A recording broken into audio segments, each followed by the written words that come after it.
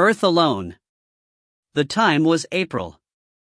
The university newbie left the room as soon as the lecture ended before everyone else at 2:45. He did not want anyone to recognize him as not an outsider, though no one knew him as such, hence he would not have been stopped anyways. He still resolutely walked onto the hill road outside of the plaza.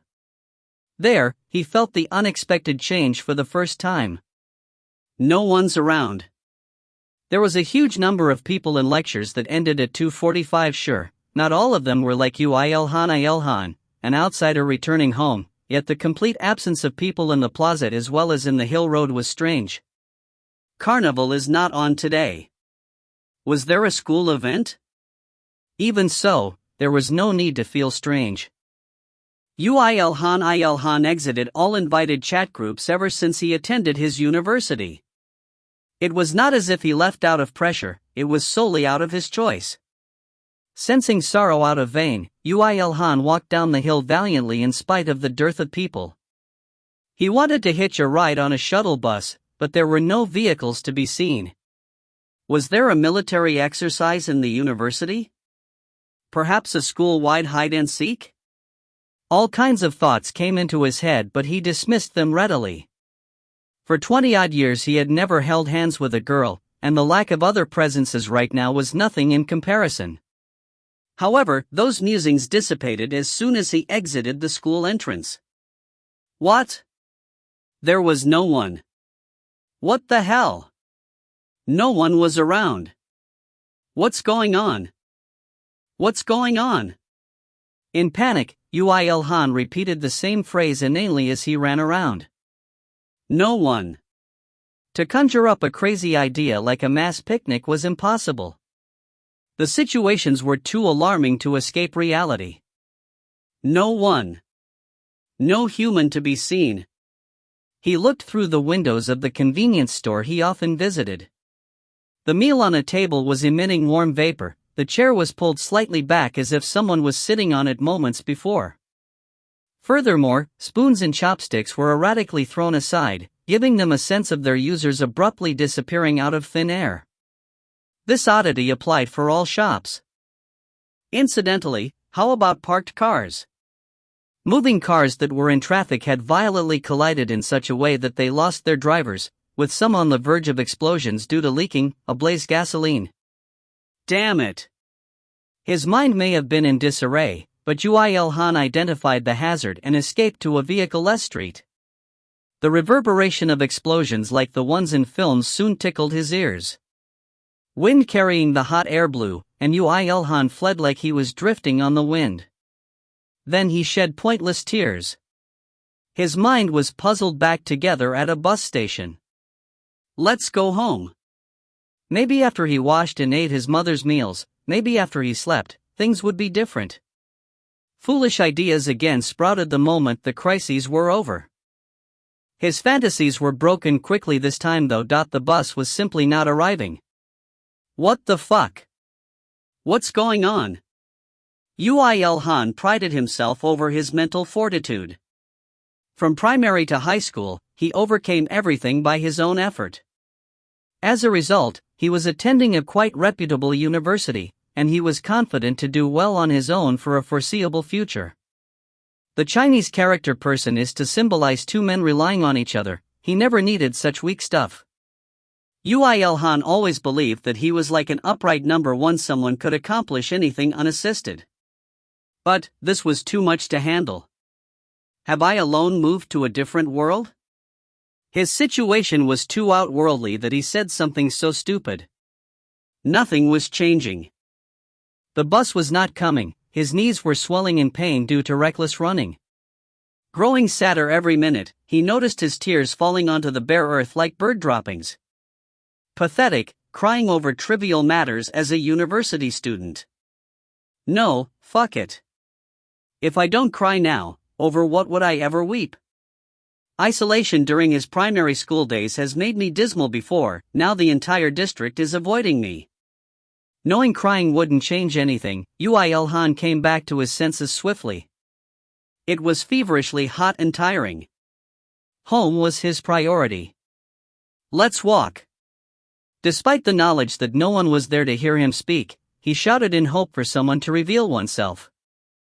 Uil-han embarked on an hour-and-a-half journey shrouded in an added layer of disappointment to the obvious result. Of course, his mother wasn't present. He tried to check the time, yet all clocks, including those in mobile phones and computers, were stopped. Dad wasn't coming either, Uil-han concluded following a couple of hours of waiting as he stared at the everlastingly blue sky. The TV only showed static screens, the radio the same, and the internet was not working. It was like humanity itself had vanished. Except himself, who was trapped in his stagnant time. At least, water and gas pipes worked. He showered and cooked a package of instant noodles. Slurp, delicious. The taste deepened his sadness and more tears flowed down. He was drowsy now that he was full. I don't care for the mass disappearance, and whether or not the night was arriving, I must sleep. Possibly, something may become different as I sleep. He laid on his bed in these complacent thoughts. At that moment. Prologue Part 2. Earth alone. A beautiful woman wearing white feather wings appeared. Oh, so it is here. Her first words were rude. Who are you? Uil-han had to cover himself with blankets for he practiced nudity as a sleeping habit. The woman stared at his folly grotesquely and then shifted her expressions. You can call me how you see me as. A home invader? I am God's messenger, an angel. She stared at Uil-han and spoke each word stressfully to disclose her identity. Since she emerged without any signs, Uil-han had already figured out her paranormal nature, so he accepted the disclosure with little surprise. Too many strange things had happened already to be astonished again. But he was being unreasonably indifferent to reality. Her next words proved so. Since I am running out of time, I will be straightforward. You have been left behind. Left behind. Uil-han's complexion showed confusion. Being left behind had always been intricately linked to his life. He was left behind by everyone in the primary school excursion, the middle school camping trip, the high school field trip, and even in the university MT. God has recognized the arrival of disaster on Earth, which has led to all humans being sent to numerous different worlds in case of this happening. Somehow, only you have been excluded. No way, being left behind on a scale of entire humanity. Consciousness dwindled. Holding on to his fading mind, Uil-han questioned the angel. What is the disaster? Earth's experience gauge has been filled, so it is leveling up to the next stage. He was full of desire to tackle her like when he was forced to replace Dad in his Sunday league team, but he managed to subside it. Then he asked. What happens when it levels up? Energy of a higher level than that of Earth's is revealed. It is called mana. Also, the archival records initiate contact with Earth, hence humans are permitted read a part of the records. This is termed status. Good concise explanation. I'm good, aren't I? The angel and her huge breasts gloated at his praises. Uil-han promptly continued his questions. Why is there a need to send humanity to different worlds? In fantasy novels, it happens all of a sudden for no apparent reason. Mana being divulged to Earth signifies the obligation to face mana-evolved animals, so-called monsters. He expected it as soon as mana was mentioned. Because animals adapt to mana better than humans, humanity will suffer a disaster and will be driven to extinction without intervention. There are dozens of doomed worlds already, therefore God has decided to move Earth's humanity to safe environments where they could adapt to mana. Do you mean that my humanity has been transported to mana-adjusted human worlds? Of course.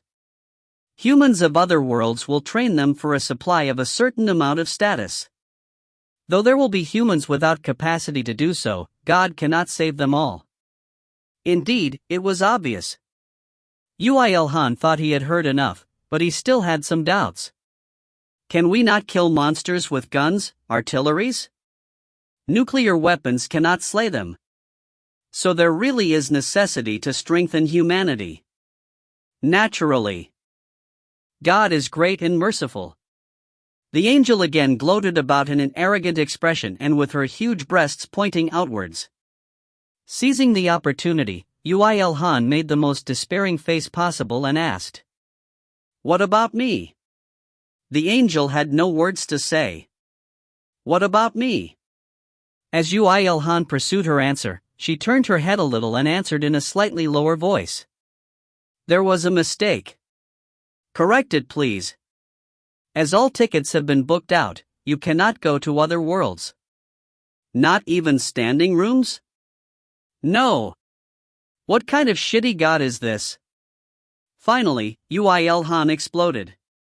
The angel, pitying the man, muttered as if to pacify him, "There is a rejector bonus. I don't need it. Send me too." The instant the humanity was forced out, Earth's time has stopped. Until they return, you are not affected by the effects of time. In other words, you don't age. Though this includes all Earth's humans too. Send me too. Moreover, God, who has sympathized with your lone rejection, has gifted you with status bonuses when the disaster occurs. Amazing, ain't it? Details about status bonuses appeased Uil-Han's tantrum somewhat. Uil-Han lifted his head, faced the angel and inquired, "How about mana? I need to learn how to use it as well. Till the upheaval occurs, it is not possible." "Ah, send me too. Send me too." "Nope." His rackets resumed, then Uil-Han firmly shook his head side to side. It was not going to happen. For God's sake, he was God. God has adjusted humanity's adaptation period to be 10 years. Be cheerful and wait until then. I will supply meals. I grow famished although time does not pass? Your cells function, but they do not age. That is a bit contradictory from time coming to a halt. Since you cannot train adapting to mana, should you not train your physicality in the very least? Think optimistically, other humans adapt to mana at the expense of their physical enhancements resetting as soon as they return. Uil-Han sighed and leered into her eyes. Was that really an encouragement? These useless assholes were responsible for his mess in the first place, now they were pretending to be charitable through some grand, superficial language. If this status bonus was not noteworthy, I am going to lose my temper, Uil-Han thought. Who? 10 years. At last he could face reality. 10 years? I can live with that, surely. While his innate optimism persuaded himself, Uil-Han spat out his last question. Why was I excluded? Why me? Your name was not discoverable by God, who was recording the list of humanity to be sent. He was astounded by your concealment. And so, Uil-Han's earth life alone had begun. Chapter 1 I Live Alone 1. I Live Alone 1. As Chamber was the one to tell this, there are few difference. MC name is a bit different. The disaster as my friend TL'd it is called the Great Cataclysm, probably used at one after this chapter. That's all. Enjoy reading. After sleeping as much as he needed, when he woke up and came to the kitchen, the meal, breakfast by feeling, prepared by the angel was producing steam on the table. The angel herself wasn't there, but he wasn't surprised since she said that meeting her at all was a strange thing in itself and there won't be many times to meet her in the future. It's delicious. Now that he became alone, he was touched at something very trivial. Moreover, it wasn't empty words when he said it was delicious. He felt sorry, but it was definitely more delicious than his mother's food. The meal was nutritiously balanced and at the same time tasty, so it was a perfect meal. And if she earns a lot of money, then she'll be #1 wife material. Who married angels? Other angels, as expected, right? While thinking trivial things like that, when he was about to wash the dishes disappeared silently. It seemed that washing dishes was a service. Uil-Han washed up and clothed himself while feeling as if he was seduced by the angel, and when he was about to wear his socks to go to college, he remembered that there was nothing he could do there and stopped. Well, then. What to do now? The answer revealed itself soon. Didn't the angel say to train his body? Although the cells don't age, they are still active, so if he trained them, the result will be reflected on his body. He honestly didn't like moving his body. He had no athletic ability, and he had no good memories in regards to things related to sports. In his middle school athletic meet relay, the baton slipped from his hands and the baton ended up touching the PE teacher's wig rather than the next player. There was one such good memory. However, to use that as an excuse like a little child and avoid training, the situation was too serious. Won't monsters appear in just 10 years? I can't practice mana like the rest of humanity, so I need to do whatever I can do to raise my strength, he thought. Going to the gym, eh? After deciding, Ilhan stood up and sighed. He decided to train his body, so it was now time to research materials on how to efficiently train. After investing half a day to look up how to train the muscles, whisked away the lunch, by feeling, on the table and left. The district gym was open as if it was obvious, and the countless machines greeted Ilhan. Fu. Ilhan, who now slightly, just slightly, had motivation side and approached the bike which would burn his body fat. It was the beginning of Ilhan's body modification. Ilhan went to the gym without complaining at all. For 3 years. Are you really a modern person? How can you do the same thing every day for 3 years? It was to the point that the angel showed up and asked him. But I need to do it, though. You do. That's why I'm doing. It's not much different from studying for 3 years in high school. The angel looked at Ilhan as if looking at a monster.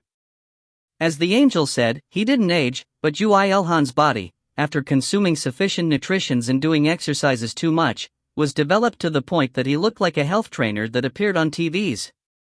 Well, it was quite obvious since he didn't study at all and trained all day. You aren't an ordinary person. Although, I knew that when you had the hiding skill which could hide you from God's sight. Don't make it my fault. And he went to the gym for 2 more years. The period of time the angel promised him was 10 years, so he had 5 years left now. At this point, he was sick and tired of going to the gym every day. I have to learn some martial arts and some weaponry, right? There's no one to teach you though? Although she said that there won't be many meeting in the future, she showed herself quite frequently and perhaps she got used to Ilhan, but she was not plout with him anymore. If one didn't consider the feathery wings on her back, then she was just a beautiful big sister, so he didn't feel bad at all about her attitude. I don't know why, but internet and electricity is still working, so I will study by myself by looking at some videos on YouTube or something. Well, time stopped after all. You're going to keep using that excuse, right? Yeah. Ilhan stopped staring at the angel and exhaled a sigh. If you recommend me one, then what would it be? Veil Tudo and Spear Arts. Well, I don't think there will be much records about training in the spear, so train the basics until you die. I said 1. Isn't there 5 years? Just get the basics down for both. And what? Was Veil Tudo a systematic martial art in the first place? Ilhan, who was about to complain to the angel, changed his mind when he saw her serious face. It wasn't like she was teasing him. She advised him with the martial arts that would actually help when the earth experienced the great cataclysm. Then he had no choice. If it was the angel's recommendation, he had to follow. Ilhan muttered to himself in his heart and woke his body up. The light body movement. His changed body made him feel the time. At first, he was really sad and lonely, but when he lived for a while, he now got used to it. Isn't human adaptation ability amazing? Eating and sleeping was solved, and there was something he had to do every day. Moreover, there was an angel that chatted with him from time to time. Other than the moments he thought of his mother and became sad, it was doable. I need to endure for 5 years. Just 5 years. Let's endure until then. With that thought, Uilhan sat his grown body in front of the computer. He thought that Veil Tudo and spear arts were difficult to learn just from the internet, but he had 5 years. He just thought that it was possible for him to do it if it was just getting the basics down. The first 2 years were a continuation of trial and error.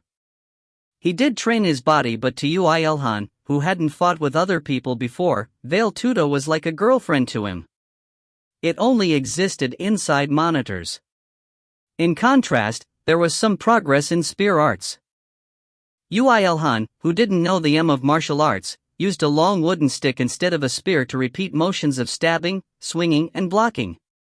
But when it became 1 year and 2 years, his spear had some weight. Uilhan gained enlightenment. Martial arts in the end is the same as studying.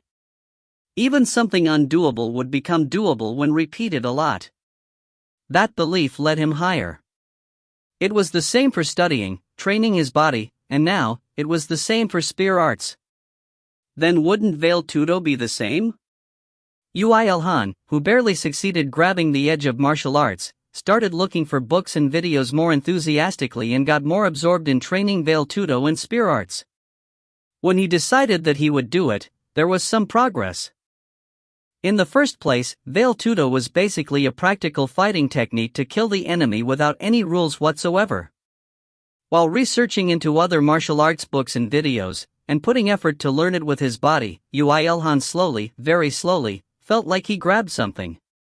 Spear arts too, he started considering the body movement that rather than just stabbing and swinging. Pre-attack movement, post-attack movement. Movement to enhance attack power. His steps improved, and his spear phases developed and his eye direction developed. It was a positive change that occurred while learning Veil Tudo. Uilhan's muscles, which developed unilaterally, developed in a more battle-oriented way due to the martial arts training.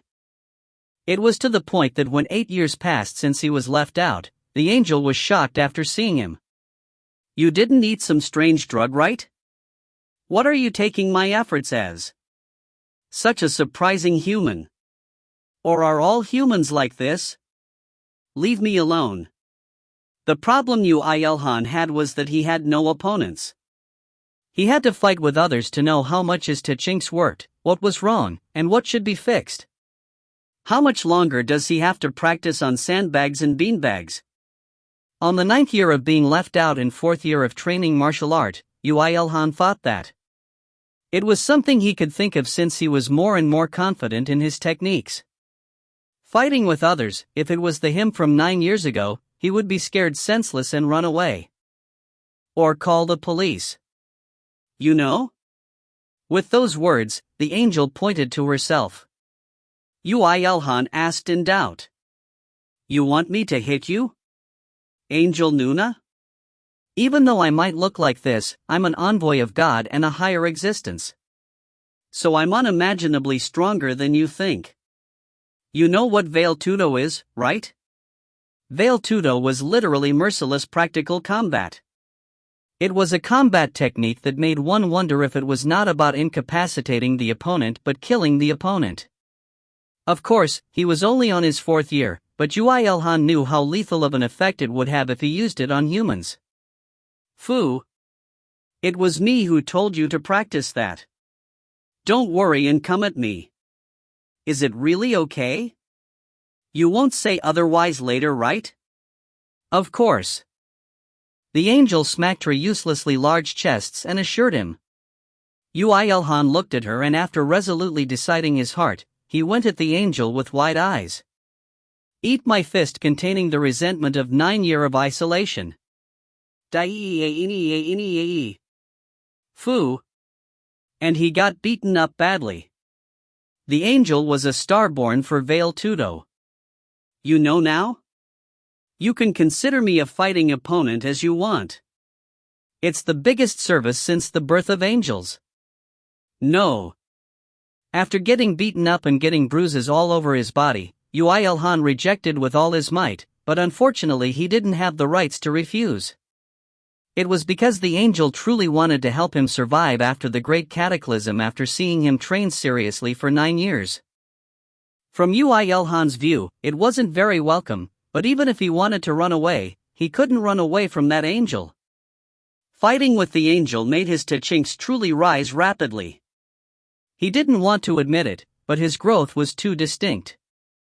I want to stop feeling this pain and hit that woman no matter what it takes. Since this was his objective for moving his body. The angel was proud and Uilhan was in pain. His techniques in Veil Tudo and spear arts increased. Until the promised 10 years came. Uilhan took a shower, shaved himself, and looked at his figure on the mirror. His body was strong to the point that he would be able to fight with a wolf due to training his body for 10 years, but his face was still the college freshman from 10 years ago. So there was a strange disharmony. It would be good if I was a bit taller. Wouldn't you grow after the great cataclysm? Your face is a bit disappointing, but your body figure is fine, so if you grow a bit taller. HMHM. It'll be not half bad. What about my face? He looked at the mirror. Eyes that were not big at all, loose eyebrows, nose that wasn't high at all, slightly pale lips, and even more pale skin. He couldn't deny that he had a slightly lifeless face. But this was his own face. A unique face in the world. You engrave that much techniques into your body, so you will be able to confront low-class monsters without difficulty. Then your leveling up will be smooth too. So you will be able to handle mana soon. The angel said. She was slightly disappointed as she was preparing for a farewell, but Uilhan asked back since there was something that he had a question about. How can I kill those monsters? I thought you said you can't kill them without mana. That's about high-class monsters made up entirely of a higher system of energy. Low-class monsters can be killed by guns or spears or knives easily, thug? You deceived me, Angelol. Foo-foo. I didn't lie. You just didn't ask for details. The angel proudly held out her chest and blabbed. This woman is a naughty woman who boasted sexual appeal whenever she could, even with a chaotic mind. Uilhan thought of these things. His rage was boiling, but it calmed down after some time passed. In the end, it was a deceit for him to grow stronger. She put in effort to fill the gap of not being able to handle mana. When he thought like that, he couldn't get angry, so instead, all the energy left his body. Ordinary college life would be impossible, right? Of course. The majority of society will be paralyzed. And a period where fighting ability rather than academic ability will be needed will come. Phew. When a dropout appeared at first, I thought the skies were collapsing, but due to your effort, I didn't have to worry much. You worked hard until now. You will do well in the future. The time came. It was the same time as 10 years ago. Of course, Uilhan himself couldn't tell the time, so the angel told him. Uilhan purposely moved to the same place. The grass square inside the college campus. It was a scene he hadn't seen for 10 years, but there was no difference. Thank you for everything until now, Angel Luna. Wow. It was the first time he said thank you. The angel also didn't seem to think that she would receive thanks and was flustered for a bit, but in the end, she laughed and flapped her wings and came to his side. It was quite a fun 10 years thanks to you too. Will I be able to see you again? Well, that will depend on you. The angel spoke until there, and hesitated for a bit before adding another line. My name is Rita. Rita. Uilhan kept muttering her name as if he didn't want to forget it. The angel, Rita, watched such a figure contentedly before flapping her wings again. I have to go. Time on Earth will resume soon, and the people will come back. Have a safe trip, Rita Nuna. The two bid their farewells. Rita slowly flew up to the sky and Uilhan tried his best to suppress his disappointment due to the farewell with Rita, and the excitement of going back to his ordinary life from 10 years ago, and closed his eyes. Nothing happened. Uilhan opened his eyes. He could see Rita in panic in the air. Care to explain? Uilhan said with a quiet voice. Rita slowly came down to the ground and laughed cutely with a tee-hee. And blabbed. I think there was a mistake. Hey you crazy XXXXXXXX. Perhaps due to stopping the time or some other reason, there seems to be a slight deviation in the time axis. It's alright. It won't be much so if you endure 10 or 20 more years. Aora-away-org. It's that F***king time again. Uilhan went on a rampage while rolling on the grass square. It was because he knew that he would be beaten up if he went against the angel. Like that, Uilhan, who calmed down after putting grass all over his body, muttered while looking at the resentful blue sky. Good. It's just 10 or 20 years. I will wait, no problem. Humans are animals of adaptation. He did well until now, so he would do well in the future. The positive attitude, which was his only good trait about him, but became one of many now, persuaded himself. However, even after 10 years and 20 years, humanity didn't come back. And when 50 years passed, Uilhan stopped counting time. Chapter 2 I Live Alone, 2. I Live Alone, 2. At first, he also put in his efforts. He had thought that he need to prepare for whatever he could since he didn't know when humanity would come back. Veil Tudo and spearmanship are still sloppy. Actually, it's better for me. Such a strange human. Even while receiving Rita's strange gazes, Uilhan immersed himself again in training. Rita provided all 3 meals for him anyway, so he only needed to think about the martial arts that he needed to learn. And like that, 5 years and 10 years passed. It was the moment after 20 years had passed since he was left out. Now, his punches and kicks flowed with fighting spirit that can even kill a bear, much less a human, and the wooden spear he extended powerfully not only pierced the sandbag, but it shattered it.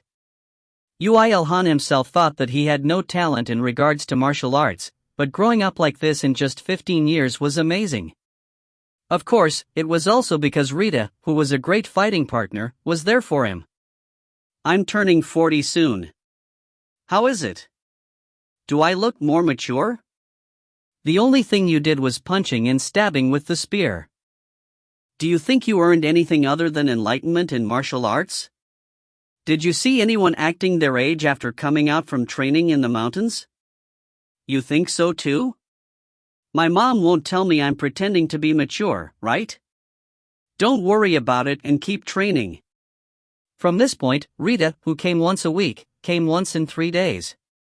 It was because she was worried that Uilhan might go crazy after being alone in the huge prison known as Earth for no less than 20 years. Whether it was due to her worry and interest or due to his innate personality, Uilhan endured well. He endured for 20, 30 years. Just how much did it deviate?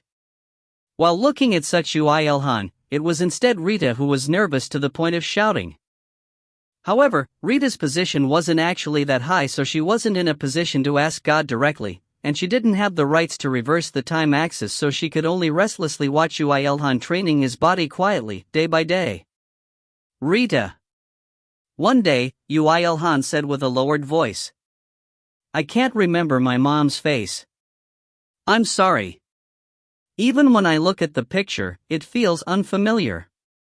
Was this person really my family? Wasn't I living here alone in the first place?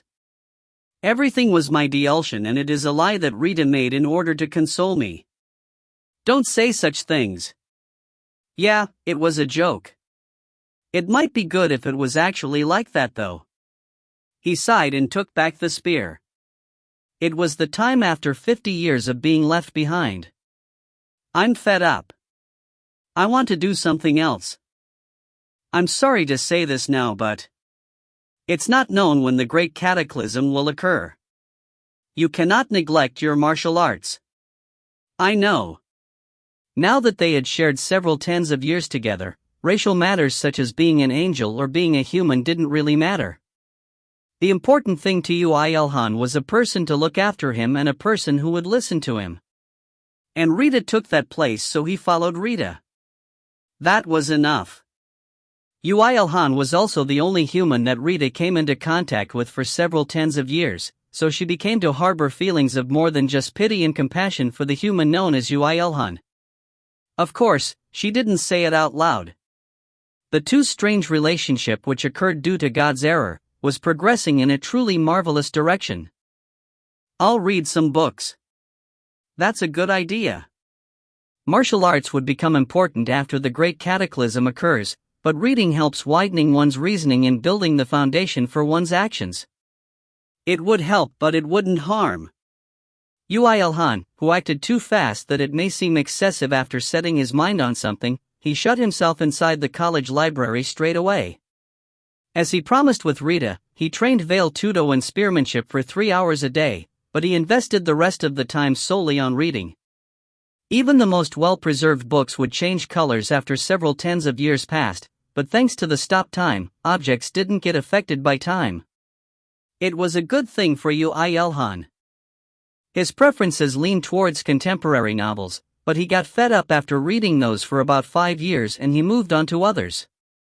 While thinking that his ordinary college life might continue after the great cataclysm occurs, he first studied books related to his major, which was management, and when he was also about to get fed up with it, he considered plural majors and read psychology or other humanities-related books.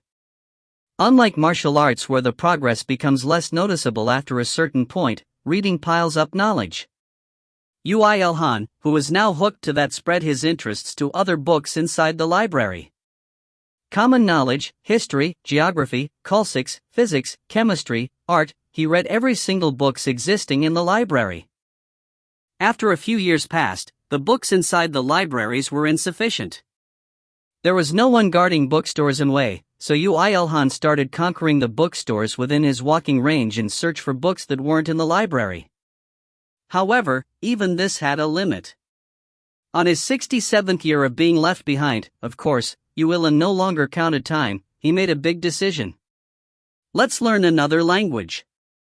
Then let's just change locations. I can deliver your meals wherever it is. Where is that food coming from? Secret. While pondering whether to cross the seas or not, he moved locations to China, the closet country. While driving any car to drive until he was out of fuel, when he found a working petrol station, he would refuel, and if not, he would just change cars. License? There was only Yuilhan in this world, so it was okay as long as the car he drove didn't fall off a cliff or explode after crashing. Even while moving, he studied Chinese in his spare time. The language studies made him sick. After studying even a little became doable due to reading books for several tens of years. And the China he arrived at somehow was too wide. And there were, of course, many texts. Maybe it's a mistake to set China as the first stop. Yuilhan screamed in joy at the fact that there was so much new knowledge. Humanity will definitely come back before I get to know all the knowledge of China. At that fact, he even felt sorry for that. However, that was his misunderstanding. Even after adventuring all of the wide lands of China, and studied every book in China, humanity still didn't come back. Yuilhan no longer asked Rita how much time passed, and Rita also didn't speak of it. He calmly moved to another country. It was because he felt that he might go crazy if he didn't get new stimulation, no matter what it was. Kazakhstan, Uzbekistan, Pakistan, India, Mongolia. After learning every language on Asia, he read all the books, records, and even internet logs of all those countries. As if he would die if he didn't read something, he read and read again. Once, he forgot the iron rule of training martial arts for 3 hours a day and was close to getting beaten up by Rita. Are you really alright? It's alright. Anyway. He raised his head. The last page of the last book of the 7.5 million books inside the Russian Academy of Sciences was revealing itself. Even though it was 7.5 million books, there were many books that also existed in other libraries, and to Yuilhan, who could now read any book in a short time regardless of thickness due to reading repeatedly for countless years, it wasn't that hard of a task. As expected, I can't understand technical books even after reading them. Uilhan saw through the limits of this brain. It seemed that he wasn't a person who was fit for sciences. He only read because there was text, and just reading the book didn't make him a professional in that area. Now let's go to Europe. You're speaking in Russian right now, you know? Hiva. Okay, we can go to Finland. When he toured Europe, Middle East, and even Africa, his vocabulary became rich. It was the 216th year after he was left behind. Now there's just Oceania and America left. Uilhan cheered like a middle schooler who just checked that there was little summer homework left. At his unchanging tension, even though he had lived for over 200 years, Rita made a bitter smile and asked back. You do know that you have to go by boat, right? It's all right. There are many boats without owners in this world. That's called stealing. The power of time was truly amazing.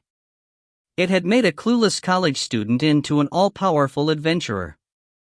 Of course, there was no need to say twice since one human was given more time than a human lifespan, but Uilhan kept moving without rest as if he would die the moment he stops. Using all the knowledge of geography, he set the sailing distance to the minimum, and he looked for a boat which could hold out for that distance. In the countless books he read until now, there were many specialized books related to ships, so there wasn't any difficulty finding a sturdy and a fueled boat and driving it. Rita, humanity didn't die out by any chance, right? I said there was a deviation in the time axis. I was a fool for thinking it's just twice or 3 times. It seems that it's at least 10 times. How exciting! After he finished preparing for the voyage, Uilhan unhesitatingly left the land he was on. As long as Oceania and America waited for him, there was no time for leisure. And several tens of years passed again. I finished. Such a nasty guy.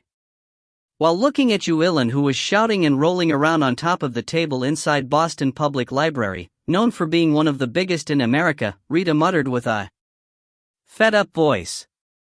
Uilhan finally had conquered all the available books revealed to humanity. Even though she had watched the whole process with her own eyes, it was an unbelievable achievement. After he left the library, sat down on a bench on the street and looked at the sky blankly for a while, Uilhan muttered while tilting his head. What do I do now? Martial arts? I've done that until now too. He didn't only read books while touring around the world.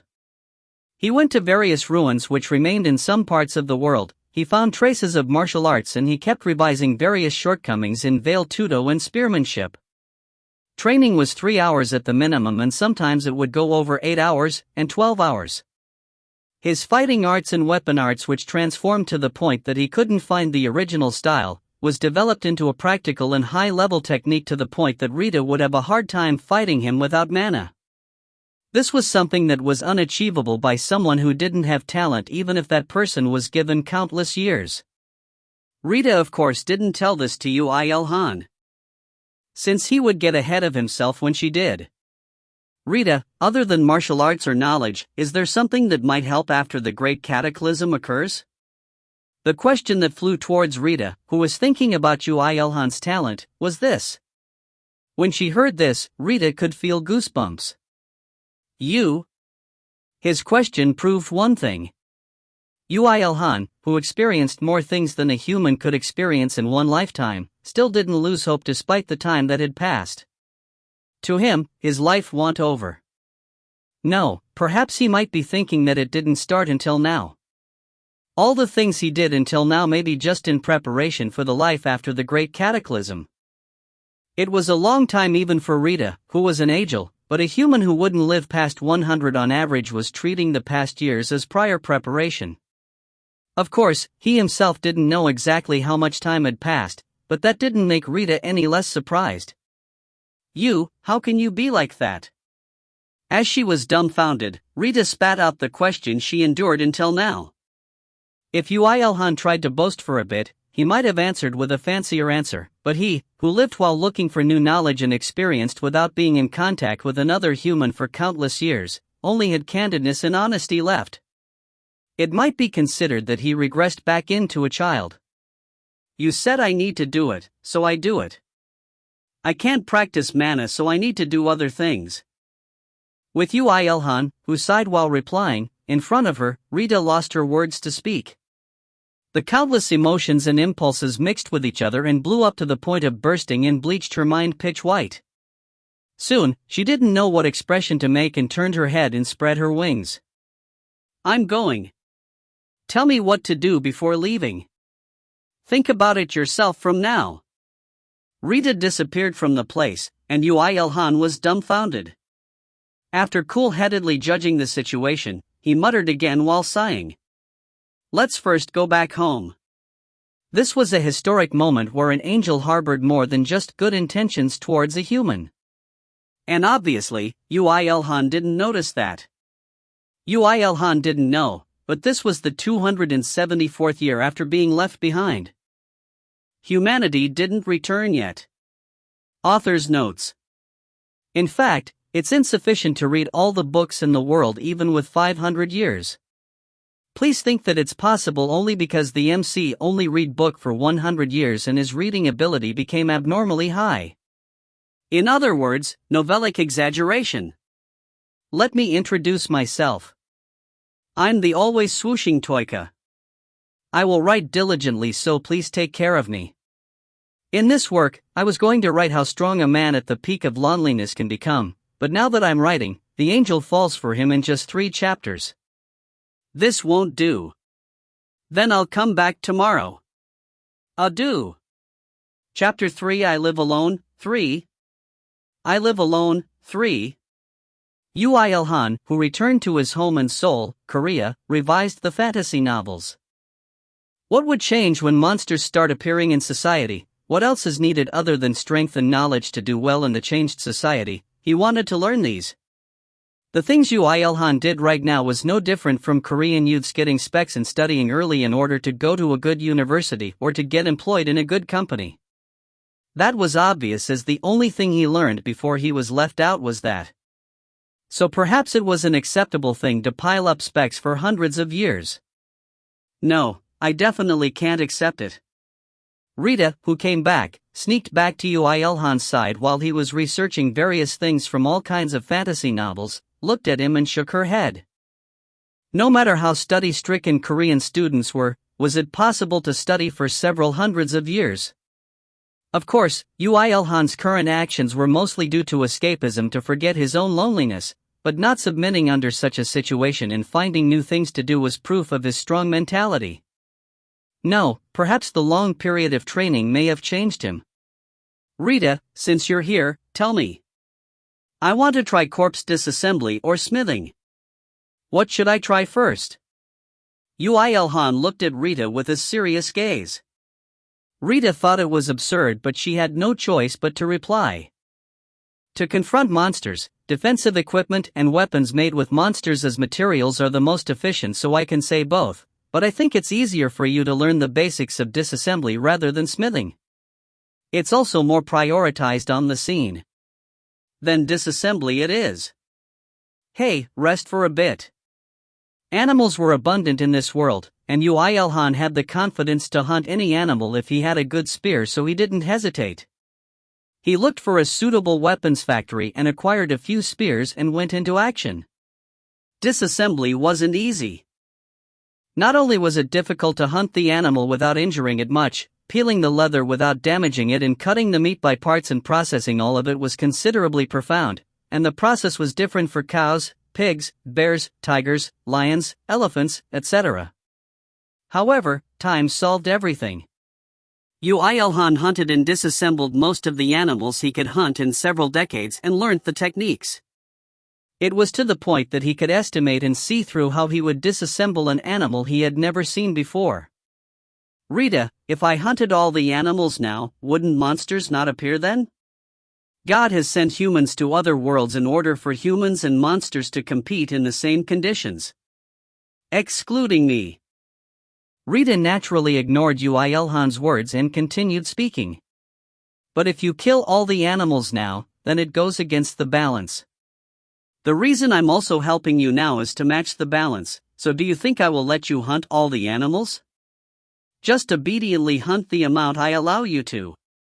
TCH. The last task of disassembly was the sperm whale. Stop it, you idiot. Call me Ishmael. Don't tell jokes that nobody can understand. Don't say stupid things. It's not that there's nobody to understand, but there are no people at all. While training martial arts for hundreds of years, and conquering all the libraries in the world, Ui Ilhan became strangely stubborn. He acted first after deciding something was necessary to complete a task. Hunting sperm whales was an example. Of course, as sperm whales were designated as endangered species and was prohibited to hunt, but honestly, Ui Ilhan couldn't care less. Won't the animal population have increased rapidly after humanity comes back? Unlike you, they can't eat and they don't grow either, but like you don't age, they don't age and can't reproduce. And that's all. And you'll say because time stopped. Because time is whoa. He spent 1 month before encountering a sperm whale, but that amount of time wasn't even considered waiting. Ui Ilhan, who was calmly training his martial arts on the deck, finished hunting the sperm whale as soon as he encountered it and he disassembled it. According to what Rita said, there were some monsters which carried parts that had a special effect or some other reason to be exchanged for a large sum, so disassembling a sperm whale which had ambergris was an extremely advisable practice. People usually think of escaping first when monsters appear in the world. Who was it that made them prepare to fight, and now you're speaking nonsense? Anyway, now I've gotten used to disassembly, I will learn smithing. Yeah, you do everything, everything. This was exactly on the 300th year after being left behind. It was a hammer that he picked up without thinking, but he unexpectedly spent a lot of time on it. As he had to learn from existing records since there was no one to teach him, it was too difficult. Still, as he had a body that was developed to an extreme due to hundreds of years of training, he was saved on the point that he didn't feel tired even with all the perilous work. When I read fantasy novels, they all learn skills easily. But why can I not do anything easily? Ui Ilhan spat out each word each time he hammered the piece of metal on the anvil and ground his teeth. Then don't do it. These words came up to Rita's throat, but as she knew that Ui Ilhan wouldn't stop even if she said so, she just called wind and cooled the sweat on his head. Just teach me the skill to call wind. I said you need to handle mana? Arg. It took no less than 5 years for him to become used to using the furnace, extracting various metals such as iron, blowing the bellows, and produce a sword that could be considered having an edge. Rita, who received Ui Ilhan's first work, which was neither a long sword nor a short sword but somewhere in the middle, gently closed her eyes and looked at the sword before voicing her honest opinions. I wonder if you can slice a radish with this. I won't tell you to slash a radish, so give it back. I want it was commemoration. I'll ask Lord God to preserve this even after the world resets. Why do you want to bully me so much? And when about 30 more years passed, Ui Ilhan had the confidence that he made a sword that was better than factory-made ones. And after 50 more years passed, he had confidence that the weapon he created surpassed all the existing weapons on Earth, but Ui Ilhan, who knew well that his ability wasn't good enough yet, couldn't stop there. Like a student who received 97 points on a mock test, Ui Ilhan clung to smithing, which had no clear answer. He created weapons that contained metals such as swords, spears, and axes, and even polearms. He conquered defensive equipment such as battle gloves as well. And 50 more years passed like that. No, you can't even cut a cucumber with this. Are the cucumber you know made of diamonds? It was truly unfortunate, but all humans had something called talent. According to the presence or absence of this talent, there were people who wouldn't be able to achieve something no matter how much effort they put into it, and there were people who would achieve a world record by just trying once, and there were people who achieved as much as they put into it. Uilhan was in no way a genius that mastered a technique by just trying once. However, as he steadily put more effort, his ability was increasing. Slowly, but never stopping. It was truly a coincidence, but to him who was forgotten by God and was left alone in the world, it was a blessing. The centuries became his asset without being wasted. When 200 and a few more years passed since he first picked up the hammer, Uilhan succeeded in creating a weapon to his liking. He pursued weapons that he could create in his personal space, so it wasn't made from anything like titanium alloy or carbon nanocubes, and such new materials, and was made from steel, but that spear was overly hard and sharp to be created by a human. How is it? I thought there was a limit to the technology on Earth, but human tenacity brings miracles.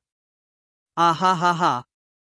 I've finally created a steel sword that can make Emopamo cry. T/N, Emopamo is a master swordsmith in the Jamung myth. The closest English alternative would be https://en.wikipedia. org/wiki/Wayland_the_smith according to Google. This is a spear though. There were points that even Rita, an angel, would marvel at. The sharpness which seemed like one would get cut from just looking at it, and hardness. The spear point in the spear shaft was separated by a socket, but the spear shaft was also made entirely from steel, and it was heavy. Wielding this spear freely was only possible by Rita or Uilhan. Of course, there were only the two of them on Earth right now other than animals. But I kept telling you, though. When mana is released, new materials would be birthed endlessly, so why are you so obsessed with steel?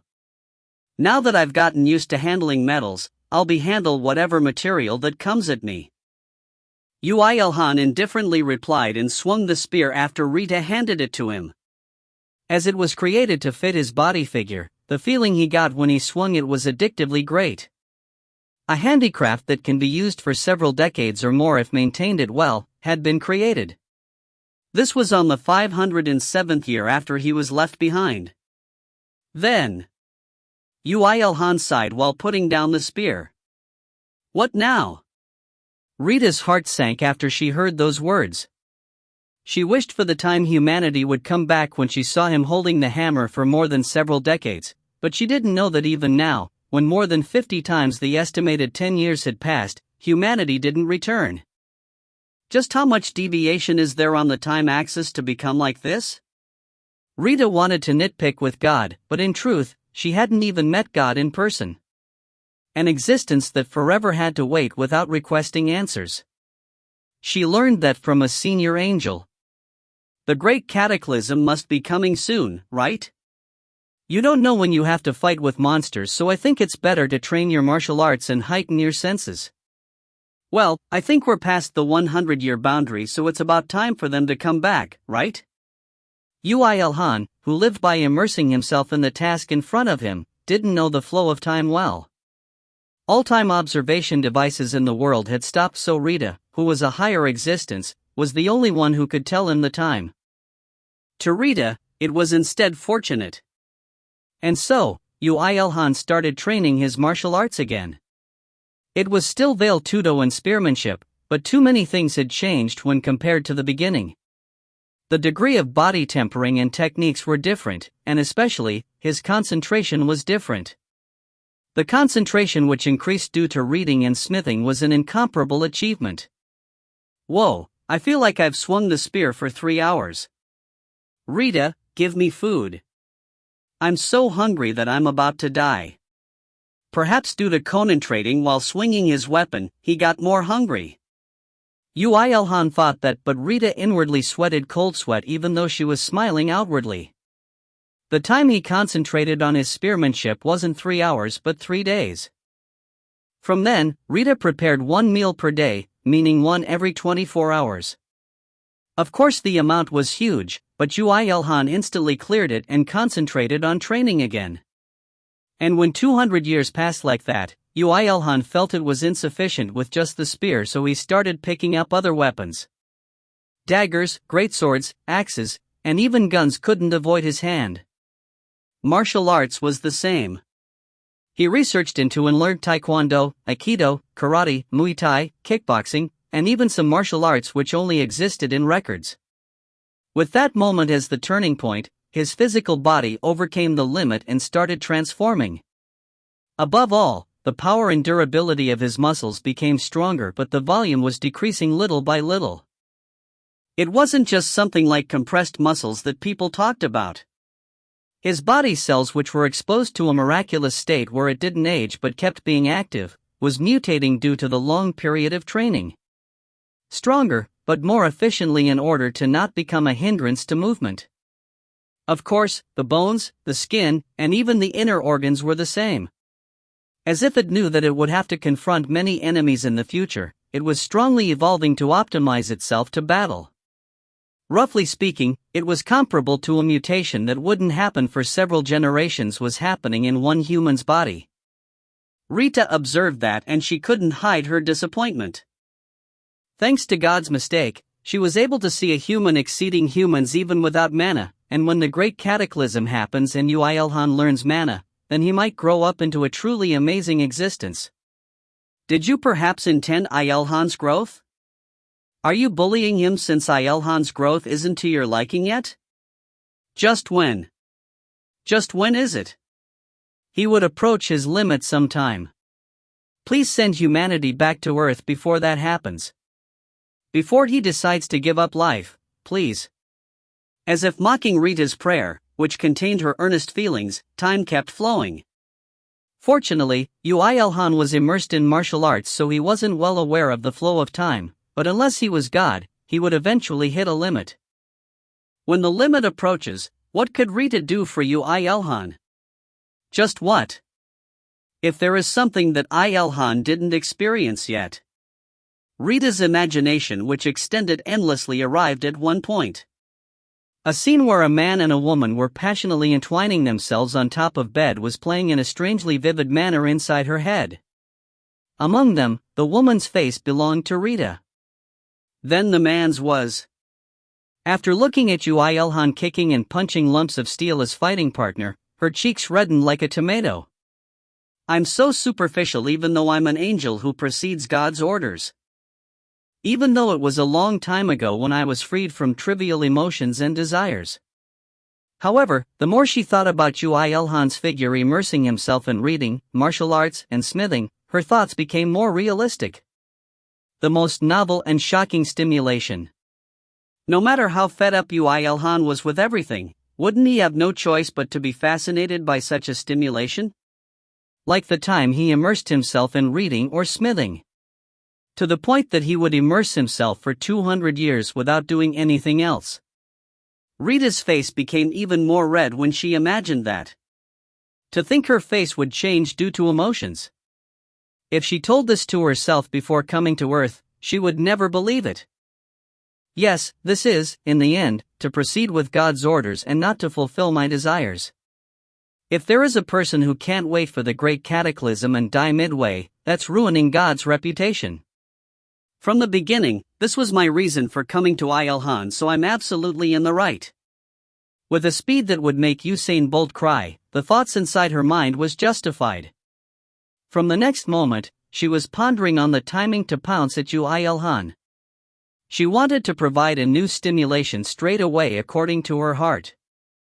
No, for Yuilhan, but while he's immersing himself in martial arts, she can't bother him.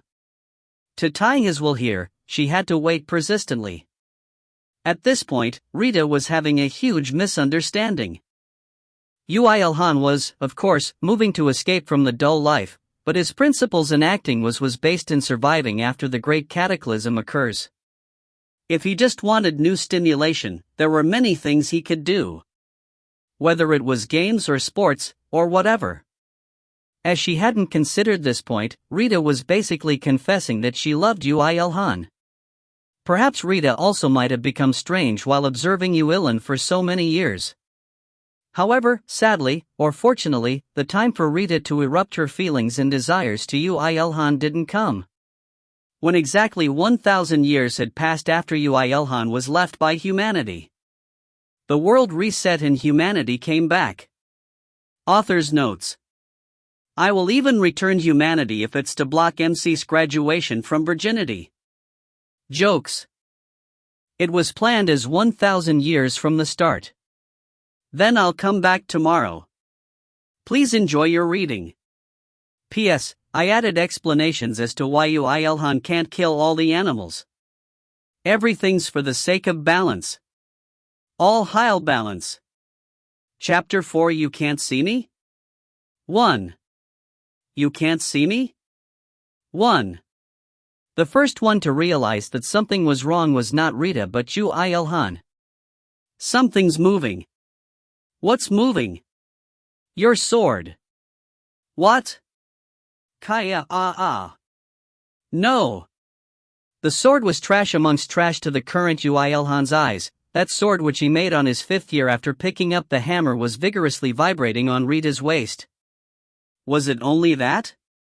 The cars on the street, the clothes Ilhan was wearing, and others which made up the world was showing movement. This meant one thing. The world was returning to the time when time first stopped. They are all the ones that were moved or changed since time stopped on Earth. Rather than that, do something about this sword. I'll make you something better, so why don't you give up on it?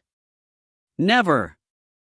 While Rita was flustered and praying while grabbing onto the shabby sword, Ilhan's body finally also moved against his will.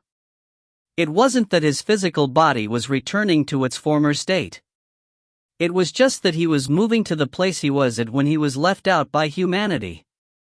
With a visual that looked like a flying bird. I can fly. T/N, said an En. Ah, Ilhan, wait. Lord God, just a bit. Just give me time to say farewell.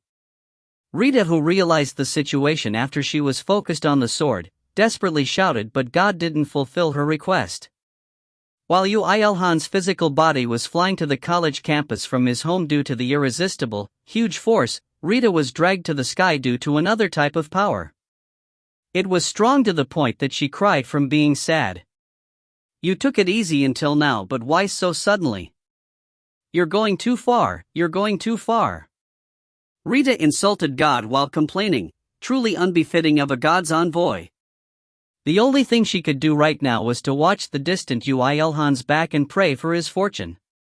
While tightly embracing the shabby sword. You left the sword. So I take back the words, you're going too far. Will there be a time she meets Ilhan again? She prayed that they did. She prayed that she will see Ilhan after he is free from the clutches of time. As soon as possible. Even tomorrow. While embracing the hope that she wouldn't even think about 1,000 years ago, when she came to find Ilhan, a dropout, Rita slowly closed her eyes. And she realized one thing. In the end, we didn't even kiss. At the same moment that poor angel Rita was returning, Ilhan also dropped into the campus. Ilhan, who was half thrown at the last moment, balanced himself in midair and landed in a neat pose to reduce the damage done to him. I have a good feeling. Above anything that he experienced in the long years, flying just now was definitely the most interesting. Wasn't that a clear proof that the boring days had ended? While resolving that he would learn to fly by himself after learning Manhwa, he raised his head. And found Rita, who was ascending into the skies. Ah! Ilhan subconsciously moaned. To think she left like that without any farewell, as expected, was Ilhan no more than just an interesting human to Rita? Was he an existence she gained out with only to serve to fill her boredom? But that didn't matter. No matter what, Rita who confronted him was an existence who was kind, pretty and someone who consoled his loneliness. When he thought that he wouldn't see her again in the future, he felt that his heart was empty. Originally, this was normal. He thought that being with her was natural as he was together with her for a long time, but an angel such as Rita coming into contact with an ordinary person like Ilhan was, in the first place, an extremely rare case.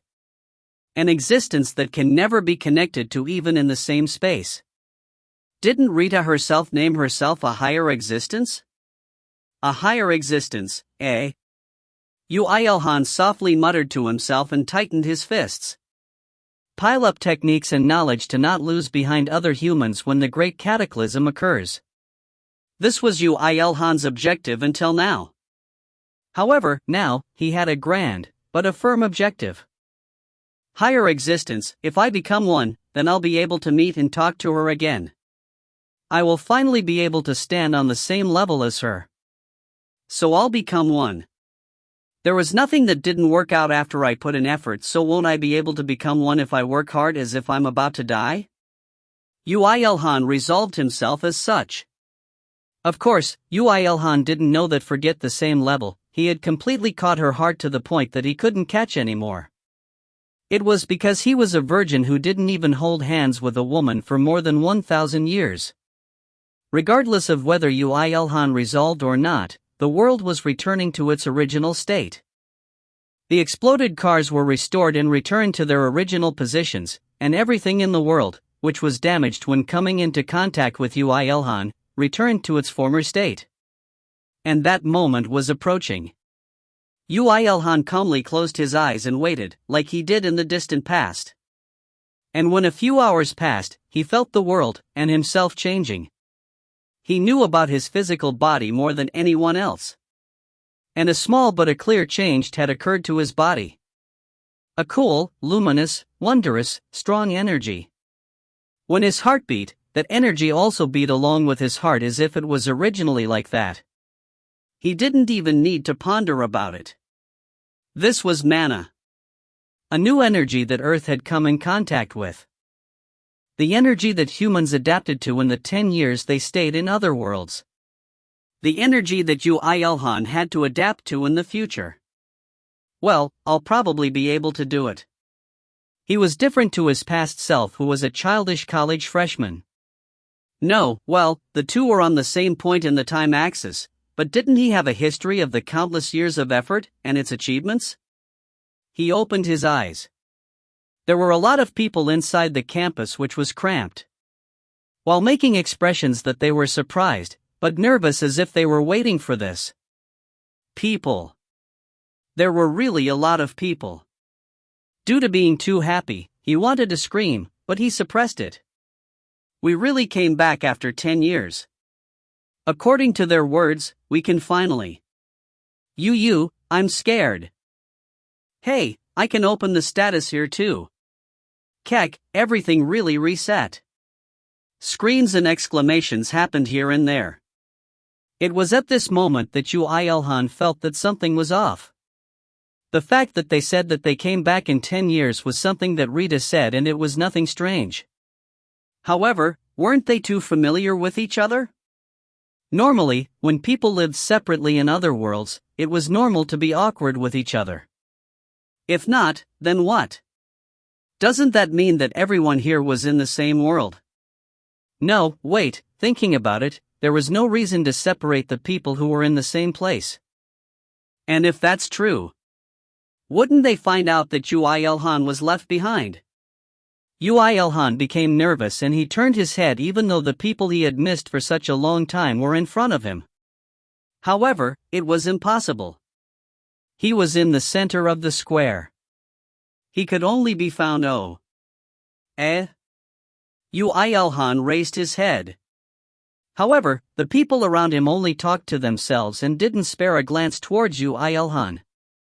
No, it seemed like they hadn't even noticed him. Of course, the special situation of just being returned played a role, but they had a good reason to find out about him, but as if they had planned beforehand, they were all ignoring him.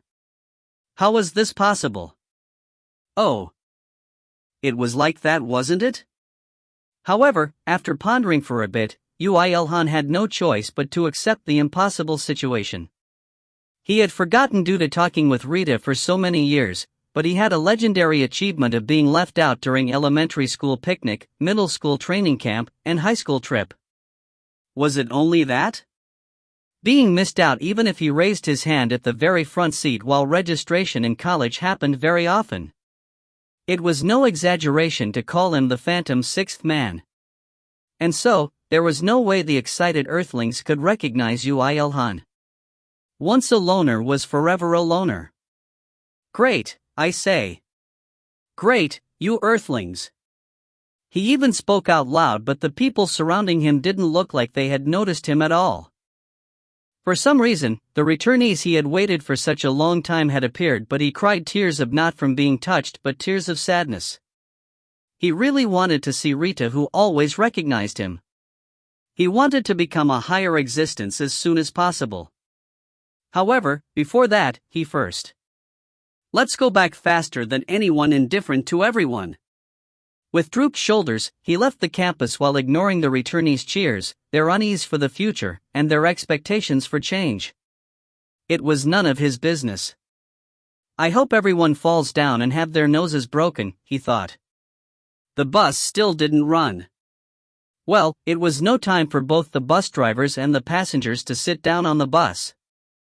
They would probably go home and wait for the official announcement by the government, or hurrying to meet their beloved ones after the unavoidable separation. In any case, it was Ui Elhan, who could run at tens of kilometers per hour if he ran a bit fast, so he didn't have the intention to take the bus in the first place. It was no lie that he was faster than anyone. Of course, that was if mana wasn't taken into account. She said that mana was an almighty power. It can strengthen the physical body, make it move faster, or generate strong strength.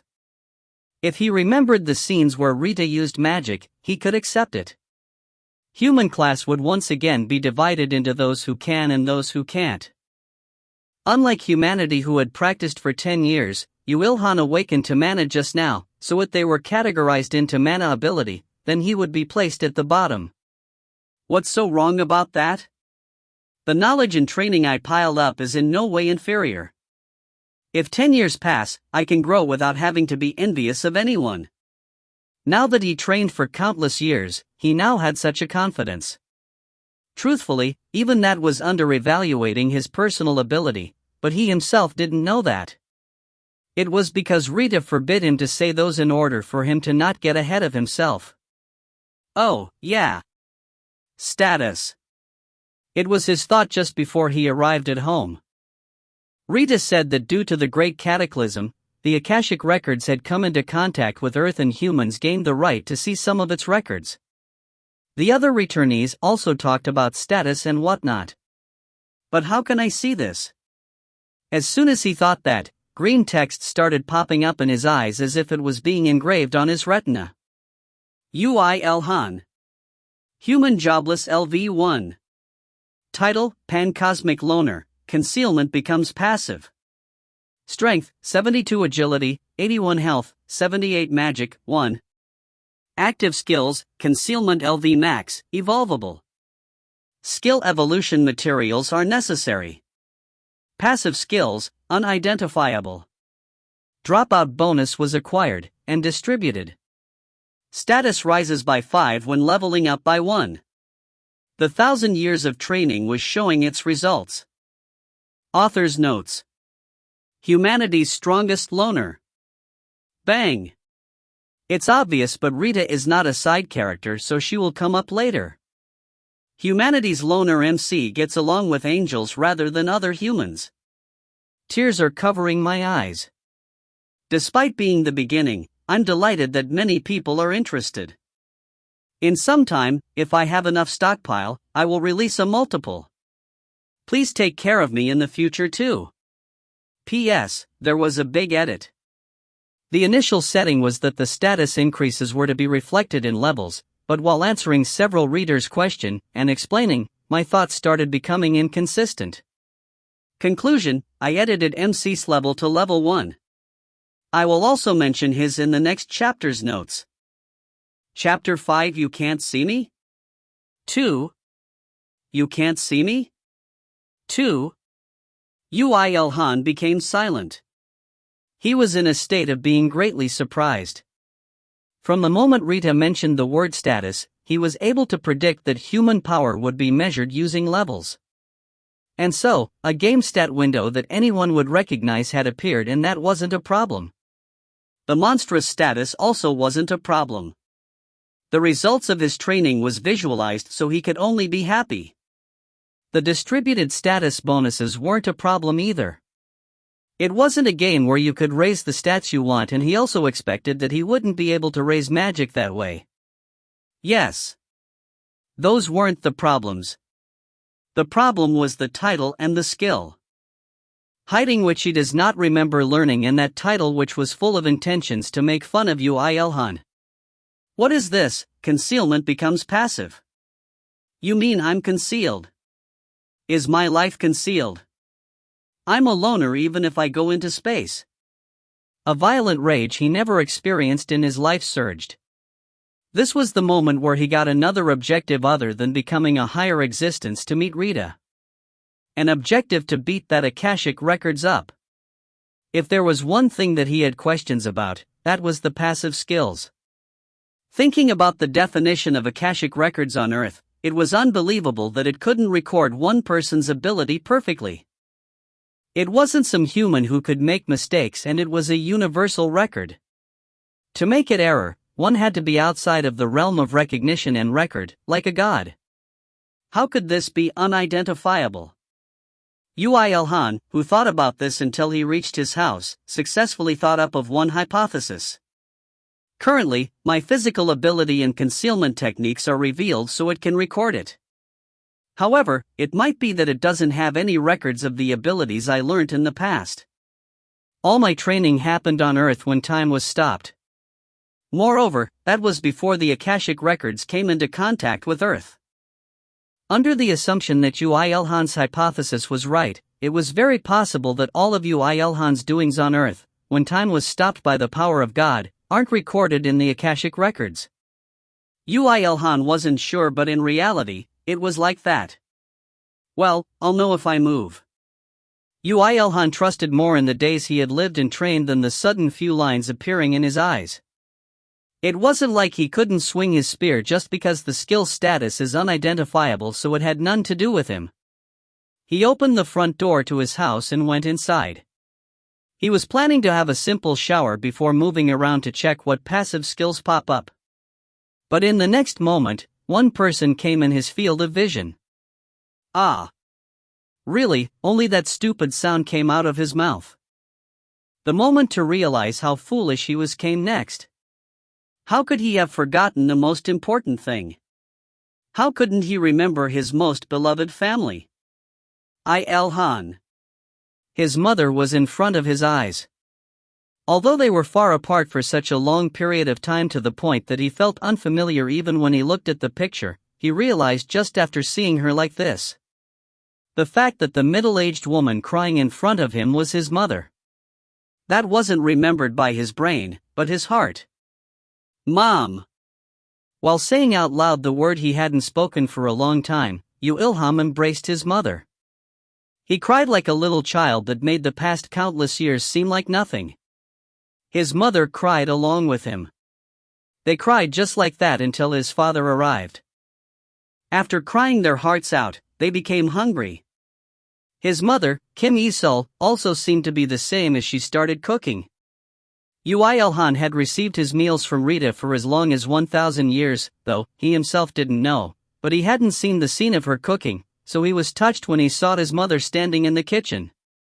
The savory smell as rice became done, the rhythmical kitchen knife sounds and the sound from the heated-up frying pan were all delightful to him. Thank you for the meal. The dinner, using all the ingredients in the house, was very peaceful. There were some that looked like she had learnt from the another world. However, Ilhan couldn't enjoy the meal peacefully. It was because his parents started talking about the other worlds. Where were you sent to, my son? Mother went to a world called Yuman along with the people in our neighborhood. A nameless one. He couldn't make them worry by saying that he was left on Earth all alone. Fortunately, his muscles decreased in volume while mutating, so on the outside, there was not much difference before being left out. There was no worry that he would be found out just based on his outer appearance. Hyshia was a truly perfect world if you ignore the fact that there's no rice. And also, that handling mana or whatever was truly hard. Even if I do get used to it, there's no way your father would be able to confront monsters. Yu Ilhan's father, Yu Yonghan, T/N, can mean useful, complained while having the first big spoon of rice he had in 10 years. Kim Yi-sol also agreed. That's what I mean. They brought the newborn babies, elderly, and even pregnant women and made them suffer. It was too pitiful to see them suffering for those 10 years. It would have been better if they just took the young and sturdy ones. They said it's because it would go against the balance. Meaning that even though they knew the most efficient way, they couldn't take it. Sorry? Towards Yu Ilhan, who blurted the truth he heard from Rita by accident, the gazes of his parents were directed. Yu Ilhan realized then. There weren't many occasions to lie in his life until now, but to him who had lived a different life from others, there would be a lot he had to hide from now on. The moment he had to fix the habit of saying what he thought in his mind had come. No. I'm just thinking if that is the case. Balance? Efficiency? To hell with that. When I think about how they brought people away from home for 10 years and put them through suffering, I grind my teeth. So you ground your teeth to your heart's content so you won't anymore, right? Every time I hear you grinding your teeth, I grind my teeth because I'm annoyed. While wishing that the day he had to present them with implants in their gums won't come, Yu Ilhan finished eating his meal.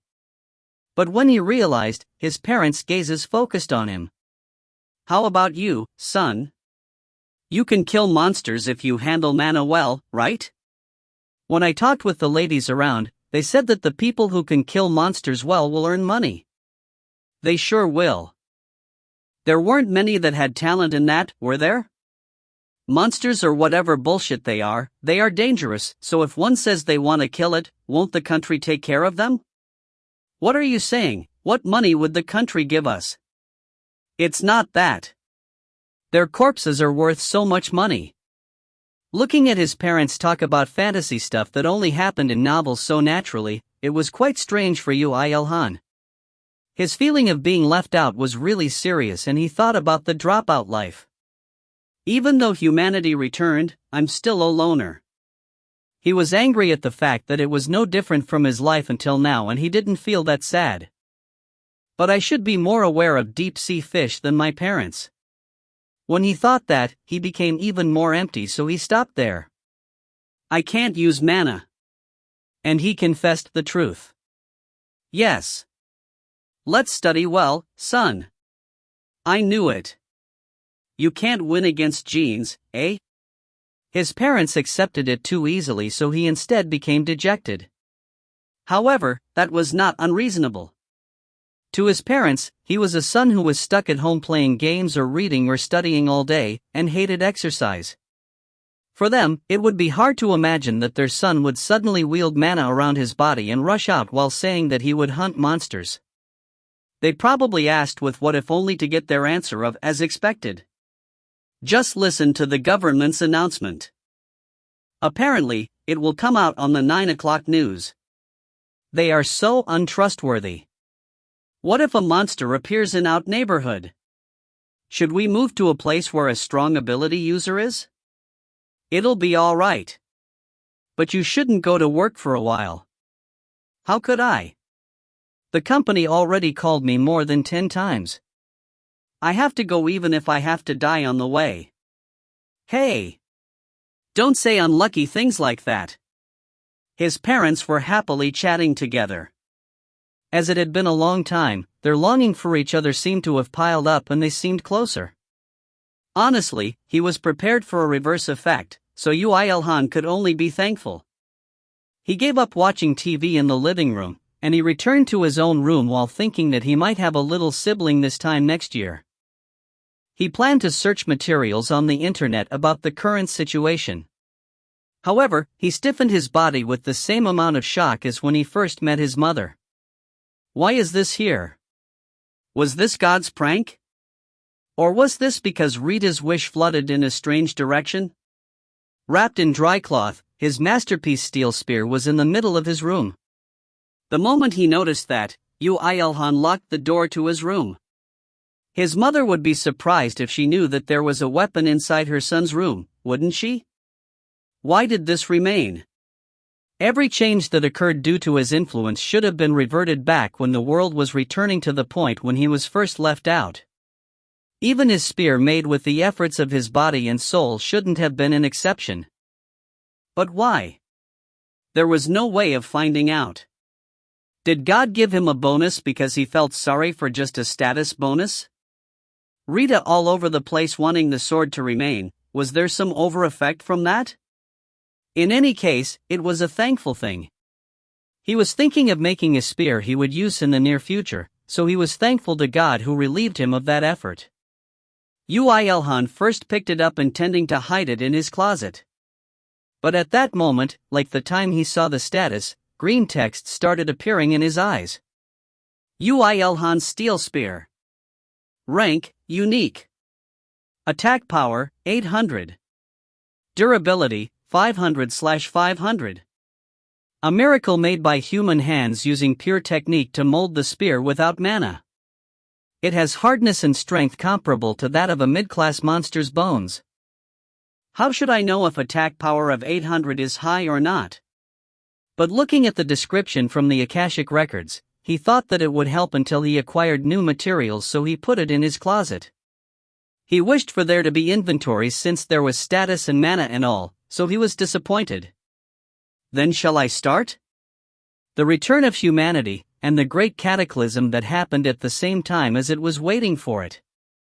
People were spread out to countless other worlds, but now that they had returned, they had to cooperate to adapt to the changed reality. Countless people should be pouring out information on what they know through countless routes. Among those, the route that Uilhan selected was the internet.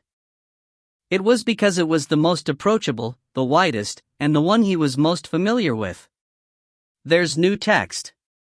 Uilhan sat down in front of his laptop with shining eyes. The internet pages which weren't renewed for such a long time was now changed to something completely new. Uilhan smiled when he saw that. He now felt delight when there was the slightest of a new stimulation. Did Columbus feel like this when he found the new continent? He became the captain of the boat which sailed the new seas and sailed to the seas known as information. When 4 hours passed, Uilhan closed the laptop. It was because he was assured that he had enough information now. As everyone talked differently, he had a hard time picking out the truth, but Uilhan's analytical ability and concentration was at the peak due to the several centuries of reading. When he used the official announcement from the government as basis, and organized the information inside the articles that other people wrote, it was over easily. In other words, there was not much information that he could fish out. There are too many liars. I hunted a dragon in another world, I subdued a princess knight, made her as a sex slave, I solved the bonus question engraved on the back of throne of a huge empire, so I acquired permanent item, B*LLSH*T, like these were everywhere. The description about levels and monsters were also all over the place, so listening to them, he might as well believe that a kobold killed a demon race. Then shall I pick out the most objective milestones? He first organized the information on levels. Until level 5 was an ordinary civilian. The majority of the standards to pick soldiers in other worlds were 7, and when one became level 10, one could have swordsman, archer, and other classes as their jobs and could think of becoming a captain of 10 men. When one became level 50, then the class advances. It was a sort of second advancement. As it seemed like powerful people and non-powerful people were separated using that line, advancement wasn't done by anyone in passing a strict condition to understand the Akashic records better. If one didn't advance to the second job, then one could not go over level 50, and if someone did their second advancement, then even nobles wouldn't look down on them. Third advancement was possible at level 100. From that moment, one would be treated as a high-class fighting power of the country. Leveling up by one became hellish, and there were not many who would grow anymore. It was known that there was a fourth advancement, but at least on the internet, there weren't any that had seen a person with the fourth job. There were only predictions about high-class monsters, such as dragons, on their fourth, fifth, or even higher jobs. This was the information about the levels. Among the rest, there weren't many that were important. First, tomorrow, he had to go to college as normal. It was because the government, joint with the army, said that they would come up with countermeasures against monsters and emphasized everyday life. There were also announcements about making a special corps made up of mana users after creating anti-monster headquarters, but who knows? It wasn't such a credible announcement. I should protect my own body. The training and suffering was for that. He had no thoughts of going to college normally and be dragged around passively with the situation. So let's train in mana. Phew. As he thought that there weren't many differences even after humanity had returned, he sighed. At the same time, he remembered about the kind and beautiful Rita who was always next to him when he was training, and he longed to see her. I want to see Rita. If she knew that, she would be very delighted. At the voice he heard from somewhere, he stiffened before abruptly turning back. On the wide-open windowsill, a small, winged something was standing there. If one ignored the fact that it was very small, its outer appearance was similar to Rita. I am sent here to help you adjust to mana, and I'm an intruder of private property? Angel Urta. The second intruder of private property.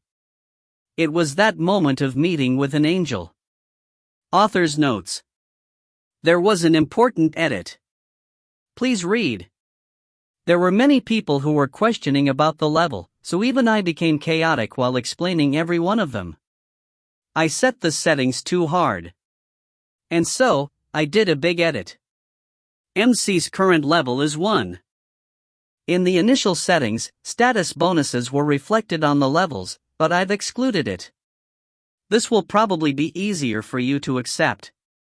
Also, the status distributed from the level up is automatically reflected on the physical body. To use a game word, it's auto-distribution. The details will be revealed in the story later. There's no other change than that. Please enjoy. Chapter 6. You Can't See Me? 3. You Can't See Me? 3. The small angel who came into the room, Urta, ignored the pre-conversation and started talking whatever she wanted. For humans, the energy they acquired postnatally, mana, is extremely difficult to handle. The reason why humanity had to spend 10 years in other worlds is also because one has to experience that many number of years to acquire the possibility of using mana. Humanity excluding me. At Ui Elhan's tackle, Urta showed a clear annoyance on her small face and continued speaking. Angel Rita used that point to strongly claim the assistance on the human Ui Elhan. While saying that it was seriously unfair to leave the dropout, who only trained his body a little, like this, she requested the dispatch of an angel to help him adapt to mana in a short period of time. When he heard that Rita stepped out for him, Ui Elhan felt his heart pound. Although they separated without being able to say their farewells, she also seemed to worry about Ui Elhan. Because of her strong claims, her request was approved. Rita wanted to take on the role herself, but due to the decision of the higher-ups who were worried about a human becoming too close to an angel, I was dispatched in her place. Is that so? It would be a lie if he said he wasn't disappointed, but he also thought that it was instead fortunate. He resolved to become a higher existence in order to meet Rita, but if they met for some random reason before that, wouldn't he be fired up for nothing? However, Urta had the expression of not liking the situation. But now that I'm here, the situation is a bit different to what she said. What is? How is this a little? While scanning Ui Elhan's physical body, which ascended into a new realm without the help of mana, she muttered with a small voice that couldn't be heard by Ui Elhan. Even considering 1,000 years, the evolution of his body was at the level of being unbelievable. If the strong power of mana was added to this body, how far could this human grow? It was to the point that she was curious about it. If they knew that he had trained his body until this point beforehand, then the dispatch of Urta wouldn't have happened.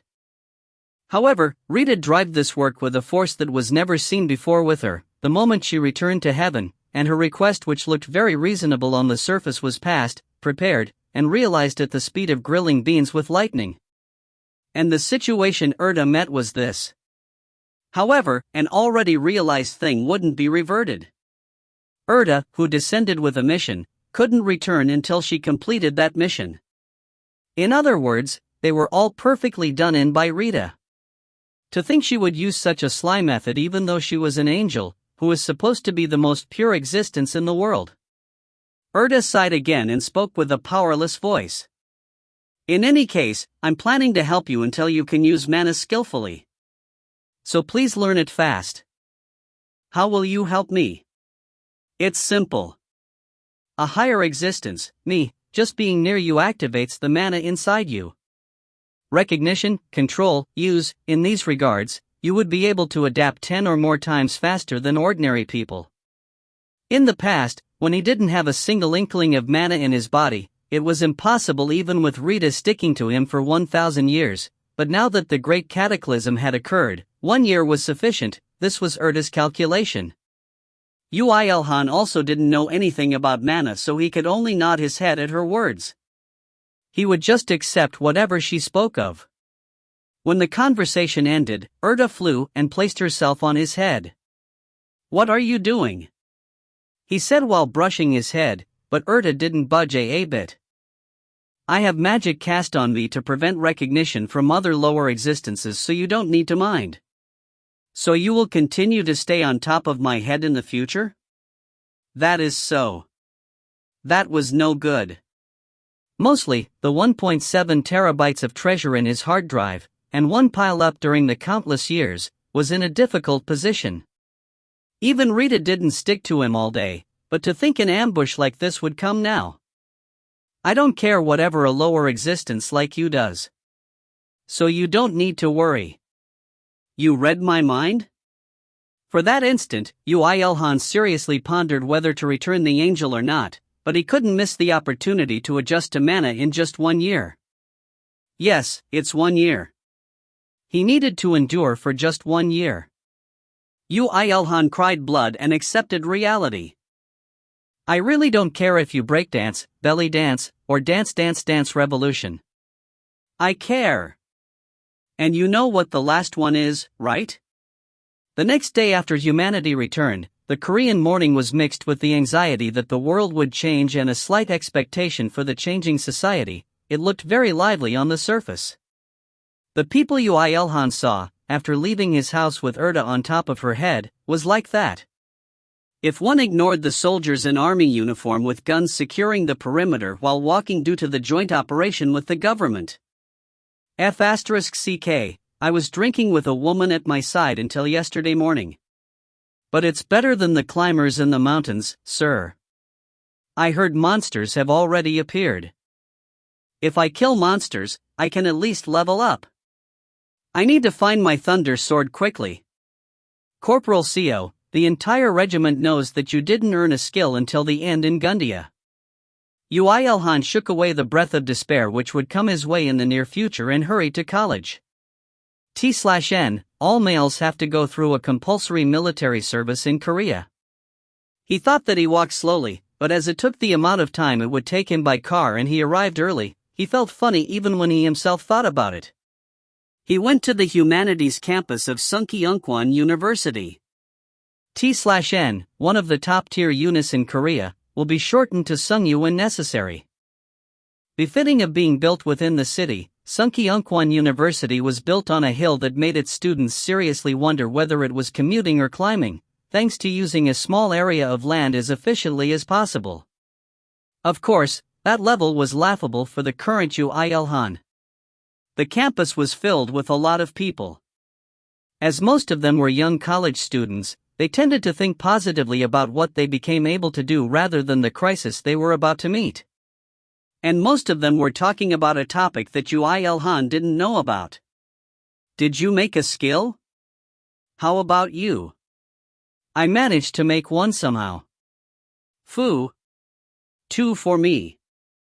Uilhan asked Erda with a small voice. What does it mean to make a skill? It means creating something to use in an attack somehow by combining tiny bits of mana and insignificant records. As a higher existence, in my view, even if you combine all the skills that they are boasting about, I think that it will pale in comparison to your concealment. Concealment wasn't a skill I wanted. One could arbitrarily make skills. Anyway, this was something he didn't learn yesterday. Ilhan perked up his ears and walked. New stimulation. New information. They were all things that he loved. Anyway, the results. In the end, who was Empress? Nobody knows. Does that make sense? It's the sole Sunnyu's person who flew her name for 10 years in Lanpa, and we don't know. But wouldn't we know if monsters appear? I don't know. Maybe she would wear a mask again. He learnt that there was a woman called Empress who showed mighty ability in the other world in his university, and when would dungeons appear?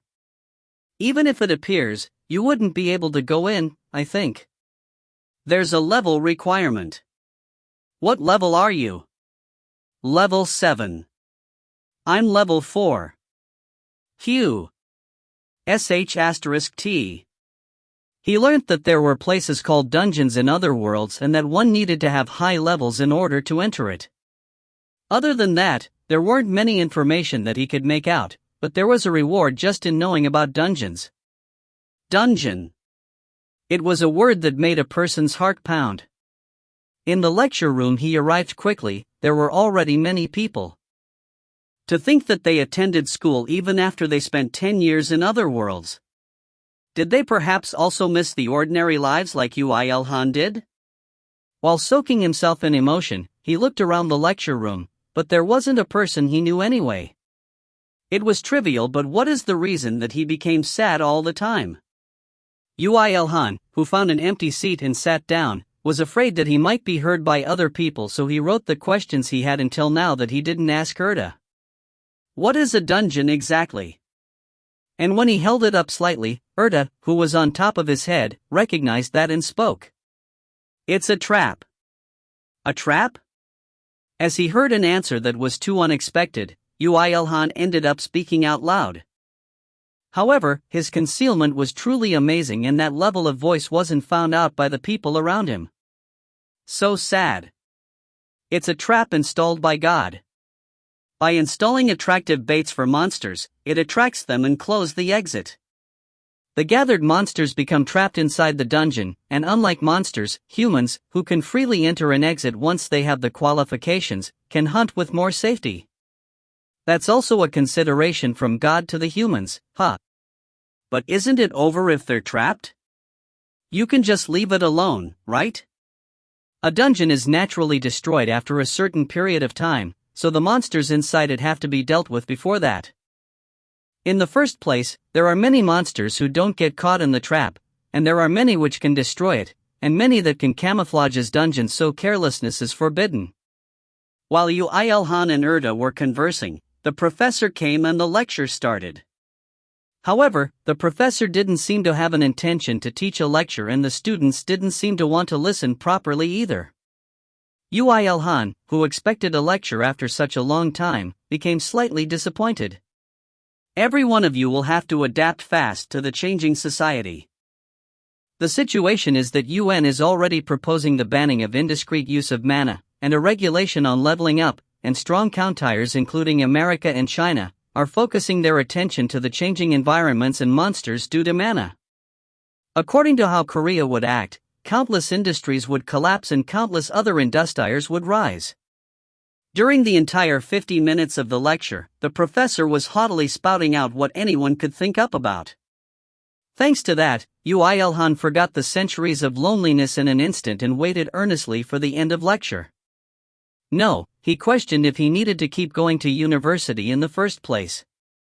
In his life in the future, how much importance would a certificate of university graduation have? He could only shake his head. He just came as he knew how much worry his parents would have since they knew he couldn't use mana. If he became able to use mana, then he will stop going to a school where he's ignored by everyone. It wasn't his fault. It was the society, and the university who's bad. Erda spoke as if she predicted what he was thinking at that moment. The efficiency in training mana doesn't become different no matter what you do in whatever place. No, there's one. What is it? Hunting monsters. I don't like dangerous things. He couldn't even use mana, but she wanted him to confront monsters? It was Yuilhan who rejected, thinking it was nonsense, but Erta spoke as if she knew that such a reaction would come. Like the humans on Earth having low levels right now, the monsters which would appear later in the dungeons too, would have low levels. It is because they came into contact with mana just recently. There may be high-level ones or colonies from natural disasters, but that is, in the end, a special case, and it's possible to recognize and avoid beforehand. That's true, but now that the absolute majority of the monsters are weak, it would be advantageous in the long term to adapt to mana faster by acquiring experience. Yuilhan hated dangerous things. The countless years of immersing in self-training was, in the end, for him to not die meaninglessly after the Great Cataclysm. However, perhaps as a side effect, as countless years have passed, when he knew that it wasn't dangerous, he had the boldness to unhesitatingly move his body once he was sure that there was no danger. A typical example would be crossing the world to conquer libraries, and the one where he went out to sea on a fishing boat to reproduce the scene of Moby Dick. At that time, he thought that it was necessary, but strictly speaking, it was close to the domain of amusement rather than the domain of training. He had acted unconsciously to not paralyze his mentality in the flow of the countless time. Good. I'll have a go, then. This was the same.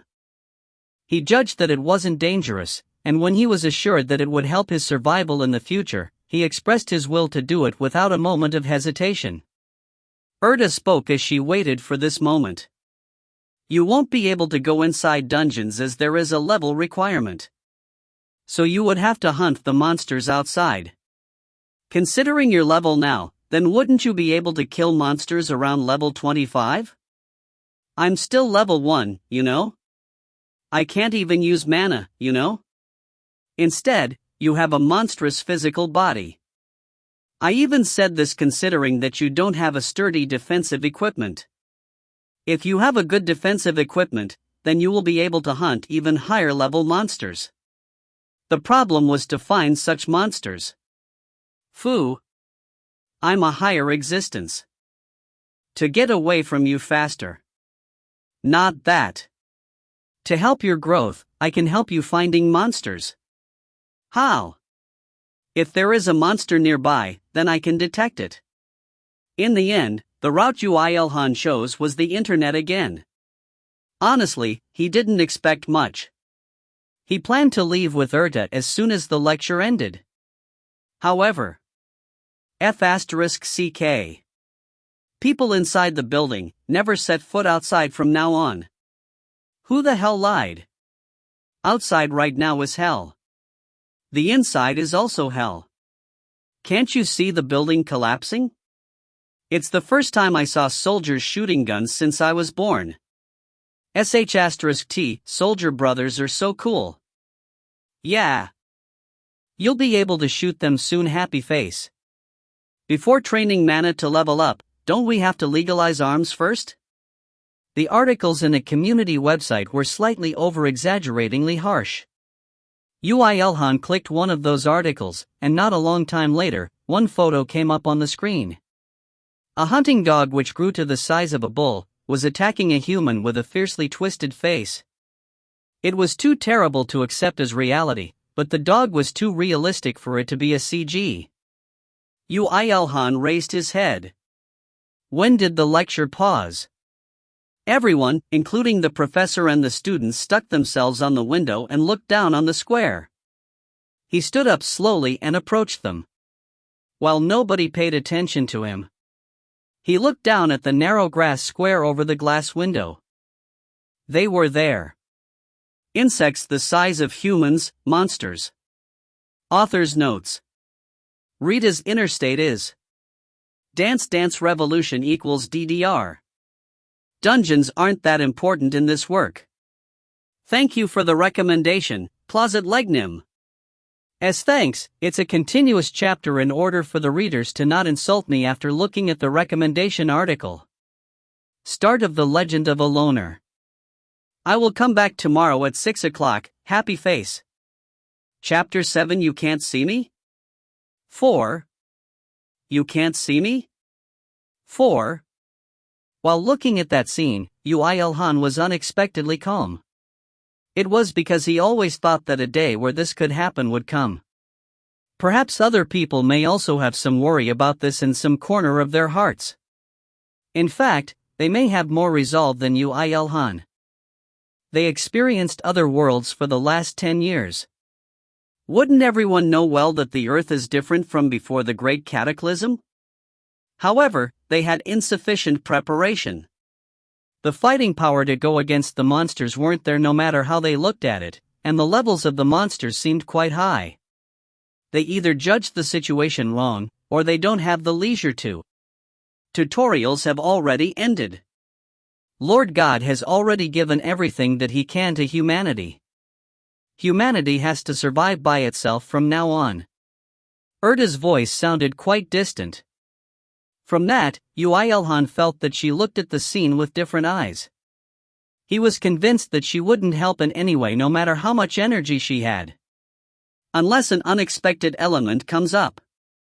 It seemed like there were no casualties yet. However, lest their eyes fall on the buildings, it was a matter of time before a casualty occurs. Actually, they were slowly coming towards the building, that is, the business hall that the students along with Ui-Ilhan was in. Kayawak. What should we do? We gotta run. Everybody calm down. The school has already contacted the. Who wants to party with me and hunt that? Here. One more casualty please. T/N, said as if someone's ordering at a restaurant. Run, F***CK. F, Finance Hall. Let's run to the Finance Hall. Isn't the roof better? The students who realized that danger was approaching, ran out the lecture room while screaming. The professor also sighed and followed them. As a result, in an instant, Ui-Ilhan was left alone in the lecture room. If it came to this, it was suspicious whether he had a special skill to become a loner. However, he also had no thoughts of sitting there quietly alone in the lecture room. Ui-Ilhan looked over the window again, and sighed shortly. And started moving. You're planning to go, aren't you? They look much worse than a sperm whale. Isn't this a good opportunity? Monsters are different to animals. Skin. Well, in their case, carapaces become abnormally hard, and their motion capacity changes too. However, yes. There doesn't seem to be any that goes over 20, so it's a good opportunity for leveling up. Yeah. I don't move, it's dangerous. While muttering in self-mockery, Ui-Ilhan looked around before approaching a desk and taking out its legs. It was insufficient with just one, so he pulled out all 4 of them and grabbed one in his hand while tying up the rest after ripping a part of his shirt and tied it around his waist and tightened it. That happened in 10 seconds after he was left alone. Your handicrafts are neat. Yeah. I was bored, so I played around with some things and I got better at it. Rita. The abs that were revealed due to ripping his clothes were truly perfect. His physical body, which was trained to its extreme limits to become the peak of the living, was revealed slightly. However, it was his own body, so Ui-Ilhan ran out of the lecture room without reacting to that. At first, he was about to go straight to the square, but he soon remembered that he was barefaced. No matter how high my concealment level is, they will recognize me if I stir up the square, right? A mask is sufficient. It will probably increase the effect of concealment. If it was a mask, he could think up of one. The underground stationery store of the business hall. When his thoughts reached there, he quickly ran towards the stairs and jumped over the railings. He grabbed onto the pillar to slide down to floor B3. He ran to the stationery store and randomly picked an IR*NM*M mask and put it on his face. This was another 10 seconds. It was an inhuman reaction time. Shall we go? He jumped over the stairs to go to the ground floor and came out to the square. Coincidentally, a human-sized mantis was in the middle of destroying the spinning door of the business hall. Kwei thai. Pa ha. With a strange shout, Yu-Il-han's body flew across the air. The moment his razor-sharp kick landed on the mantis's head, its head burst with an unpleasant puk sound. It was a refreshing, laughable insta-kill. Experience rises by 800. You have become level 3, 2 health, 2 magic, 3 strength, 3 agility increases. You have awakened close quarters combat LV max. You can evolve it to the next level skill if you have the skill evolution materials. You have earned the record of LV13 Big Mantis. Texts that momentarily appear on his retina and disappear. With those, suddenly, a wondrous strength filled his entire body. This was level, the system of strength that the creatures in the worlds that have come in contact with the Akashic records have acquired. It was the act of stealing the opponent's records and even potential by stealing life. He felt his muscles gaining strength. The millet-sized lump of mana which was emitting a faint light inside his heart, was very slightly increasing its size. This was a truly marvelous and wonderful experience. And the other humans experienced this for 10 years? He felt as if he was dying due to being envious. But from now, I'm no different. Yu-Il-han landed on the ground and slightly smiled. It wasn't just because he leveled up but because he was satisfied with his first fight with a monster. It was a different feeling from the animals that he hunted for disassembly. It was more fierce and heavy and thrilling. The new information and new stimulation that Yu-Il-han liked so much, was raising him to new heights. At that moment, Erta spoke with an uninterested voice. Did you open your eyes to the pleasure of violence? Yes. I will definitely beat you up sometime. The square which was full of insect monsters fell into silence again. They didn't seem to think that their comrade will die so easily. However, that was brief. The monster's gazes focused on the human that killed the big mantis. Ki kick. K-eek. Perhaps because their camaraderie was strong, even the monsters that attacked other buildings became conscious of Yu-Il-han and turned their bodies towards him and showed off their hostility. Their numbers were no less than 40. While looking at that, Yu-Il-han spoke with a calm voice. Now that I think about it, I didn't learn how to fight groups. Just cover it with your body. They can't kill you with their ability anyway. Using Erta's words as signal, Yu-Il-han dashed out. The insect monsters also moved as if they were waiting for that moment. Kui-ee-thee. The first one to come at him was a pillbug which rolled itself up to roll towards him. Above it, there was a fly-looking thing that flew towards him while flapping its wings unpleasantly. Yu-Il-han burst the fly's head first by throwing the desk leg at it, then he took out another short spear from his waist and smashed it towards the pillbug. With a refreshing sound that sounded like splitting watermelons, the pillbug's carapace burst away. The desk leg was amazingly still holding out. You have earned 700 experience. You have awakened spearmanship LV max. You can evolve it to the next level skill if you have the skill evolution matrials. You have earned the record of LV11 Big Fly. You have earned 850 experience. You have become level 4, 2 strength, 1 agility, 1 health, 1 magic increases. You have earned the record of LV14 Big Vulgar. This is useful. Above. They were giant mosquitoes seeming like the fly's comrades. And it was 3 at once. Yu-Il-han jumped using the pillbug's corpse as foothold while clicking his tongue. After snapping the mosquito's dangerously developed mouth, he swung his short sword to break its head. You have earned 400 experience. You have earned the record of LV7 Big Mosquito. At that moment, one of them swiftly went behind Yu-Il-han and tried to bite him. Its mouth touched Yu-Il-han's back the moment he realized it, but unfortunately it failed to see Yu-Il-han's back.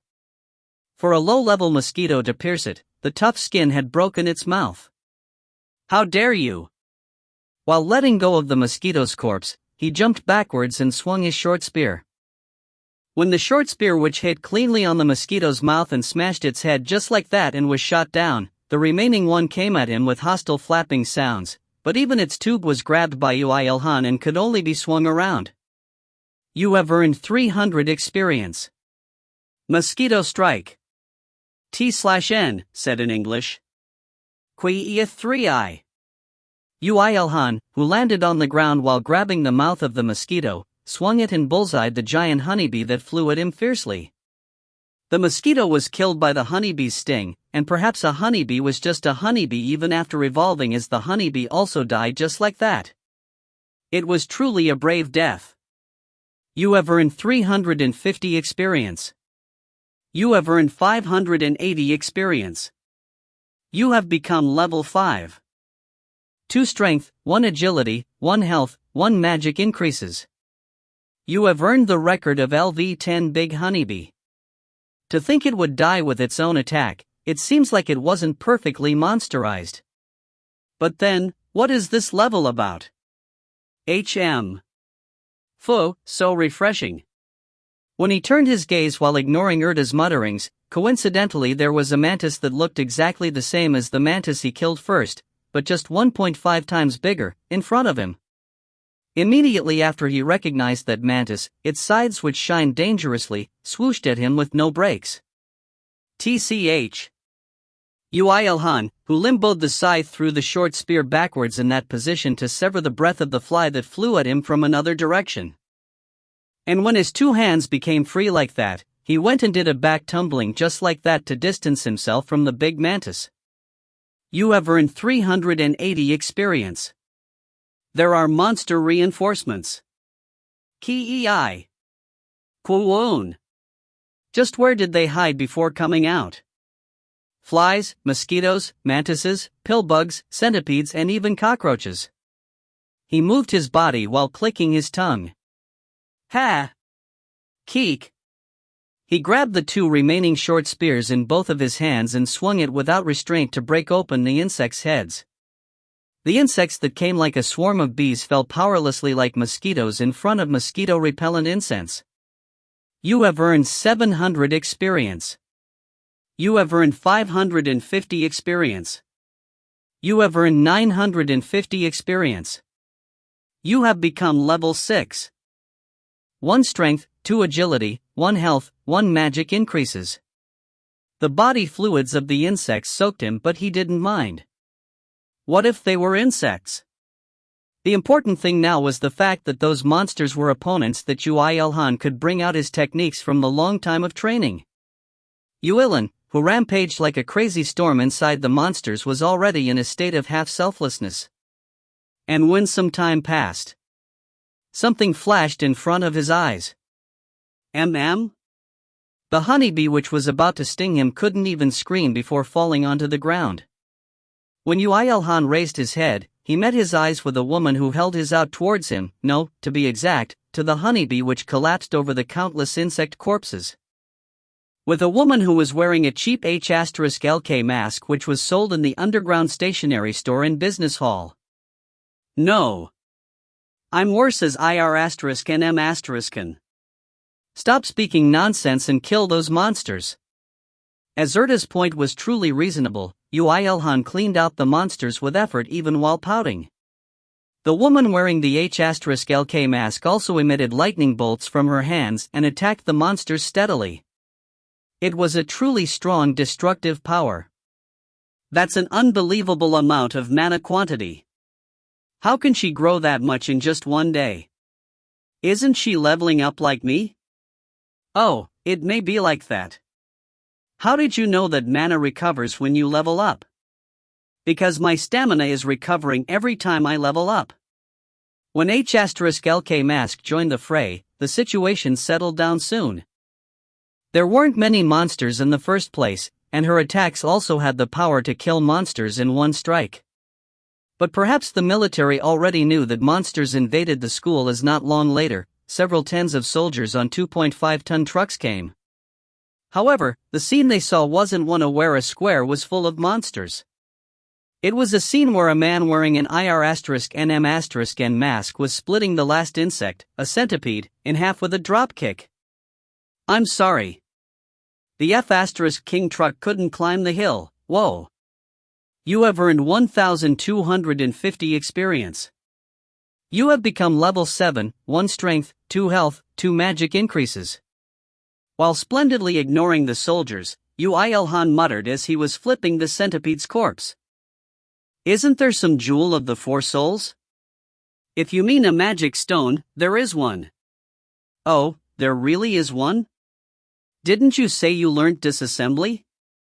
For insect monsters, you have to take out the hardest part of the carapace, which became like that due to mana, and the magic stone.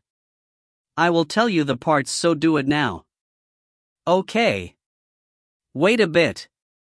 Yuilhan stepped on the joints of the smallest big mantis and pulled out its scythe. The soldiers who were coming to the square stopped while being frightened after they looked at that scene. Who is that guy? What level is he? How did he acquire that much strength in just one day? That was a drop kick. Whatever the others said, Yuilhan started the first monster disassembly of his life. He couldn't eat the meat, so he threw them away, and as Erda said, he took away the hardest part of the carapace and the magic stone. The scythe of the big mantis was very sharp, so when it was in the hands of Yuilhan, a disassembly meister, it sliced apart the monster's corpses as it became a peerless sword. You have awakened disassembly LV Max. The soldiers were obvious, and even the H*LK masked woman could only stare at his lively movements dumbfoundedly. When they confirmed that all the monsters had disappeared, the people hiding inside the buildings also started crawling out, but they also couldn't approach Yuilhan. Is this it? While cutting apart the centipede, a small blue stone rolled out. When he picked it up and asked Erta with a small voice, Erta nodded her head. It's a magic stone. The crystallization of mana. It's a high-efficiency energy and at the same time, the origin of every artifacts. After Yuilhan wiped it on the grass on the floor and put it in his pocket, he changed his target. Of course, as he was a Korean man with manners, he didn't touch the monsters killed by the H*LK masked woman. The corpses killed by the H*LK mask had unique traces of a burn, so it was easy to identify. It was not that every monster had a magic stone, and not every one of them had hard carapaces, so there were less spoils of war than he thought. There were 8 magic stones with the size of a millet, 3 rice grain-sized ones, 1 soybean-sized one, and a few carapaces the size of his head. Phew, whoa. Yuilhan raised his head like a farmer that just finished working on his field. But from some time, the H*LK masked woman was staring at him. Without moving from the place she appeared at the beginning. The people who came out to the square, and the soldiers who came too late, gulped while looking at the confrontation of the two heroes. It was the meeting of the two strongest in Seoul, no in the country of Korea as a whole, or perhaps even the whole world. How historical was this scene? The H*LK masked woman carefully spoke. It was an unexpectedly calm and unflustered voice. Can you disassemble for me?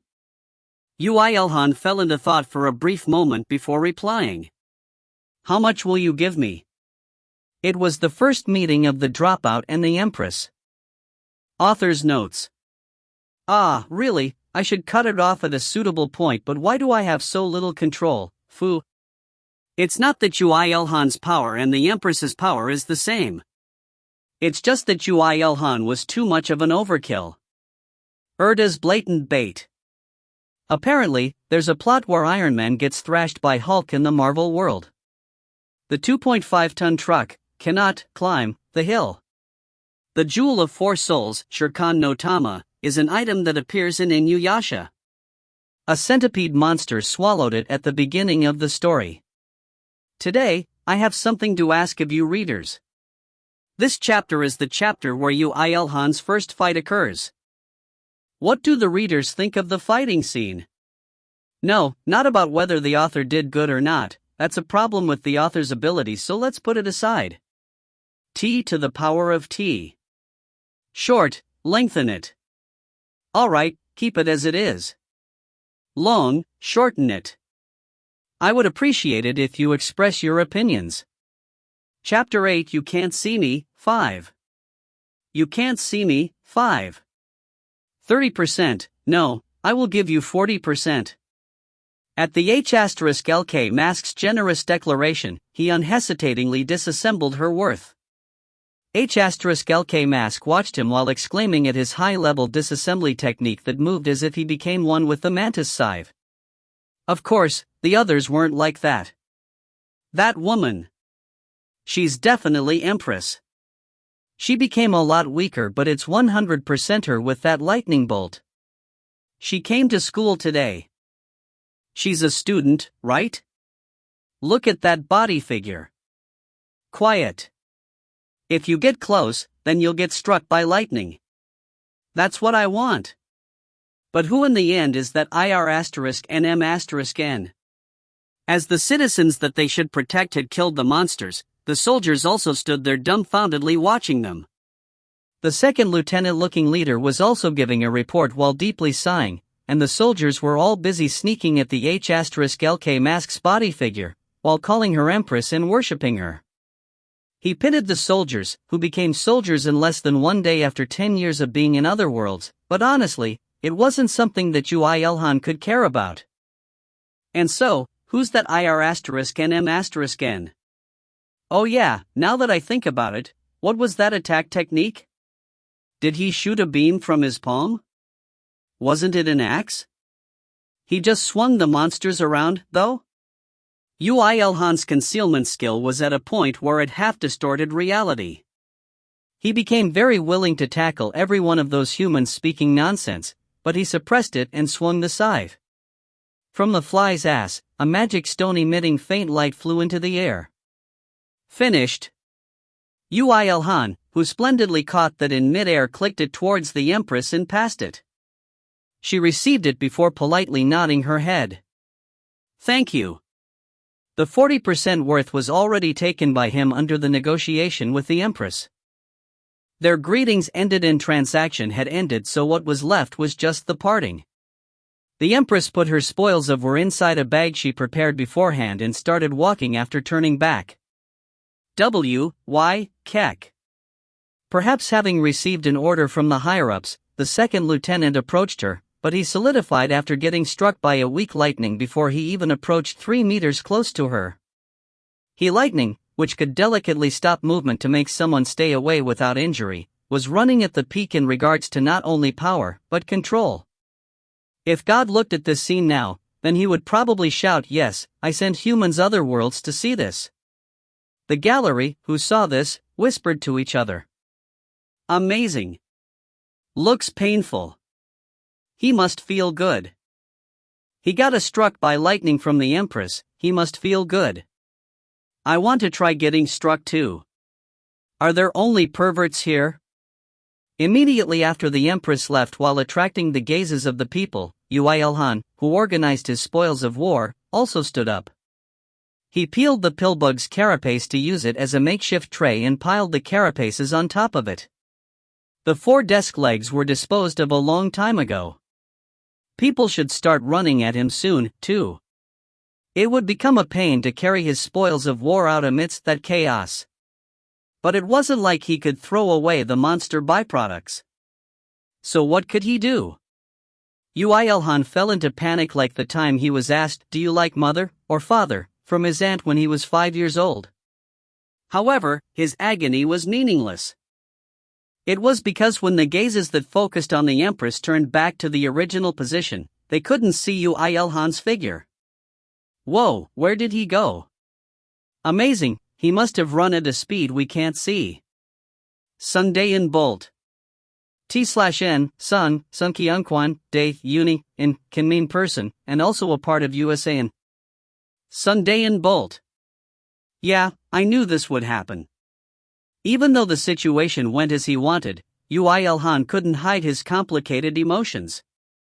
Especially, the fact that the second lieutenant was looking for Yu-Il-Han with a serious face but couldn't find him, was heart-aching. He left through the crowd of people while pouting. It was because he wanted to eat his mother's food. The time he recognized that he left his bag in the lecture room was after he came down to the bottom of the hill. That day, when he came back home, of course, he went back to get his bag after Yuilhan ate dinner with his mother, who greeted him overly delightedly due to the monster incident at the campus which was broadcasted to the whole country, and his father, who came home with a scared face due to some incident. Yuilhan left his house quietly after locking the door while pretending to sleep inside his room. T/N, super long sentence, so hard to tell. In his hands was a bag which contained the carapaces of the insects he hunted that day and some tools. Where are you heading? Anywhere secluded. In truth, knights nowadays were all without human figures. It was because the nervousness of Korea, especially Seoul, reached the extreme due to the monsters that brazenly invaded the college campus in the afternoon. He placed himself inside a random neighborhood playground and spread the carapaces out on the floor. Yes. He came out to make some defensive equipment himself befitting of Yuilhan, who couldn't stay still without doing anything. As expected, it is a bit insufficient to make an armor. Moreover, it's non-metal too. It should be possible to make if it's just the wrist and knee protectors. He wanted to make an armor by whatever means possible, but insect carapaces were too hard to handle. As it wasn't like he could melt it and process it like metal, so he had to go with making a DIY furniture feel rather than a blacksmith feel. But Erda became worried even at that simple process. Monsters' byproducts characteristics are very hard to handle. It's better to not touch it rashly as there is no proper craftsman on earth yet. What are you saying? Yuilhan retorted while wearing the work gloves. Oh. Rita Awaya. Erda seems to like Rita a lot, Yuilhan uninterestedly muttered before taking out a saw from the bag and started working. But Erda, who was watching him cutting the carapace with resignation, spoke. Even so, you were in a world without mana, so you don't know about mana crafting, right? What is that awesomely strong-sounding name? It refers to putting a special power inside a defensive equipment or armor using mana crystals, including magic stones. In other words, crafting artifacts. Teach me. Yuilhan's eyes burned with passion for new knowledge and technique. He lifted Erda up before placing her in front of his eyes and shouted as if to hypnotize her. Teach me. You're close, too close. I will teach you, so put me back on top of your head. He obediently placed her back on his head.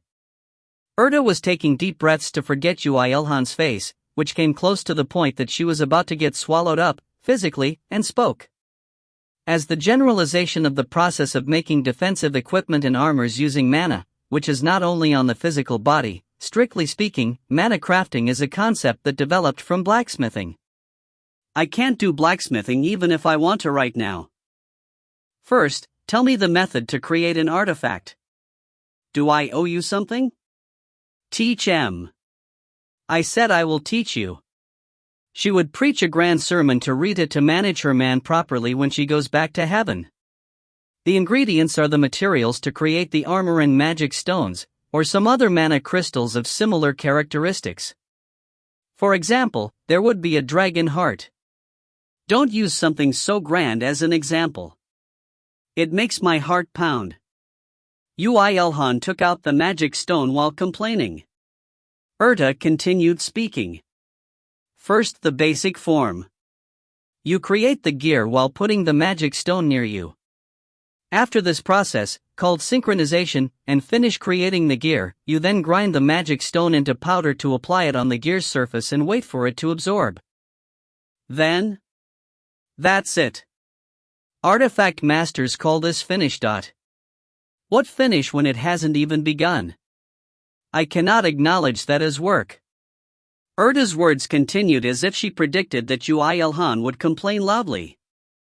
Of course, there is an applied form. It's a method used to bestow a special ability and not stopping with just raising the defensive equipment or the weapon's capacity. Yes, you should have taught me that. However, this method is not only very difficult for you, it also requires quite a lot of magic stones. Also important is the will of the craftsman. Tell me first. Was he really a human who lived for 1,000 years? With Yu Ilhan, who was stubborn like a short-fused kid, in front of her, Erda spoke while carefully selecting her words. It's the same until the synchronization part, but it goes through a process to bestow a directional nature onto the magic stone. This process is called the bestowal. And to bestow a directional nature? The easiest is for the craftsman to use mana, but even without, you use another magic stone to bestow a will to the magic stone. Will. Yu Ilhan softly muttered. If you want the wielder to become stronger, then you wish for that, and if you want the person to become faster, then you wish for that, and if you want the person to have the ability to defend against fire, then you wish for that, and if you want the person to have the ability to emit fire, then you wish for that. The level of that ability will drastically differ according to the quality of the magic stone, the mana of the craftsman, and the craftsman's will. And so, it was hard for the current Yu Ilhan. Erda spoke as if she deemed as such. It was because whether it was the quality of the magic stone, or Yu Ilhan's mana, or Yu Ilhan's will, in her eyes, it wasn't above the lowest level.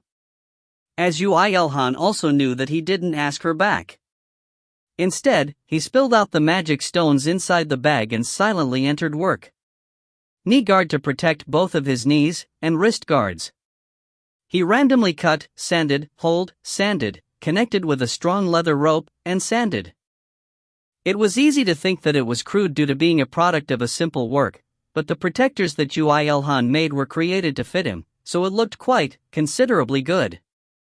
It wasn't satisfying in an angel's eyes, but Erda had no choice but to acknowledge the fact that the equipment he made transformed splendidly to the point that it would be hard to recognize it was once a part of a monster. After creating defensive equipments, Yu Ilhan neatly powdered the rough magic stones, which went through synchronization, and applied it on each of the protectors. Despite being a process that he had never done since he was born, all of his movements were extremely efficient and neat. It was to the point that the angel, Erda, thought elegant while looking at it. Is it a familiar process? It's not that, but I realized after doing a lot of things until now. The fact that labor is just finding the trick. If you didn't say that at the end, it might have sounded cool. He spoke as if it was a joke, but that was a huge realization for Yu Ilhan. He acquired the ability to see through the most efficient process and apply it in real work no matter what he worked on. It was a power that was applied to not only just simple labor, but smithing, disassembly, and martial arts. Erda was laughing at it, but if she knew the meaning behind the words Yu Ilhan said, then she would be shocked. This was an absolute power which cannot be materialized even as a skill. You've learned mana crafting. The basic form knee guards and wrist guards were completed. Erda was dumbfounded while looking at it and muttered. You've really made an equipment like this even with those shabby materials, with this level 27, no, you may even be alright in confronting level 30 monsters. Considering your fighting ability, then it should be sufficient. It's not over yet. There's still magic stones left. Magic stones were definitely left. And it was the biggest one of them, the soybean-sized one, and about 4 millet-sized ones which paled in comparison. Erda instantly realized after looking at components. He was challenging applied form right now. It's impossible. I'll try it as experience. Yu Ilhan also didn't assure himself that it was possible currently. He was assured that he would be successful sometime, if he kept trying. Yu Ilhan achieved success until now like that. Alone, he did all of them. This was Yu Ilhan's life. Erda, who realized that Yu Ilhan didn't have any thoughts to stop, shrugged her shoulders and didn't interfere any further. It was because that the equipments that were already finished were products that surpassed her imagination, and that throwing away some magic stones like that wasn't that important in regards to safety. At that moment, Yu Ilhan took out something from the bag. The only part which was not carapace from the spoils of war. It was the big mantis scythe. What are you trying to do? Just watch. On one hand, he held all the millet-sized magic stones, and on the other, he held the left wrist protector, big mantis blade, and the soybean-sized magic stone. While looking at Ui Elhan's incomprehensible actions, Erda questioned if he understood what she spoke or not. Regardless of whether the angel thought that or not, Ui Elhan focused with closed eyes. By using the mana of the magic stone, the millet-sized magic stones lost their light and crumbled apart one by one. Ui Elhan didn't understand well about mana yet, but this process helped him feel mana more clearly. He concentrated more, fearing that he would lose the faint feeling that he caught onto. Scythe, like the mantis. The millet-sized magic stones eventually all disappeared. However, the soybean-sized one, which was on the brink of failing, seemed to emit light before the scythe started emitting blue light as if to respond to it. Perhaps? Erda, who knew what was happening by then, ended up thinking that it was disappointing for his attempt to fail just like this. I don't know anymore. She flowed a tiny amount, a really tiny amount which was unnoticeable by Ui Elhan, into the protector. At that moment, the soybean-sized one flashed brightly before it disappeared with the scythe. What was left was only the left wrist protector. Mana crafting increases to LV2. Did it fail? No. Ui Elhan confidently replied before equipping the wrist protector and tightening it. After confirming that he equipped it properly, he exhaled shortly and rushed towards one of the swings which was swinging near him. He brushed past it without coming into contact. However, the moment he brushed past the swing, the two chains that connected the swing were severed and the swing was buried into the sand. Ui Elhan posed himself immediately and raised his left arm. Oh. You see it, right? From the middle of the protector which completely covered the wrist, sharp scythe protruded out at a 90-degree angle to his arm. A sharp scythe which would stay hidden normally and would pop out when he wanted. This was his intention. I'll get busy. Although I did provide some mana, I didn't know that you would be successful in crafting an artifact for real. You've realized its possibilities, so you will indeed get busy. No, not that. Ui Elhan quickly organized his belongings and put his bag over his shoulders. Then started running hard. I broke the swing, so I gotta run. I will use a recovery magic, so get over here right now. Ui Elhan still haven't let go of his habits to treat things roughly, which he acquired during his dropout days. Author's notes. The reason I've mentioned the university name is for the Sungdine bolt pun. Really? Mana crafting is in fact a type of a similar magic. The staff, Erda, fixed the broken swing later. I have something to say to the readers. It's about the question I asked you in the last chapter. It's not about the length of the chapter T to the power of T. No, honestly, you're saying that the last chapter and the one before that became pointlessly long due to the lack of ability from the author? The chapter may get longer or shorter from normal according to the story's development. Of course, it's a problem because it keeps getting longer nowadays. T. What I can promise you is enough volume of the story which wouldn't be cut absurdly in the middle of the story. Everyone, please trust in me and follow me. Although I may not be able to reply to every one of the replies, I am reading all the comments 2 or 3 times. The reader's precious opinion, I won't ignore it. Then I will come back tomorrow at 6 p.m. Chapter 9, I Hunt Alone, 1. I Hunt Alone, 1. The day after he exorcised the low-level monsters, Friday, that day, Ui Elhan left home to go to college again. Despite the fact that there were no lectures on Fridays. You're going to college, son? Be careful, run away if you see monsters. It would be good if you just rested home.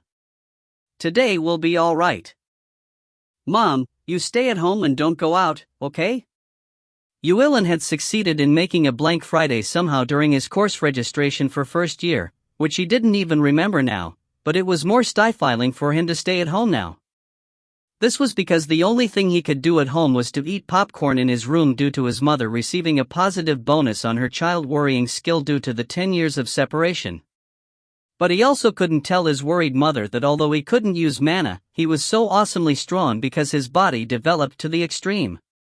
The easiest path was to fool his mother, who couldn't remember her son's lecture timetable after 10 years, and come outside.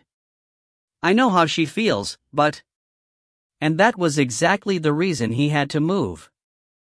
To become as strong as possible before dangerous monsters come out, to acquire strong skills and get used to mana, to protect his mother and father and for him to live well. I want to have a workshop. I want a car too. You need to earn money. I want to use mana quickly. You need to level up. I also want to make a good defensive equipment. You need to kill strong monsters. That's right. All conclusions required for him to hunt monsters. Therefore Yuilhan wore a big bag over his shoulders, and was walking with the cloth-wrapped steel spear in his hands. He was looking for monsters himself. Of course, although the current Republic of Korea was in the middle of being on guard as if it were a war due to the simultaneous monster incidents, such as the campus monster invasion incident, for Yuilhan, who even evaded God's eye before, evading the eyes of the military humans who were unknown whether they were from the Korean military or were idiots, was easy. No, even so, it would be alright for one of them to find him, but nobody saw him as if they purposely looked away. It was a sad thing. Can we really find monsters this way? Are you looking down on me, a higher existence? I will find it even if a slime comes out through a gap on the ceiling air conditioner, so believe me. Even with the big talk from the self-claimed monster radar, Erta, he only snorted. At that moment, inside a store he was passing by, he saw a somewhat familiar scene inside the big TV. He automatically stopped his steps and looked at the screen. And when he did, he knew instantly. It was the campus of the college he went to. Not only that, the ones rampaging there was the IR*NM*N mask and the H*LK mask. The government is tracking these people who rescued the people by appearing suddenly on the disaster scene and defeating the monster horde. The two ability users, who are thought to be related to Sung Kwan University, immediately appeared after the monster horde appeared inside the campus and defeated all the monsters before a casualty occurred and suddenly disappeared. The researchers named these people overbalanced ability users, and they are estimating that their mana adaptability was way too high and that they had recovered and raised several skills immediately after the return. You don't have the qualification to research yet. Disasters are occurring in many parts of the world due to the Great Cataclysm. Many people are expressing their worry at the rapid proliferation of monsters, and are demanding fast countermeasures from the government. The government is aiming to create an elite ability users unit with these two overbalanced as the center. There was no value to listen to it anymore. He was already annoyed due to not being able to use mana and they called him overbalanced? If he wanted to follow his temper, he would have swung his spear, but when he thought about how he had to listen to a power sermon from Erta after he snapped the swing, the raging anger also calmed down.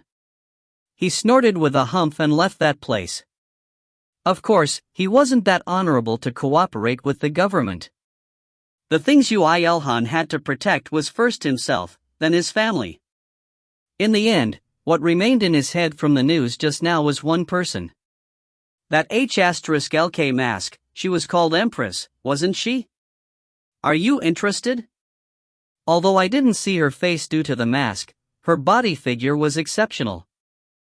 Well, if the level is high, then she will become pretty due to the racial correction, so it might be worth it to look forward to. Anyway, men are all. No, I'm not interested in that direction. Really? Yes. It was a very Yuilhan-like rejection, who can't lie very well. Erta thought impotent, at that moment when she heard the answer. It was because even in her, an angel's, view, the charm of the one called Empress was unordinary. However, of course Yuilhan wasn't impotent. This was something that Yuilhan himself had questions about. He didn't feel that much excited even if he saw a very pretty woman or a woman with exceptional body figure. It definitely wasn't like this from the beginning. Before being left out, it was normal. It was the same with the treasure that shone brightly behind the screen, and not just real women. Worrying for his son, who didn't react no matter how much put his strength into, he could only give it energy after trying many different genres. It was no different now. He didn't think about the reason until now for some reason, but now that he thought about it, he realized the reason instantly. It's probably because I'm too used to Rita's looks. Oh. Erta agreed with a sad voice. It's probably that. You spent so much time with Rita, a higher existence, so you're no different from being impotent with human women as a partner. I'm not impotent, not an impotent. As it was a sensitive topic, Ilhan ensured that point. However, the fact that no one glanced his way even though he shouted impotent, impotent in the middle of the street, made him even more miserable. He lowered his voice, despite the fact that no one paid attention to him, and spoke to Erta as if emphasizing. The thing I'm talking is about that power. The ability to use mana. Oh, as expected. It's not such a special thing compared to you who can process monsters as carapaces without mana. The name of Empress is truly grand, but the reason why God sent humanity to other worlds is to create cases such as that woman. Except me. Except you, who can pan-cosmically hide his presence. Ilhan thought that Erta became more eloquent with her words faster than Rita. Even while doing that, he was continuously moving his body. Wait. We finally found one. It's near. At one moment, Erta stopped him. Her solid tone of voice indicated that it wasn't anything common.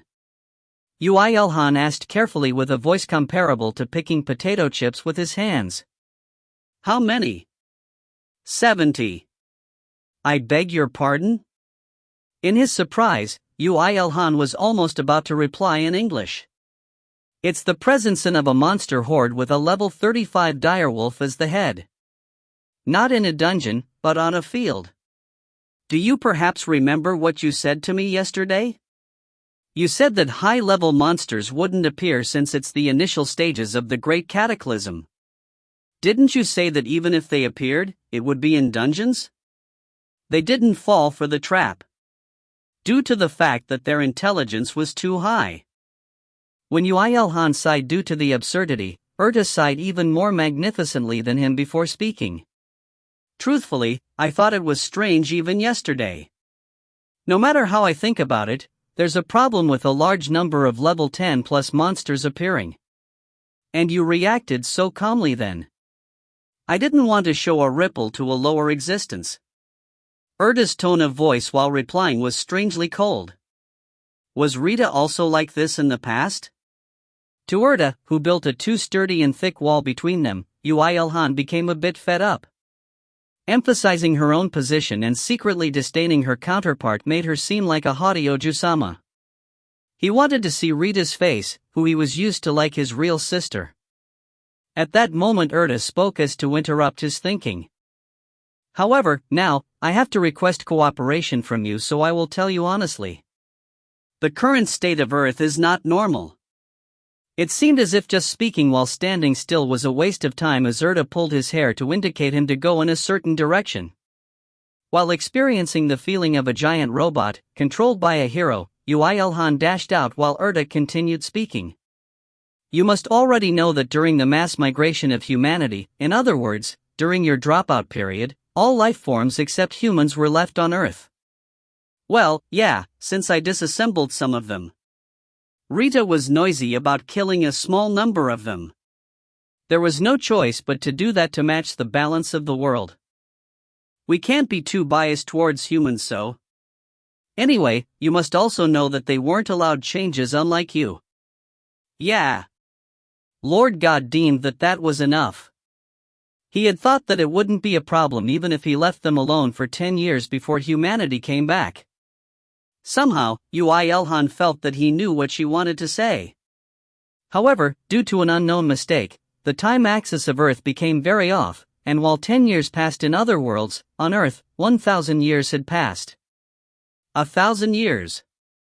And as expected, Ilhan was surprised at that part. I thought it was about 150 years. It was 1,000 years. Not 300 years, 500 years? Millennium. T/N, spoken in English. Mommy. Regardless of whether Ilhan was frightened at the past years, Erta pressed on. Although it is said that they were reset at the point that humanity came back, but it didn't manage to revert their mentality. It's 1,000 years. If animals, who are supposed to live 10 years, lived for 1,000 years without dying, then it would instead be strange that they don't change. And it happened at the exact moment the restriction on time disappeared, dramatically. Just the conclusion.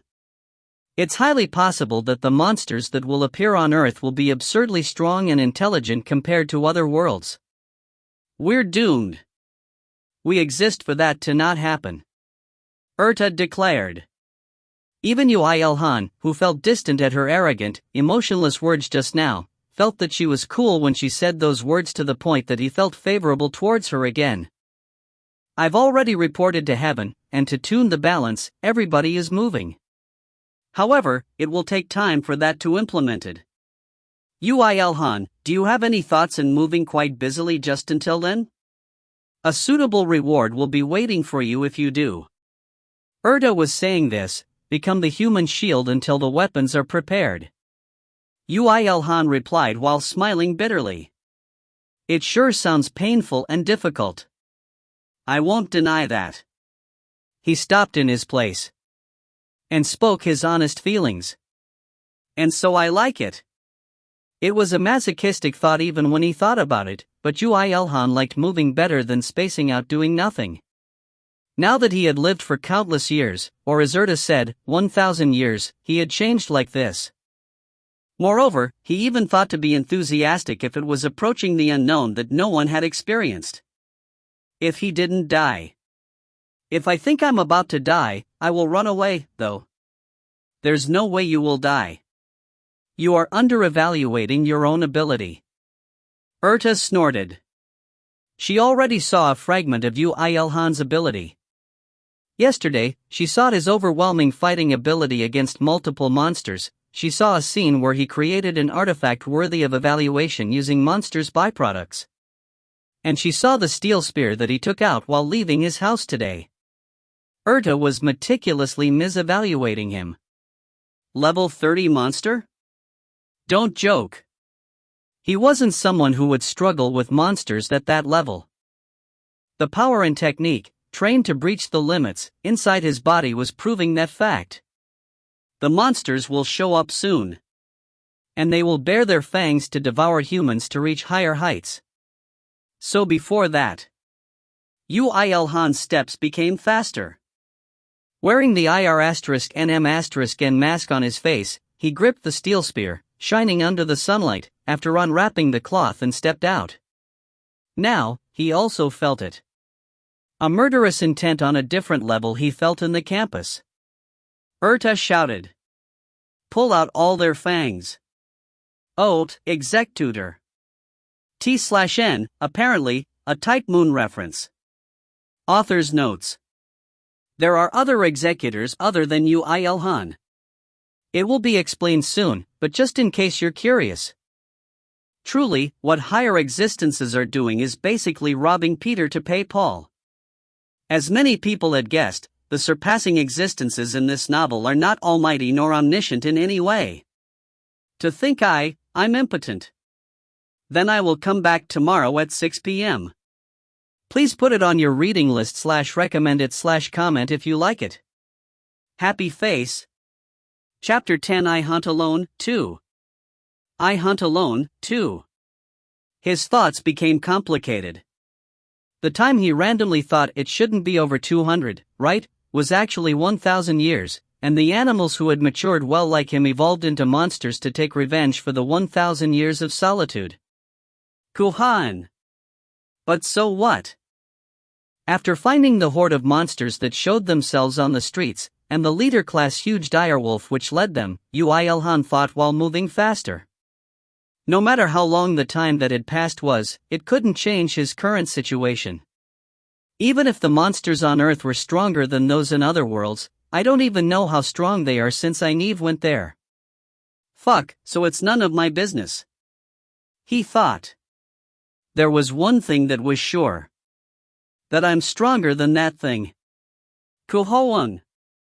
His steel spear stabbed head-on in the giant direwolf's face, which didn't know that Yuilhan was approaching thanks to his passive concealment. The spear, which was accurately stabbed between its eyes, pierced everything from its spike-like fur, hard skin, the complexly formed muscle, its flesh which strangely tightened to block foreign substances, and the bone which developed to be stronger than steel, to smash its brains. You have earned 12,904 experience. You have earned the record of LV35 Brown Direwolf. You have become level 9, for strength, 2 agility, 2 health, 2 magic increases. You cannot become level 10 without obtaining a class. All records acquired before obtaining a class will be calculated after generating a class. All of your records will be materialized into possibilities. From the following jobs, you can select.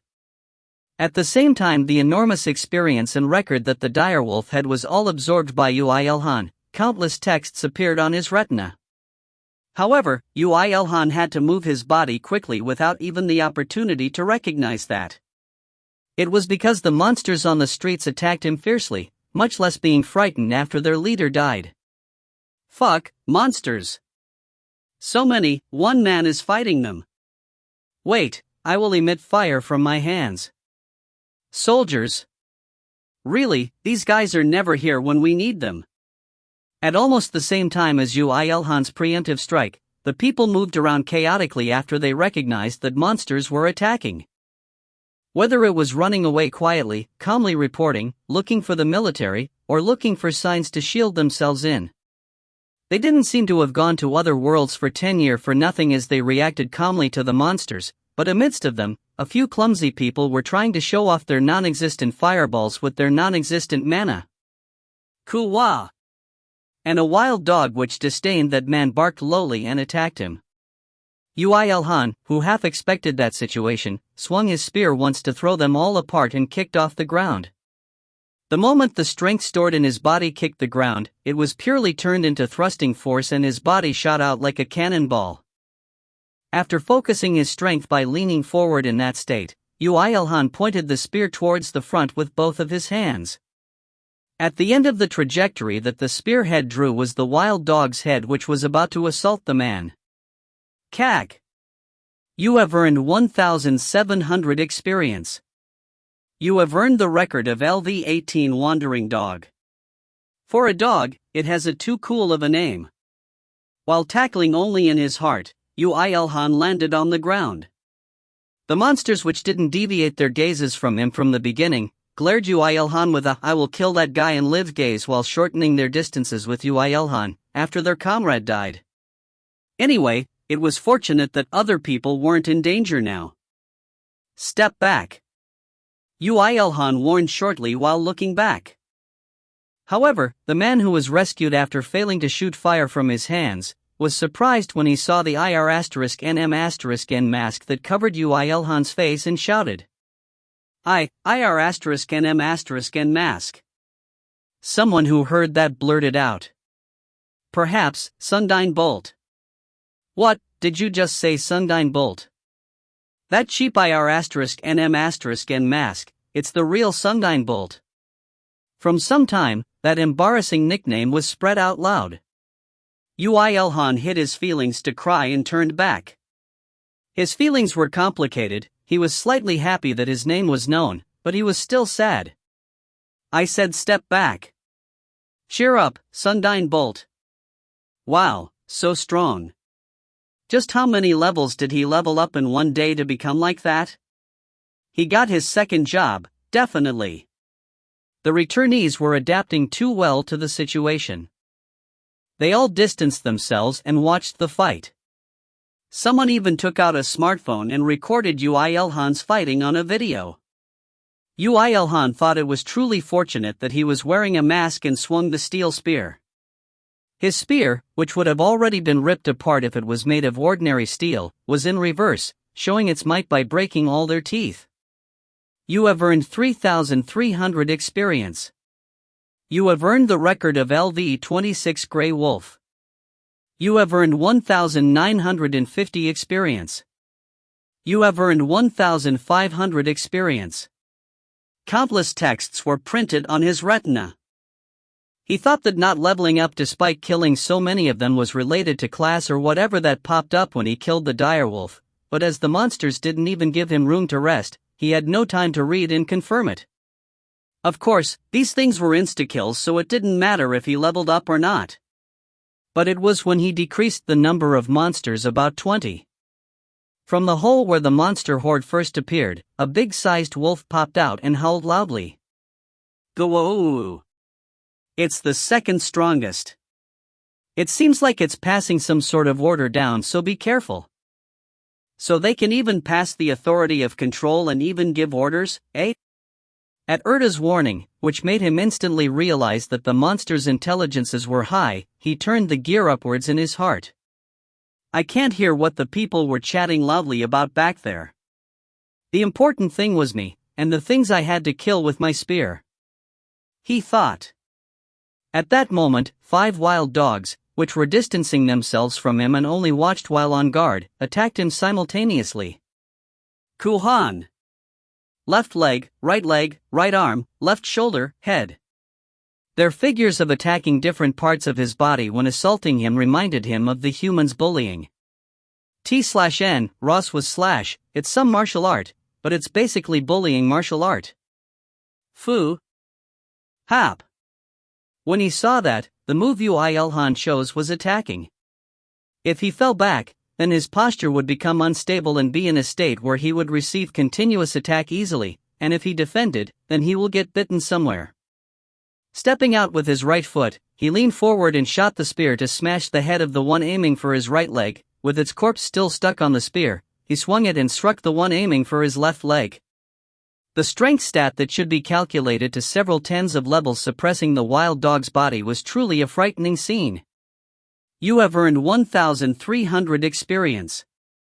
You have earned 1250 experience. However, by that time, the third dog was already within 10 centimeters of his left shoulder. A trajectory that wouldn't hit even if he swung the spear. He let go of his left hand holding the spear and swung his arm. At that moment, the sharp scythe that popped out from his wrist cut apart its mouth. Kaya Hawk. He retracted his left arm to hold the spear with both of his hands, and he smashed hard on the ground with the spear while stepping out with his left foot. After getting rid of the dog's corpse with that shock, he struck upwards with both the fourth and fifth dog in the trajectory which were about to bite his head and right arm respectively. Hop. Oh. Kuhung. The moment after the sharp spearhead shined due to the sunlight, the two's bodies snapped in half and was trashed onto the ground. You have earned 1400 experience. You have earned 1330 experience. Lastly, Uilhan finished the fight by stepping on one of the dog's head, which was wailing on the ground and had half of its mouth gone. He had finished 5 of them in a blink of an eye. Ka-hang. However, the wolf which watched that cried short as if he disdained it. The moment Uilhan raised his head while thinking to smash it apart after rushing up, a different scene came inside his view. Kuk, please, help me. Kuz. Did it have an objective to distract him from the beginning? It had procured a hostage by moving fast in those few seconds. Where? The hostage wasn't from the streets. The crowd from the streets were also shocked after they recognized that there was a hostage, and that was just now. There were many kinds of humans such as those who ran away too late fearing that they would also be captured and humans resolving to rescue the hostage. However, he was able to realize soon. The time that these monsters appeared and the time that Uilhan found these monsters couldn't have been the same. So, in other words, these things have already assaulted once or maybe more, and may have procured the hostage from then. It looked at Uilhan. Its disgusting-looking mouth and the protruded fangs seemed as if it was lagging at Uilhan. Although Erta said that killing humans to earn experience and record was a monster's instinct, it was even temporarily suppressing its instinct to try to corner Uilhan. The aim of that action is to suppress Yu Ilhan's actions. That wolf had the most simplest but efficient scheme to defeat Yu Ilhan by attacking his weak point while he couldn't move properly due to minding the human under its foot. It was a strategy only possible because of having seen through human psychology. And if it really thought that, then it had judged Yu Ilhan wrongly. Because the moment he saw that, Yu Ilhan threw the spear in a straight line without any hesitation. Kak! The moment Yu Ilhan showed movement, the wolf panicked and put a little strength into his foot, but returning the spear that was already out of his hands was impossible even for Yu Ilhan. It had become a situation where threatening didn't work. The wolf, which figured that out not too late, tried to kill the hostage then avoid the attack. And the moment it thought that and was about to put strength into its foot, the steel spear penetrated its head. You have earned 6,700 experience. You have earned the record of LV32 Cunning Big Wolf.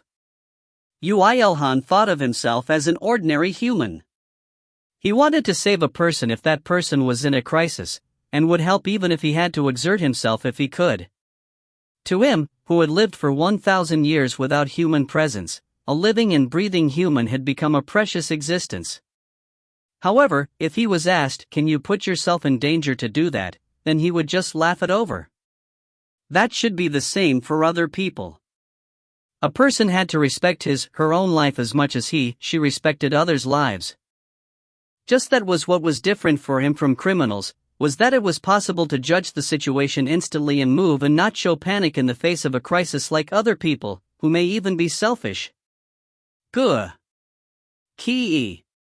Immediately after Yu Ilhan threw the spear to kill the big wolf, the remaining wolves and wild dogs simultaneously assaulted him. It was obvious that they were trying to do something now that he had lost his weapon, but their current actions were also a bad move. This was because Yu Ilhan's body, which learned all kinds of martial arts with Veil Tudo at the beginning, was a weapon enough to kill them even without the unique rank steel spear. Fu. Yu Ilhan laughed at the fact that he could now relieve some anger when he was coincidentally feeling down, and he threw his body towards them. Kung. Kak. Yelp. Wow, even on dog days I wouldn't be able to kill that much. Did you see that eye poke? Look at him poking the eyes with his index and pinky fingers just because their eyes are wide. Such a meticulous guy, that. Someone save that girl. Quickly. She's about to be run over by monsters. Second platoon, move out fast. And at that moment, the soldiers had arrived at the scene. Fortunately, as they had arrived before the monsters' indiscreet rage, due to having lost their leader, spread to the civilians, succeeded in dragging out the collapsed hostage before she was injured. And after that to suppress the monsters they. Don't shoot. Sundine Bolt is inside there. You should have come earlier. Soldiers are as slow as always. Wait. Hold your fire, didn't you hear that there's a person? They had to retract their barrels while panicking due to the people's barrage of complaints before they even got to shoot. Meanwhile, Yu Ilhan severed the monster's breath one by one while moving like water. After he thrashed the two leaders, it didn't seem like there was a new one to take the lead, so the monster's fighting methods became instantly simple, and Yu Ilhan, who was rampaging, could process all the monsters at that place within 3 minutes. It was a truly dominating battle. You have earned 1,100 experience. Fu. After Yu Ilhan severed the last wild dog's breath, he sighed at the fatigue that came at him and raised his head. The same type of gazes that looked at him after he rampaged at the college campus yesterday were mercilessly striking him. And there was one that gave him the most fierce gaze, and it was the gaze of the platoon leader. It was a second lieutenant that had a pressed beret on her head. She shouted while looking directly at the IR*NM*N mask that Yu Ilhan was wearing. I finally found you. Sundine Bolt. Are you the main culprit behind the rumors? Author's notes. The activities of the returnees will be revealed bit by bit from now. The brand that MC prefers is on *QL*. Finding him, who has a generalized loner skill attached on him, is harder than finding Wally. Then I will come back tomorrow at 6 p.m. Translator's notes. Let's hold back some of those donations, okay? I can't translate all day. This was the first time I received more than 3 chapters worth of donations in one day. I started this for fun. It's not even supposed to be my main project. But THX people for donating. This was around when Chapter 7 was released. Chapter 11 I Hunt Alone, 3. I Hunt Alone, 3. The soldiers drove away the civilians with the excuse that monster might appear again. Even if they went to other worlds for 10 years, the civilians couldn't boast about themselves in front of rifles, right? The people obediently left. Phew. It's fortunate that we meet you again like this. How could both of the soldiers that he met 2 times be both women? He was curious, but that was that. He could tell what the soldiers wanted to say to him without asking. As for the reply, Ui Elhan had already prepared one. I've looked for you a lot. Really, why did you leave when a person was about to speak to you? I didn't go. I was packing up right in front of you, he thought. Ha, I wouldn't be treated like this if I wasn't wearing a military uniform. I'm really frustrated. I should just throw all of it away or something. Second Lieutenant. Sundine Bolt isn't listening to your words right now. Ui Elhan moved his hand up to hold the spear by the head as he started to dismantle the monster bodies while using it as a knife. It was unbelievably uncomfortable, but he had no choice as the leathers of the wild dogs and the wolves couldn't be cut without the sharpness of his spear. He could schedule a day to make a knife. And for that, too, he needed a personal workspace. Just listen when a person's talking. I'm not listening. I'm not doing it. I'm not helping. Ui Elhan replied shortly. So you don't have to say anything. Do you perhaps have any feelings against the country or the military? He didn't have anything against them. He, too, felt proud when the Korean sports representatives in world-scale competitions achieved good results, and he also believed that there was a value in Korean history and tradition. He never regretted being born Korean. It was just that such a sense of belonging to the country cannot direct Ui Elhan's choices and his fate. Just that. Ui Elhan, who was peeling the wild dog's skins in a blink of an eye, questioned whether he really needed to take the wild dog's bodies when there were a lot of wolf bodies. Due to the level differences, the dog's leather, teeth, and bones were obviously weaker than that of the wolf's. Of course, it was frightening that it had higher defensive stats than steel plate armor. The dog bodies, would you like to buy them? I will dismantle it for you. With Ui Elhan, who changed his attitude as if flipping a hand when a matter came up, even after he said he wouldn't talk, in front of her, the female second lieutenant was dumbfounded. However, the moment that Ui Elhan turned his head while saying that it was fine if they didn't need them, she came to her senses and shouted urgently. I'll buy. We'll buy them. Then I'll sell it to you. If possible, the magic stones too. I won't sell those. Yes, TCH. Ui Elhan bargained with the second lieutenant while he kept dismantling the dogs. The second lieutenant said that she didn't have the authority to decide and contacted her superiors, and those superiors who learned well that they needed to use the monsters' bodies in the end to go against the monsters, accepted Ui Elhan's offer right away. However, in truth, monsters were appearing in the whole world and not just Korea. Of course, strong monsters, such as the dire wolf that Ui Elhan killed, didn't appear, but sightings of those as strong as the wandering dog were quite frequent, and those were in the range of what the K2, K3, and grenades from the strong Korean military friends could manage. But why did they nod their heads when Ui Elhan said that he will sell the bodies? That was because of the state of the bodies. The strong friends from the military shoots guns when they meet monsters. Even soldiers confident in their physical ability would shoot guns. Just those at the level of the wandering dog would have unbelievably thick skin, so they needed to use several tens of rifle bullets, and sometimes grenades to kill them with no difficulties. As a result, the state of the corpses would normally be horrible to look at. The leather would be damaged to the point of being considered trash, and the bones would shatter. So, although it may be possible to use it for research, it would be impossible to use it on its own. In contrast, how was the state of the bodies of the wandering dogs that Yu-Il-Han hunted? Even otherworlders would raise up their thumbs as they looked at Yu-Il-Han, who would insta-kill monsters, with the least amount of damage, and call him the best hunter.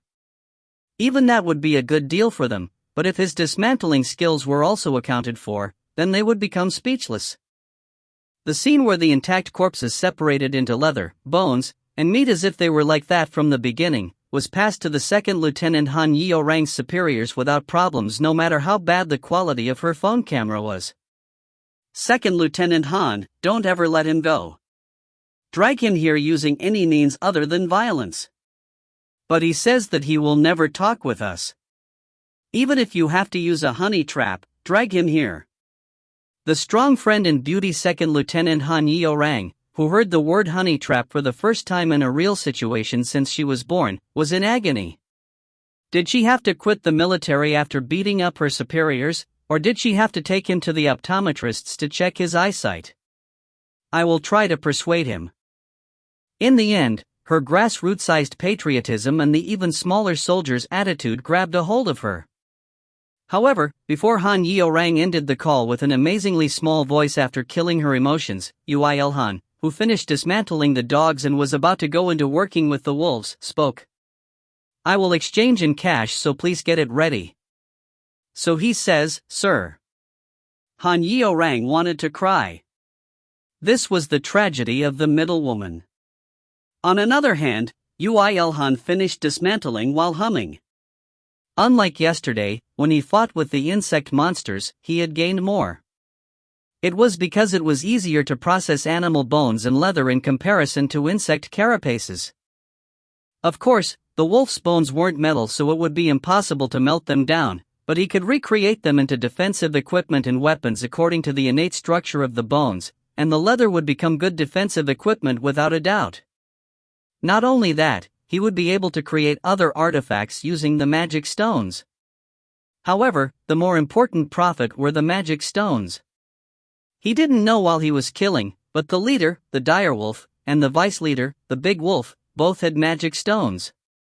Moreover, unlike the soybean-sized magic stone from the big mantis, the direwolf's magic stone was about the size of an almond chocoball. It looks quite tasty. Never.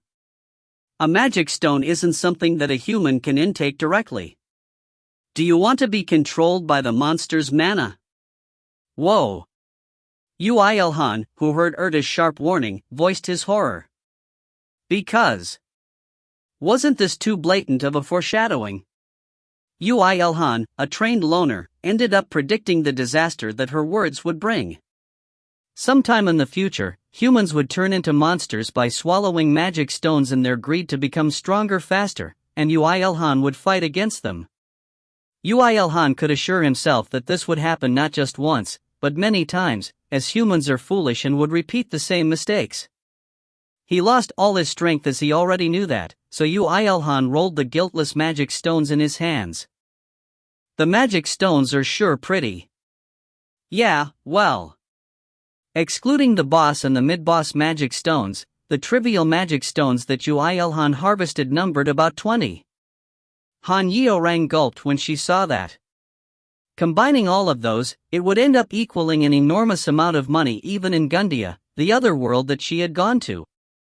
And as it was one of the key materials to make artifacts that everyone wanted on Earth, its value would multiply by hundreds or thousands of times. Of course, it was a different story as to who could create such artifacts. Humph, what, shall I use a honey trap? While Han Yeorang was thinking idiotic things, Yu-Il-Han organized the magic stones and the dismantled wolf bodies. To carry them, he temporarily made a bag using the wolf leather, and he put the leather, bones, and magic stones inside it. And when he put all of them inside, What was remaining were the mountains of wolf monster meat. Is this edible? If you have the weak poison resistance skill. At Erda's cool-headed words, he gave up on the wolf meat. However, when he was about to put the bag on his shoulder, Han Yeorang approached him carefully and asked with pitiful eyes. Can you sell some magic stones and some of the grey wolf leather? T/N asked cutely. Nope. Okay. How could he reject so refreshingly? Was he some stiff general in his past life? T/N, actually, this was a pun in Korean. Rosser literally, was he some Danhobak farmer in his past life, with Danhobak being a pun of Danho, being determined? Han Yeorang, who spoke with a bit of cuteness, had to step back with tears in her eyes when her charm didn't work on him. She resolved to beat the soldiers up until they were half dead when they went back. At that time, the cash arrived. It was a cash delivery service with a lieutenant colonel level personnel, and a government personnel attached as bonus. Uilhan wanted to refund just the bonus, but things didn't turn out that way. It was said that the goddess of fortune and the goddess of misfortune always came in pairs, and it seemed like it was true. You're really amazing. To think that you killed all those monsters with your strength alone. Nonsense. Starting with those words were completely chewed by Uilhan, and he just quietly checked the amount of money. T/N, chewed is a Korean way of saying ignored. You can chew someone's words means you can ignore someone's words. 370 million won in total. Is almost equal to 320,000 US dollars. His hands trembled lightly.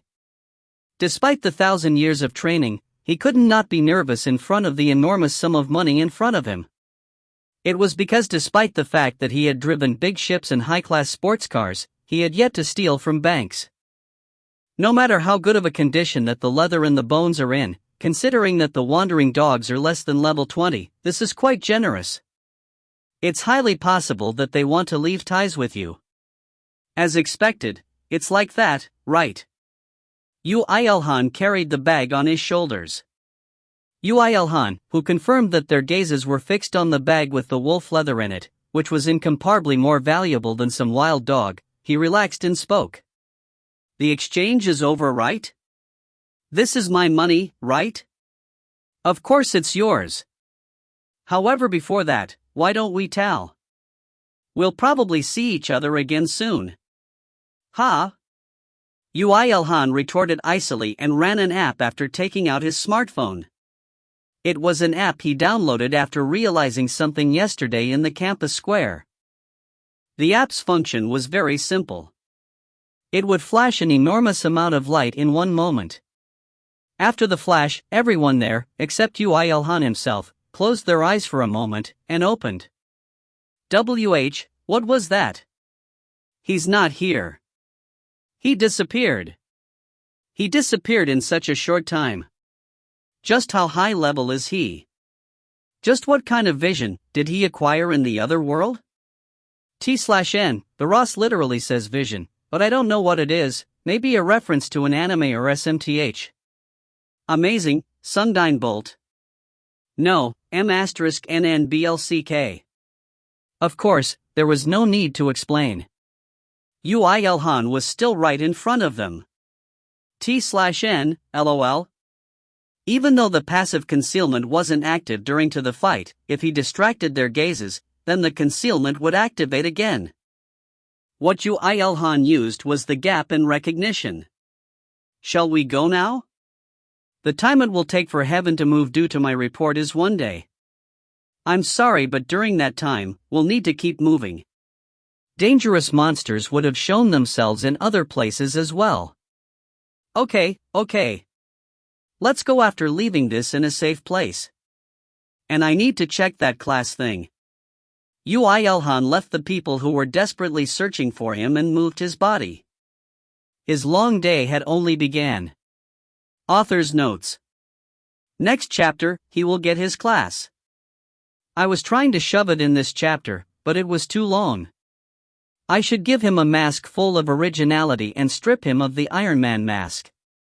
After Uilhan's busy day finishes, in other words, Chapter 3 finishes, I can say that the main novel will start. Please look forward to it. Translator's notes.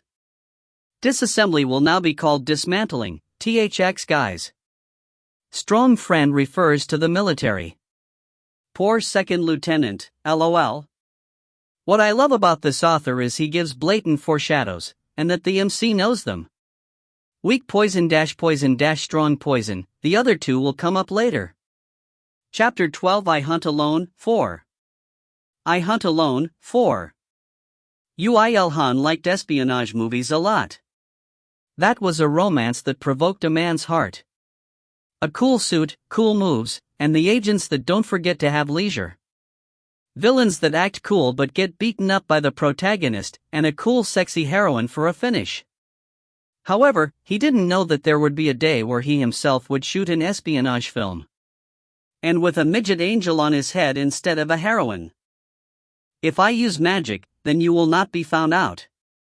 Don't worry. Sup, I believe you. T/N, sup is like bitter intake of air. He was about to have a nervous breakdown due to carrying a bag with an enormous sum of 370 million won. Almost equals 320,000 USD.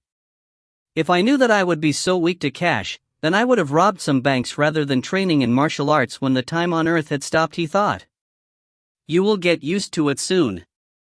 If it's you, then there will come a day where you roll around in 1,000, or even 10,000 times the money that you're carrying now.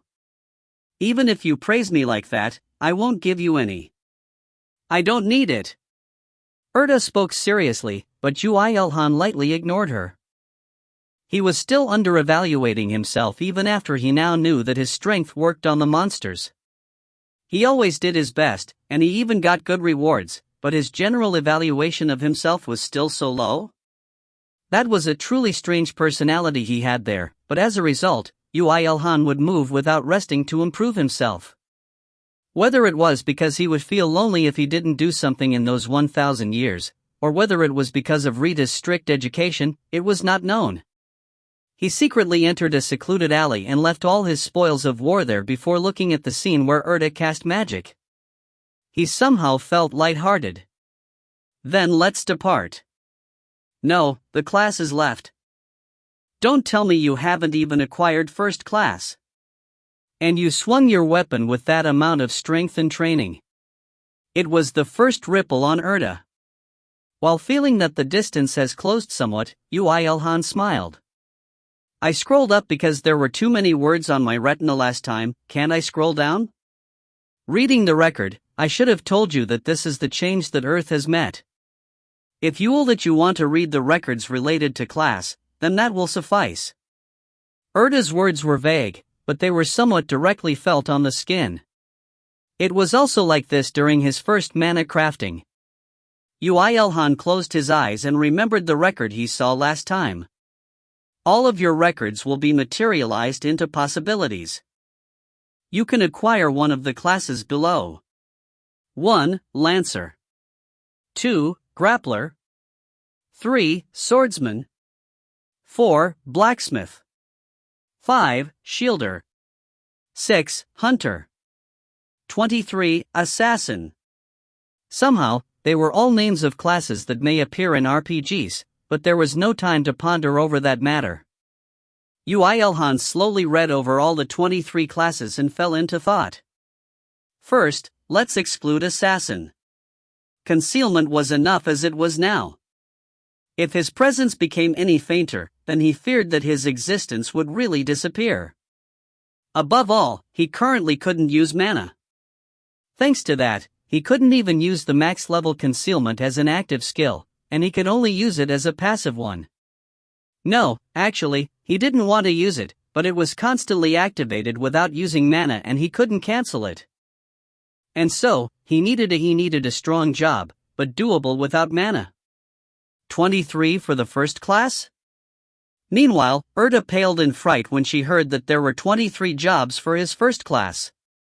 23 within just 2 days of being in contact with the Akashic records. If you had more time, then you might have seen 30, or even 40. What's your recommendation? Lancer or grappler? Uilhan also agreed with that.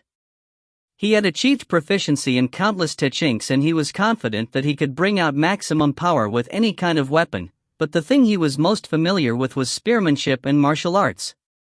The two techniques that Rita recommended to him, the techniques that he put the most efforts into. They were the techniques that made him remember her, and the techniques that he was the most confident in. Choosing a class means that you become specialized in it. However, that doesn't mean that you're throwing away all the other possibilities. It's possible to choose a subclass in second and third jobs, so don't hesitate and choose. There weren't anything like that on the internet, though? The internet is originally a place where incompetent trash boast about what they've heard about. People who've reached level 50 in other worlds wouldn't waste their time on something like internet, right? Do you have a bad memory related to the internet? Erda exercised her right to remain silent. Uilhan kept his mouth shut to respect her mentality and decided after pondering for a bit. I think Lancer is better. Although I'm not curious, shall I hear the reason?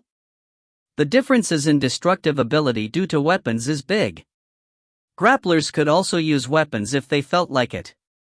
It was the same with the wrist protector that Uilhan was using now, and it was also possible to make other offensive equipments.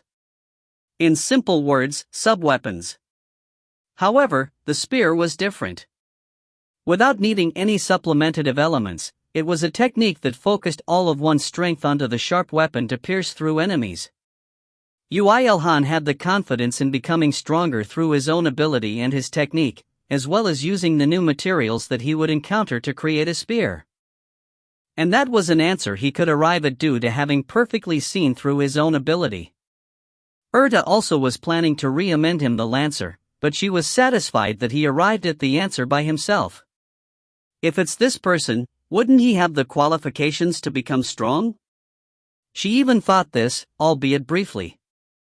In contrast, Uilhan, who had no interest on what Erda was thinking about, closed his eyes as soon as he decided. However, at that moment, a new job appeared below the 23 jobs. 24, BL ***** D Lancer. T/N, I could only do this as the original only put the pronunciation, it's a pun. Uilhan's body stiffened as he was dumbfounded. Now that he'd decided on one, a new one had appeared. Moreover, in front of the name Lancer, there was a new descriptive word attached. He took deep breaths to calm down and asked Erda. A new job has appeared now. It says BL ***** D Lancer. A descriptive word. That's a unique job. To think that you will acquire a unique job from the first job. Erda unprecedentedly became excited. Uilhan thought that it was vaguely good without knowing exactly, but it wasn't a problem he could accept just with that. A unique job. That was, in other words, a class that only existed for one existence. A class that appears when his path, achievements and records become one to write a new strike that didn't exist in the world. It was optimized for that existence, so obviously, its performance was exceptional. Choose that no matter what.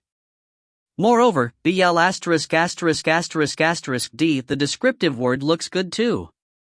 It must be a job that focuses on destructive ability. No doubt about it.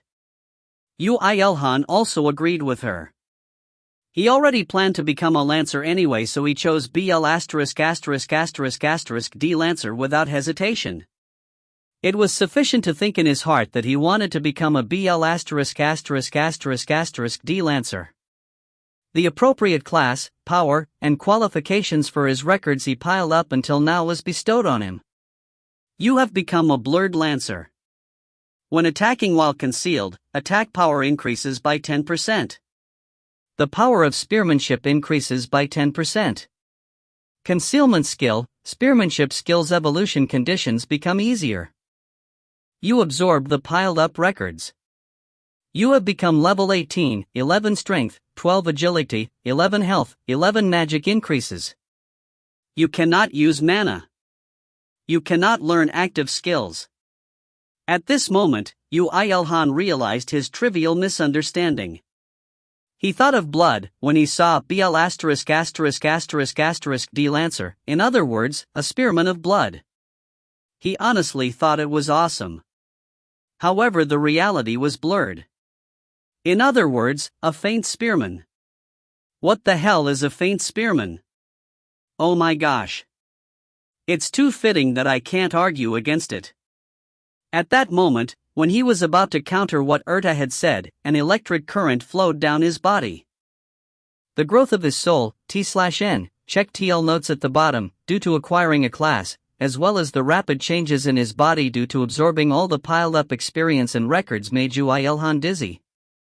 While adapting to the stronger muscles, faster legs, tougher skin and bones, his consciousness became faint for an instant before coming back to reality. It was a strange feeling that couldn't be explained using words. However, it was not a bad feeling at all. Yu Ilhan became really annoyed, but he decided to accept reality. There was no way that he could not accept it anyway. Well, shit. Let's go with this. I did become stronger. Earning 2 unique abilities in the first job is close to a miracle. Moreover, they are abilities that fit your characteristics. Concealment attack, spear attack. Stacking, it would be a 20% increase in attack power. It was really as Erta said. While thinking that, Yu Ilhan muttered silently after checking his changed body due to the job advancement. At that moment, his status automatically renewed itself and appeared on his retina. Yu Ilhan. Human Blurred Lancer LV-18. Title, Pan-Cosmic Loner, Concealment becomes passive. Strength, 96 Agility 102 Health, 98 Magic -21. Active Skill, Concealment LV Max, Mana Crafting LV-2. Passive Skill, Close Quarters Combat LV Max, Spearmanship LV Max, Dismantling LV Max. There was a time when Yu Ilhan thought that a change would occur in his title when he advanced. However, the reality was cruel. It was because the Pan-Cosmic Loner title was keeping its place as if it declared that it will stay there for all his life. Did you earn an active skill? No, I didn't. I knew it. Well, you can rest assured since most people don't learn one for their first job, although, looking at your growth rate, I think you won't be able to use mana even by the time you earn your second job.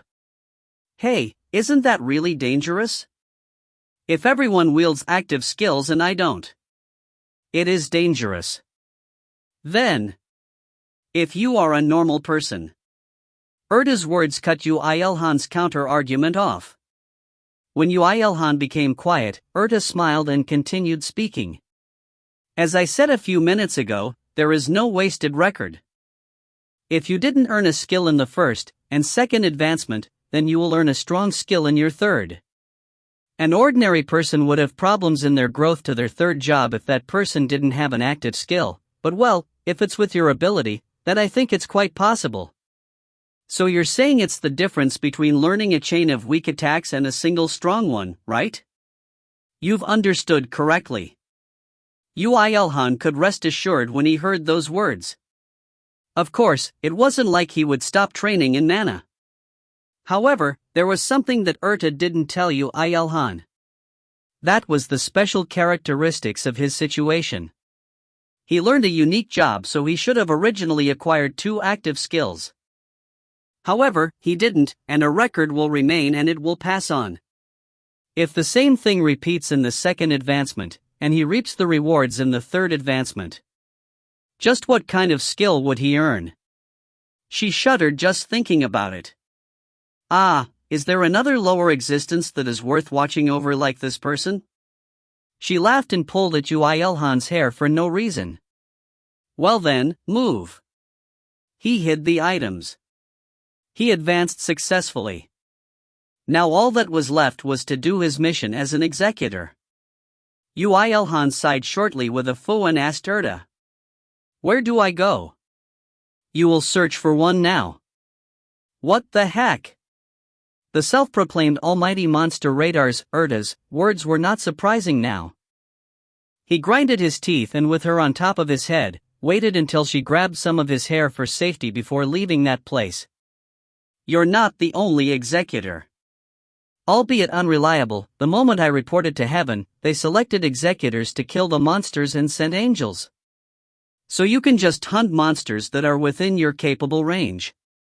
Then that Empress person would also be an executor, right? Of course. Although, I think that it's quite rare for two executors to appear from the same university. What was she talking about?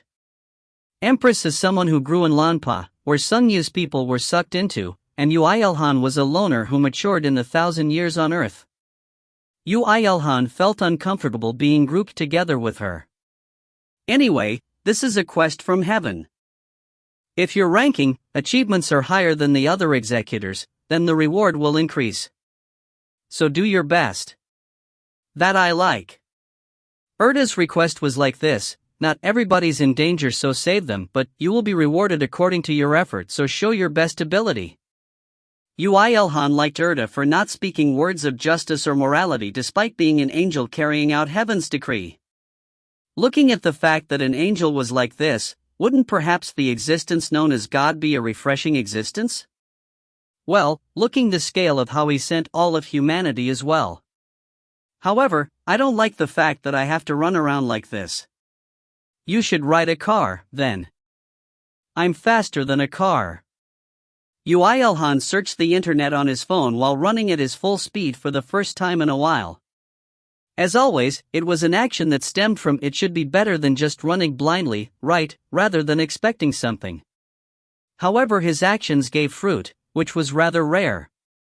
While running without a destination and was feeling the growth of his body to his heart's content, he clicked an article, who said that a tiger lived in Bukhansan, mountain, without thinking.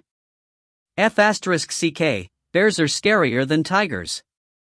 Soldiers are shooting loads, but it's not even going through. Jongyung's going down T to the power of T. He could encounter a movie CG-like scene where a huge bear destroyed a store with its paws. Destination set. He raised his head. How could he be so lucky? He was about to arrive near the vicinity of Jiriam Station, T/N, basically, 3-4 km away. In his full speed, he would arrive in 3 minutes. If it's set, then go quickly. Erta urged him. Uilhan accelerated without turning the direction and asked Erta carefully. But I can eat the gallbladder from the bear, right? T/N, thought to be healthy in traditional Asia. Of course. Erta retorted while smiling brightly. If you have the poison resistance skill. Author's notes. You have become a faint spearman. Robin Thicke's Blurred Lines, a song, was famous for various reasons. It's the same blurred. This chapter will reach its climax soon. Then I will come back tomorrow at 6 p.m. A continuous release will happen soon when the reading list reaches 20,000. Translator's notes. Lance equals spear in this novel. Well, a lance is supposed to be a type of spear anyway. Lance is a spear that cavalry use. The same thing happened here. People wanted too cool of a job for first job. The same thing happened in Munpia, it's just the first job. Why do you think he'll get Sage Executioner and other cool things, although? Blurred Lancer is cool? The soul, that's the close translation I could find. The original word is which literally means the class of his existence, but I can't use class, it's already there. So I'm guessing MC Soul is becoming more refined. OFC, if you have anything better, do feel free to suggest. Chapter 13 I Hunt Alone, 5. I Hunt Alone, 5. Uilhan drooped his shoulders when he heard that he couldn't eat the bear gallbladder, but his speed didn't change much. He, who ran after changing his direction for a bit after passing the train station, was even faster than a 60 km/h car. This is quite fun. I'll hold tight, so don't you have any thoughts in somersaulting in midair? Am I a roller coaster? Despite running with a lot of booming noises, whether it was the cars or the motorbikes or the pedestrians on the street, nobody gave a glance towards Uilhan. As he was already used to it, Uilhan didn't pay it any mind. People are decreasing. The police are blocking them. The scene became more and more unordinary as he went uphill on John Young Street. Empty roads instead of crowded streets, with police cars and military vehicles replacing the people. Soldiers were walkie-talkie messaging somewhere and the civilians were running down the hill. Looking at the people running down while crying and carrying 007 bags, heavy bags, or etc., this appeared no different from a disaster scene with refugees. They would probably think that reality is unfair. They had lived in other worlds for 10 years to adapt to situations like this, but as soon as they returned, monsters they can't fight were breaking their houses. On Earth after the Great Cataclysm, there were no more tutorials. The trial that made people realize that was too cruel. It was to the point that Uilhan, who was moving due to the reward promised by the angel, could feel the sorrow. Will the government really compensate for that? The morale of the populace becomes the morale of the country, and the morale of the country becomes the power and immunity of the country. If the leaders know that, then they wouldn't do nothing. Uilhan pushed one gear up inside his heart. Whether the government compensated or not, the thing he had to do didn't change. That was destroying monsters as soon as possible. While he was in the middle of running, there was a bang, like the sound of something exploding. Did the military use a rocket or something? Uilhan thought idiotic things like that, but the fact was that they didn't. It was just that a 7 m tall brown bear had smashed into a 2-story building, the sound resulting from its collapse. Oh. Uilhan realized that he had arrived at the scene of destruction. Shoot more. A commissioned officer wearing a cool uniform was shouting, and the sounds of machine guns, rifles, and grenade launchers which were emitting fire came from all directions. However, they were too weak to penetrate the skin of the bear that was as big as a 2-story building. Fuck! It's not working. It's only the 4th day after the Great Cataclysm, but what can we do if these fuckers start appearing already? Bite on a knife and charge or something. Ability users aren't ability users here yet. What about the one who expressed cooperation with the government? The bear is changing directions. Scatter. There was no other chaos that was like this. When the bear crashed into something, it would collapse, whether it was vehicles, signposts, or buildings. Like that, a whole street had become a mess and buildings were collapsing in real time. Erda clicked her tongue while looking at that scene. To think that they break from a monster that just earned its second-class, human architecture is really fragile. There are no materials, you know? The people were already used to worlds with monsters. However, what did that do? They were lacking in everything, whether it was architecture, materials, money, techniques, and even levels, and they only had the knowledge and experience. If it was another world, then it may have been near impossible for a monster at that level to create chaos, but currently, it was the strongest. If there was no tiger, then one would greet a rabbit as one's master. This proverb really fit in this situation. The bear was a disaster that had descended on the modern world. Uilhan decided to name that state as the fuck, nobody can stop me state for convenience's sake. What are you doing, not killing it immediately? You aren't scared, right? If it's you, you can kill second-class monsters without timing. He cut Erda's urging and retorted as if he was scolding her while taking out his spear and holding it. He could feel the strength of the record that was allowed to him, and the power of the blurred lancer that enhanced his physical body as it held the spear. 10% increase in attack power due to concealment, 10% increase in attack power due to using a spear. Someone might say it's only 20%, but to Uilhan, who trained his martial arts so that he could bring out the most of his physical strength, it was a big difference. He felt good. He felt that he might achieve anything like this. He had experienced a lot of things, so Uilhan knew how great his concealment ability was. He felt enormously insulted that his ability was an innate ability and one that he didn't even train in, but that didn't mean that he wouldn't use it. The max level concealment that was activated as a passive. The concealment that gave him the strongest opportunity of a preemptive strike. The concealment which contained the essence of the insulting title of Pan-Cosmic Loner. Now came a time where he could use it. Uilhan kicked off the ground and met the huge face of the brown bear, which had been exposed when it had raised its arms just now. Kuo? Unless Uilhan attacked first, the bear wouldn't recognize Uilhan. While the bear tilted its head in confusion due to having noticed something, Uilhan stabbed the spear in its wide-open mouth. The brown bear screamed for the first time after appearing in the human world. Was it only that? A huge hole appeared on its tongue and at least several tens of liters of blood was plopping onto the ground. One of the soldiers, who couldn't avoid the blood, was soaked as he was ran over by the blood. He flailed his arms before being rescued by Uilhan, who landed a bit late. And with that, finally, the soldiers recognized the existence of Uilhan. M*NNBLCK. Sungdine Bolt. To think that there was a new nickname because one wasn't enough. However, he had no time to get angry at those soldiers. Unlike the monsters he confronted until now, it was impossible to kill that bear in one shot, and the creature in question was running towards him after becoming angry from allowing a critical hit to land.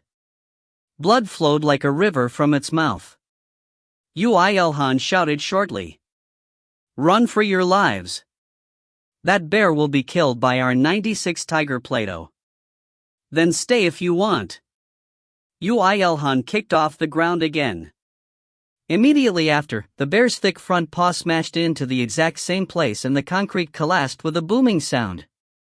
When Uilhan, who was in mid-air, checked the status of the ground, the 96 Tiger platoon was truly courageously running away.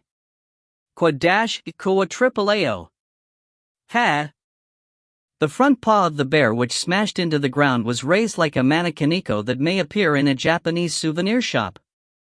When it was about to strike Uilhan again, he somersaulted backwards and flew down head first, sticking the spear into its front paw. Kahaku! Ho!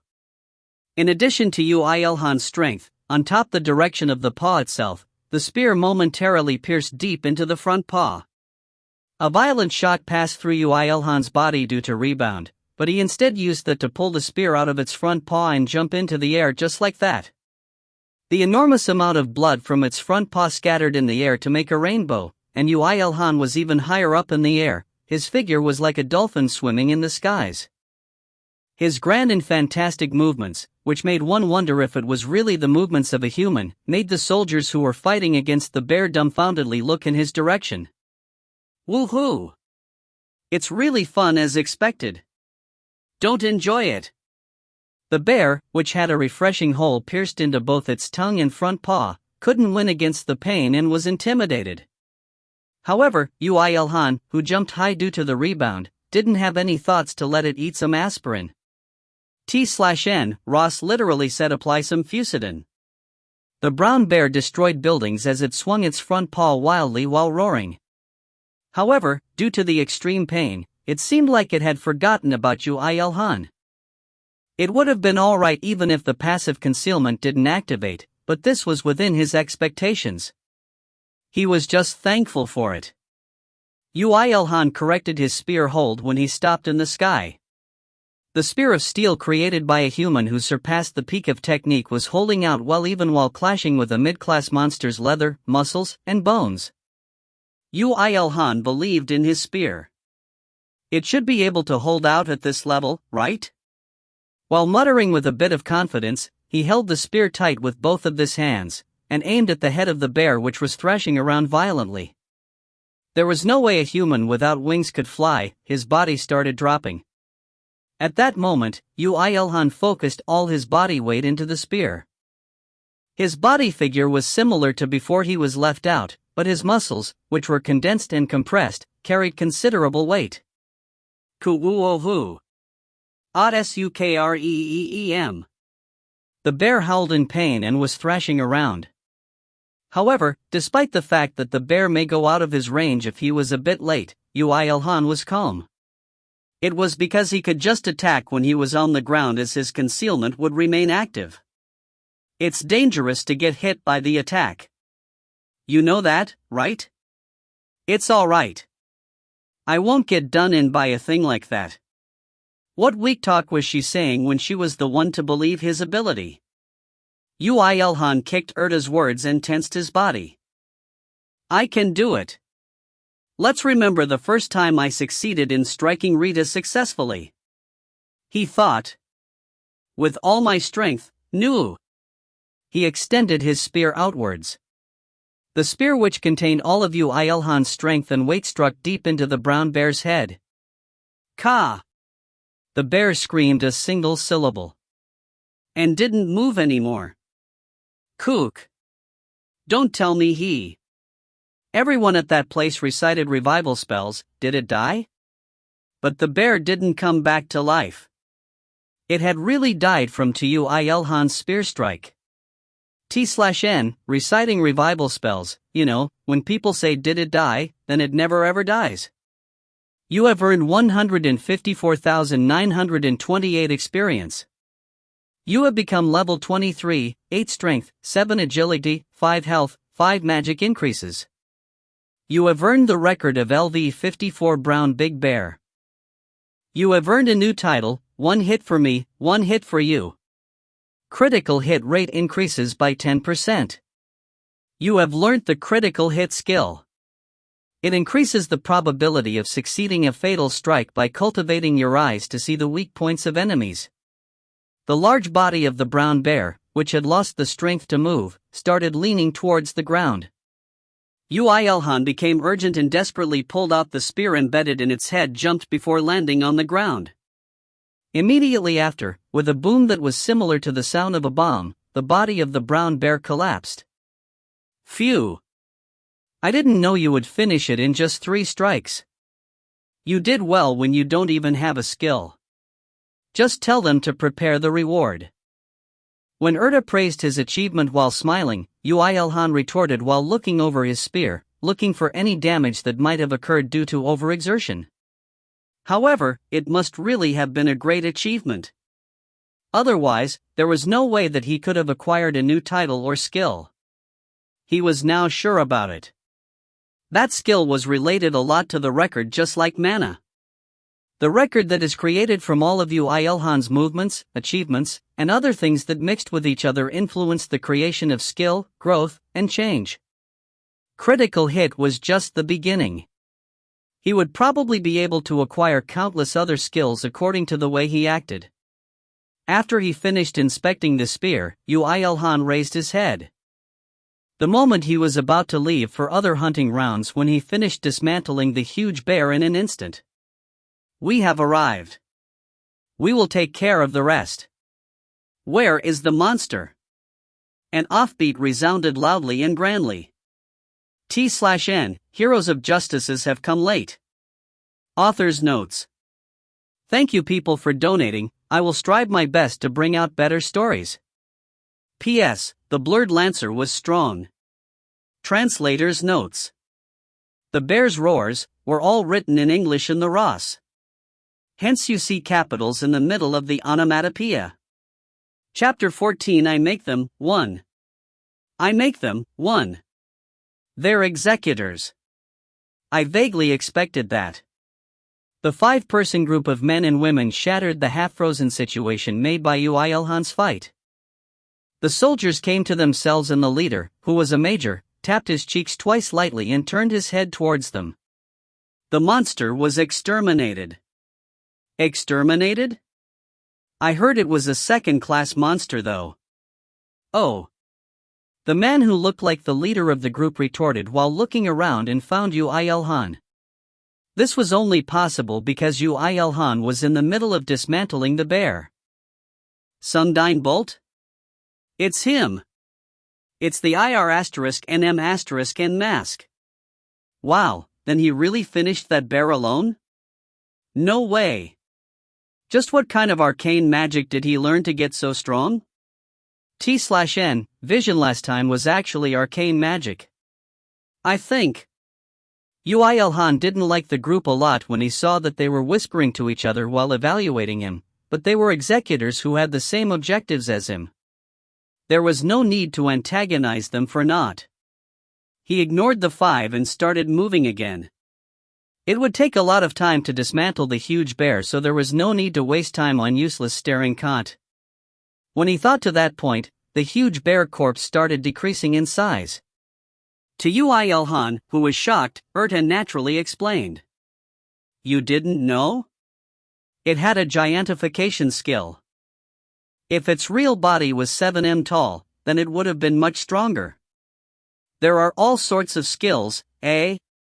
Honestly, Ui Elhan was delighted that the size of the bear had decreased, as he had nothing to use all that bear leather for anyway.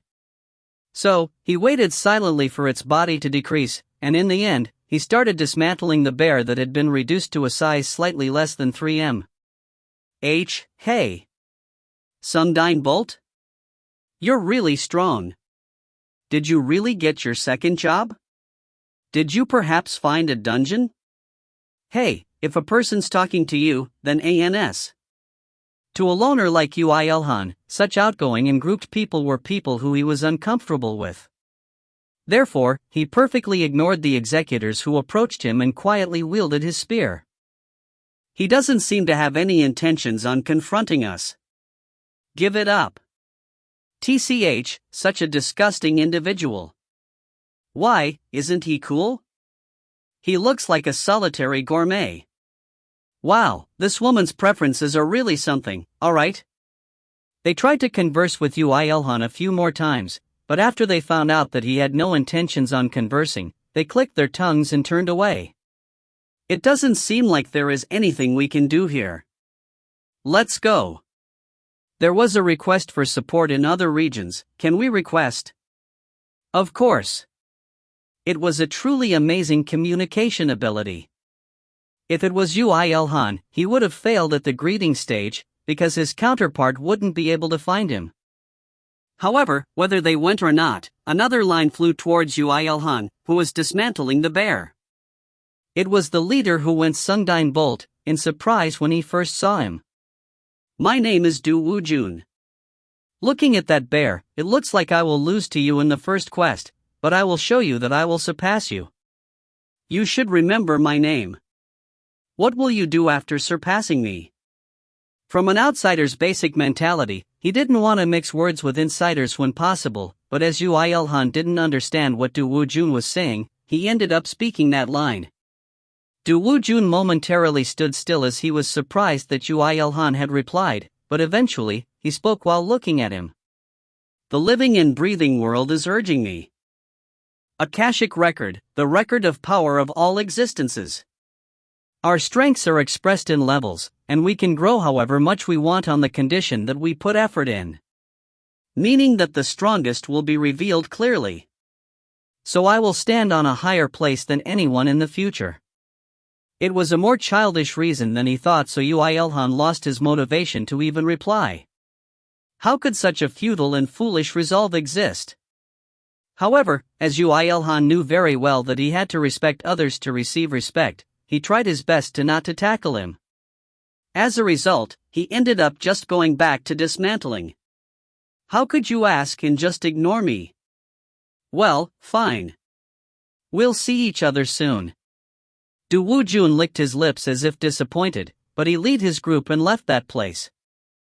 It seemed that his sense of rivalry was boiling up after he saw Ui Elhan defeating the bear alone, but honestly, boiling something like that next to him just made Ui Elhan hot and annoyed.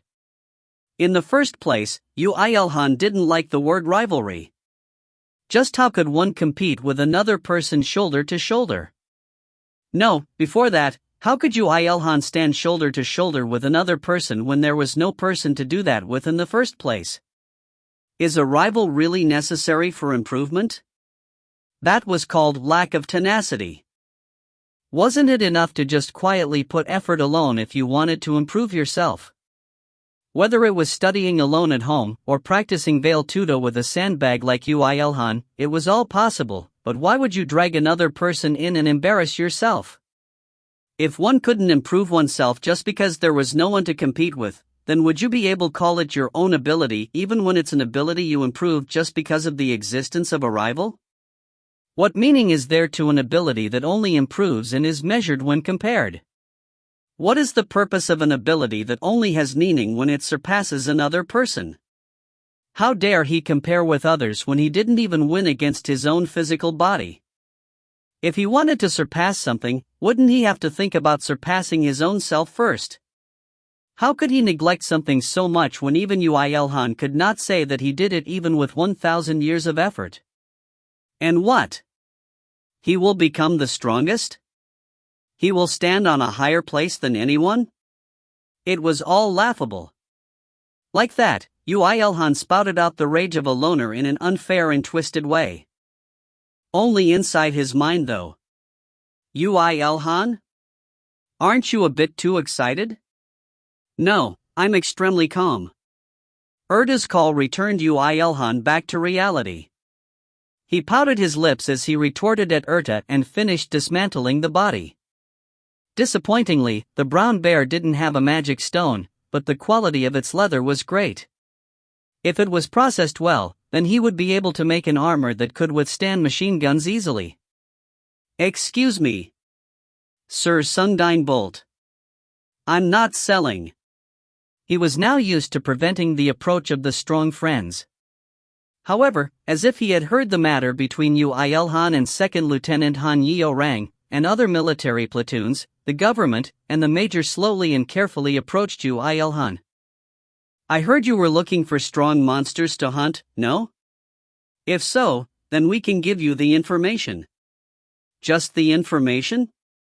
Yes. Just where did his figure saying "bite on a knife and charge" disappear to? The major offered him a proposal with a truly amiable voice. We want to get over this predicament with the least amount of damage possible. Of course it would be a lie to say that we don't want the body, but I'm saying that the lives of the people are more important. So if you want, I would like to share the positions of the appearances of the monsters. Although the government is spouting bullshit about wanting to gather ability users to make a group or something, I'm honestly skeptical about it. They aren't even hiding their intentions to control other people. Personally, I understand that you don't want to get mixed with the government and the military. And so, I'm proposing this to you. How is it? It was a reasonable proposal. The country was drawing a large and unrealistic picture, but this major was speaking to him with the realistic thought of having to get over this predicament as the basis. Yuilhan hesitated, but honestly, it wasn't something he should hesitate about. Anyway, there would be soldiers where monsters are rampaging around, so if that was true, wouldn't it be better to earn information from them and go directly rather than wasting time searching the internet? Tell me. Fu. Thank you for helping. The major, Yun Daehan, sighed in relief from the bottom of his heart and bowed his head to Yuilhan. He had eyes. A person that attacked and killed a second-class monster in just 3 strikes despite the fact that it hadn't been many days since the Great Cataclysm. Currently, Yuilhan was a person who he couldn't touch with personal arms. Would he really just stop it there? No way. He didn't know, but he guessed that Yuilhan would probably grow up to be an ability user that represents Korea. Yun Daehan had learnt a lot of things while he was in another world. He saw the scene where individual power surpassed that of a country's and saw a scene where a single monster destroyed a country. These told him the fact that existing logic could not lead the military, country, and society after the Great Cataclysm. It was also because of this that he proposed such an offer to Yuilhan despite having to go against orders which told him to be forceful. Trying to control a dangerous power may result in mutual destruction. Just why is there a need to clutch at them in their palms and control them? If the opponent was someone who could be talked to, then you should look for a way to profit mutually. Like now. While he may have been a bit violent towards his subordinate, he was a wise soldier. Due to his actions, Yuilhan didn't have to antagonize the military, and there was room for conversation.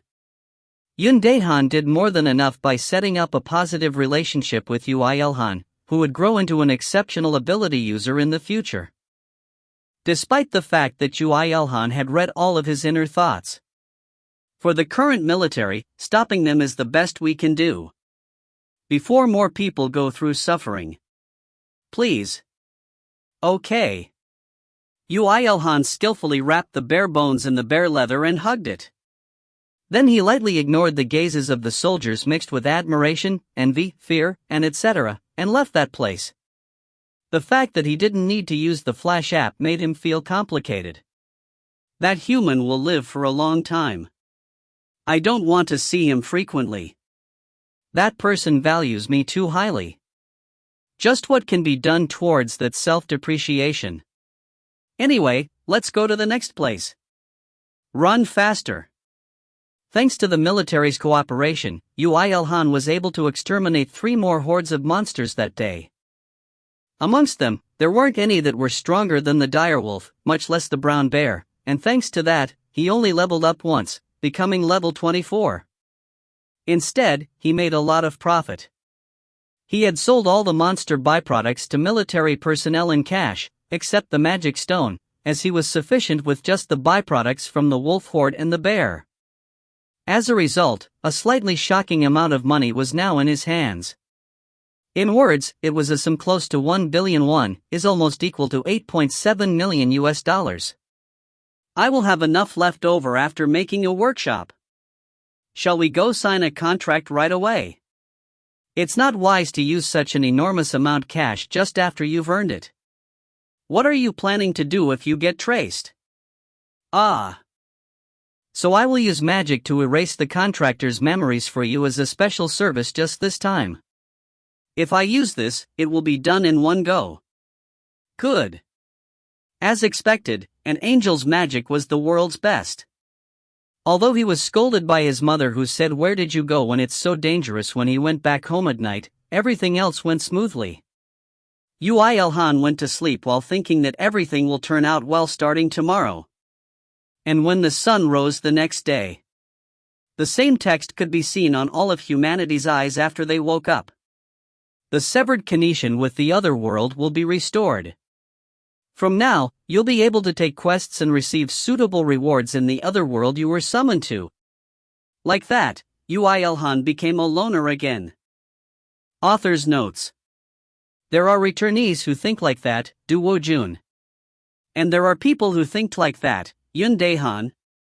And there is a dropout who think like that, was what I was trying to show you in this chapter. For your reference, you can't accept Ui Elhan's soliloquy so seriously. It's an extremely personal thought which contains Elhan's resentment of not being able to find a rival as other people didn't recognize him. T to the power of T. The start of a new chapter. Humanity, excluding Ui Elhan, has received a fast growth quest. The thing that God does is like a game developer trying to make game full of bugs normal by continuous patches. Don't tell me there are other problems from this. Tree of, at #%. Anyway, what will happen to the dropout Ui Elhan? Will he just eat popcorn at home? Translator's notes. LOL, loner life begins again. Was TOS really full of bugs at the start? Maybe it's just the Korean version. I don't play it. Chapter 15. I make them, too. I make them, too. Well then, please give me an excuse that I can accept. With Erta in his palms, Ui Elhan tried his best to suppress his rage as he spoke. Erta seemed to be pricked by something as she didn't receive Ui Elhan's gaze straight on, and retorted in a small gaze whilst turning her head away. It's because it was the solution that uses the least amount of energy, probably. Energy?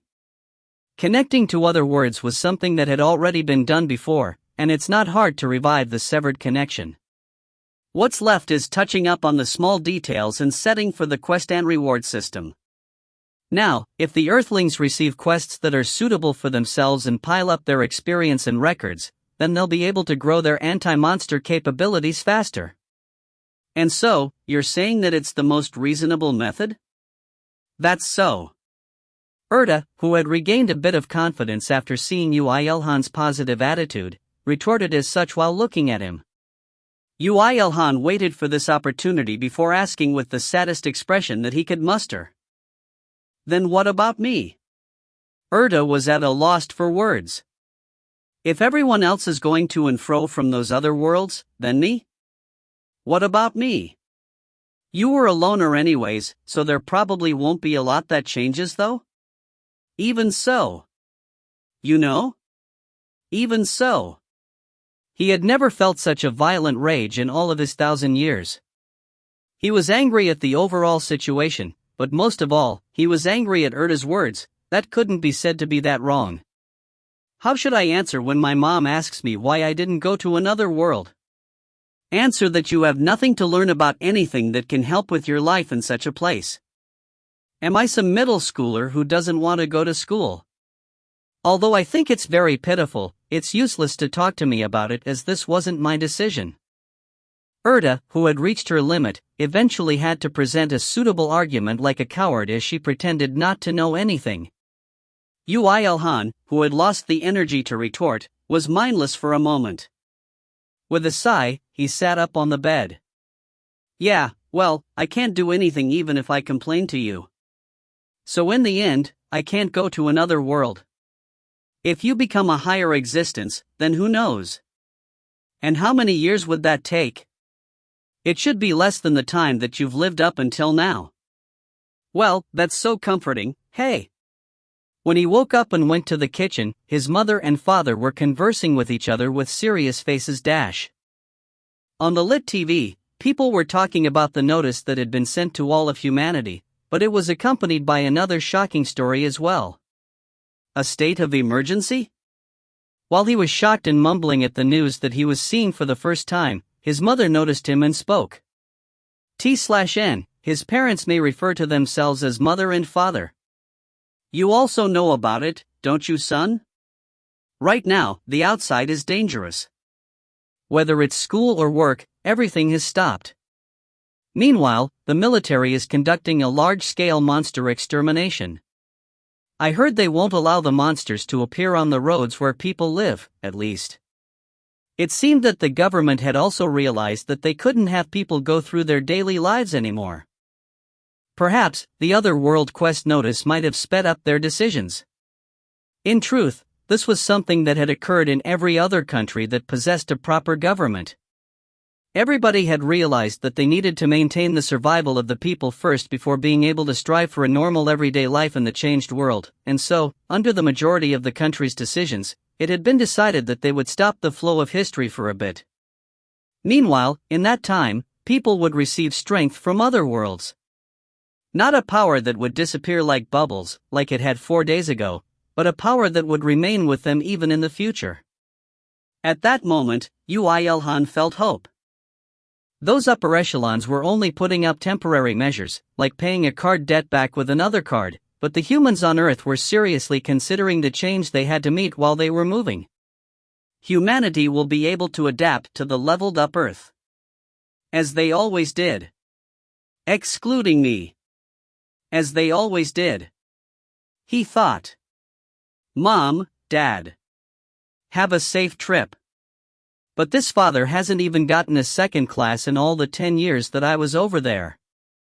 Just because the military is clearing up the monsters doesn't mean that they won't appear on the streets. But the other world isn't safe anymore as well. While time was stopped on Earth, there wasn't a case where a human would die or get injured while in another world. However, from now on, it would be different.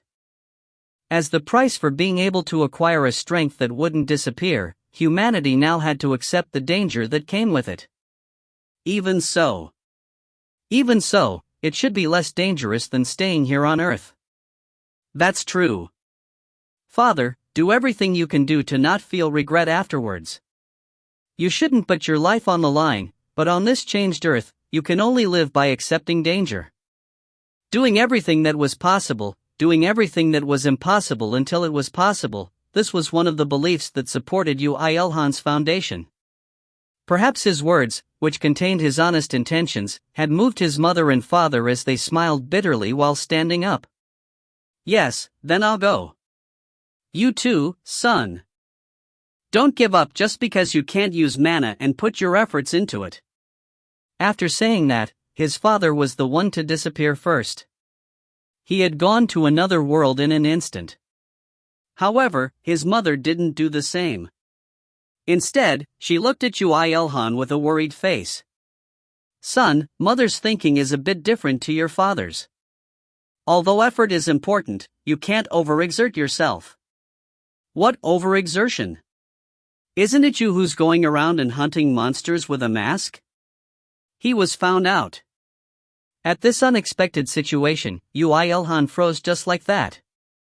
He was aware that his figure, which had been fighting against monsters, would be broadcasted publicly, and he had also meticulously prepared for that, but even then. Did you perhaps think that mother wouldn't even recognize my own son? Even if you wear a mask in different clothes, I can notice you instantly. How could I not know my son? The power of blood was truly amazing, Ilhan muttered in his heart when he heard his mother's words, which caused him to raise both of his hands and feet in defeat. To think that the concealment which could fool the world, and even God, was unable to completely fool his mother. Mother doesn't know how you became so strong. I'm proud, but also worried. But son, you know how scary those monsters are, right? Nobody knows what may happen in what place. So always keep your guard up and move with room to spare. I understand. His mother's nitpicking only sounded affectionate when he heard it after such a long time. His mother finally seemed relieved after Ilhan nodded repeatedly. Then, she added on after putting a serious face back on again. But, the ones you have to be the most careful about are humans. From now on, there will be a lot of people who will be stronger and more evil than the monsters. Okay. If you know, then it's okay. My proud son. Mother will go to human again, okay? Okay. Don't do anything dangerous. All right.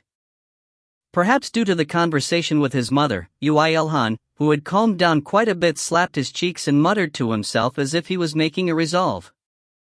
I should do my own work. I'll be going back to heaven for a bit. I should bring back the reward for the executor quest as well. Buy me an ice cream on the way back.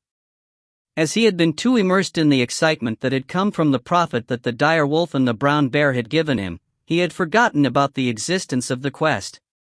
Well, they said that they would give him something, so he had no reason to refuse. He happily sent Erta off without forgetting to tell her to buy ice cream, which he had a sudden craving for. After he did that, he was really alone. Somehow, I'm reminded of my dropout days. As he complained in a small voice, he left his home. His destination was the nearby storage facility that he had bought with his money at a speed that was like grilling beans with lightning. How foolish was it to acquire a storage building at night to use the next day?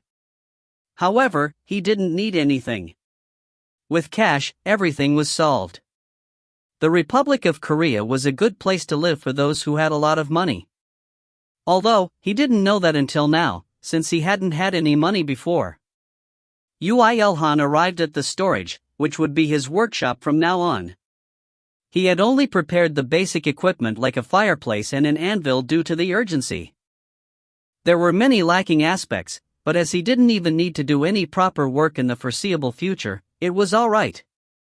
Well, that was because the only materials he currently had were bones and leather. In other words, things that he didn't need to temper. He was itching to hammer some metal, but the situation didn't allow him to. Of course, that didn't mean that he couldn't do anything at all. Raw leather would rot if left like that, and it was the same for the bones that was dotted with impurities and full of oil. The reason he came to the workshop was to process them before it became too late. Ilhan fully mobilized all the knowledge that he had piled up over 1,000 years, and began to process the leather and bones in the best way that he knew. After the things that could pollute the precious materials, such as blood and flesh, were removed perfectly, the leather would go through an additional tanning process.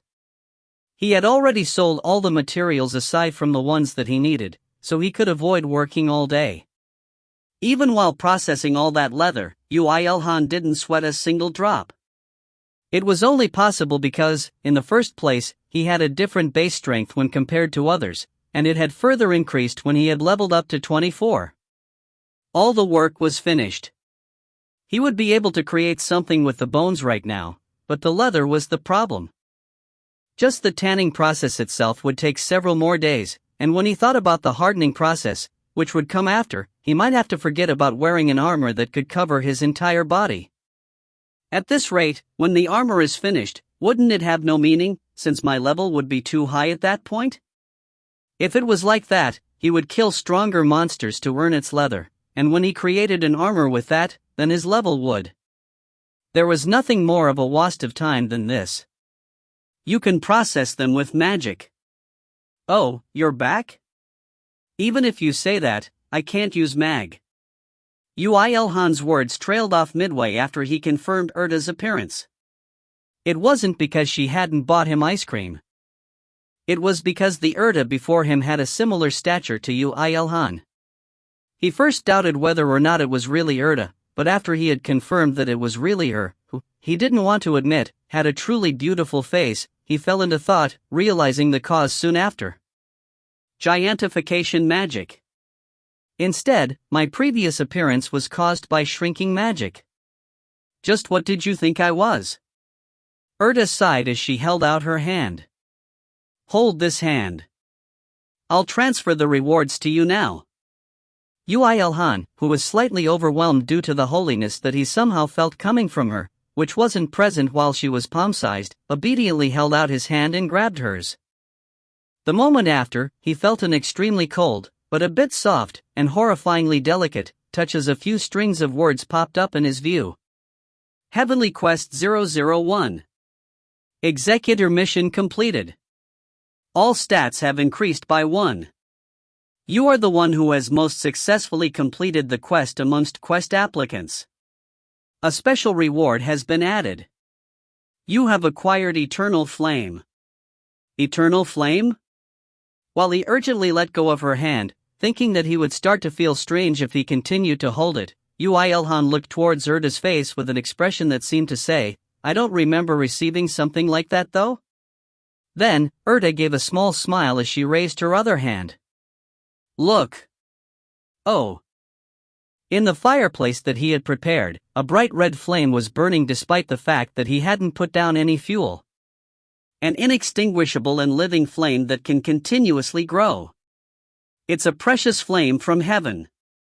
If it wasn't for the fact that you're in the initial stages of the Great Cataclysm, it would be absolutely impossible to receive this reward with a quest of that level, so please realize the value of this flame. Wow. Just with Erda's explanation, he had more than realized the flame's value. The eternal flame burning inside the fireplace was acting cute while it changed its appearance, as if it knew who its master was. The word living wasn't at all exaggerated when used to describe it. It's a truly fitting reward for me. I knew you would say that. Rita insisted strongly. Rita did. Ilhan was no longer listening to Erda's words. To think that it was an inextinguishable and living flame. Various thoughts came to mind. This would help a lot when he had to process large amounts of metal in the future. And rejoice. For you, who can't go to another world, heaven has prepared a second quest. And so, he had to take a lot of time to listen to and understand Erda's following words. From now, you have to install dungeons on Earth. Author's notes. Mom, why are you so stubborn about not going to another world? Even next door Johnny is going obediently. The quest rewards won't be experience, but status, item, skills, and such. If you are curious about MC's feelings, then click this. T/N, subtitle says I've never felt such a violent rage until now. Answer, there was a special quest for the MC.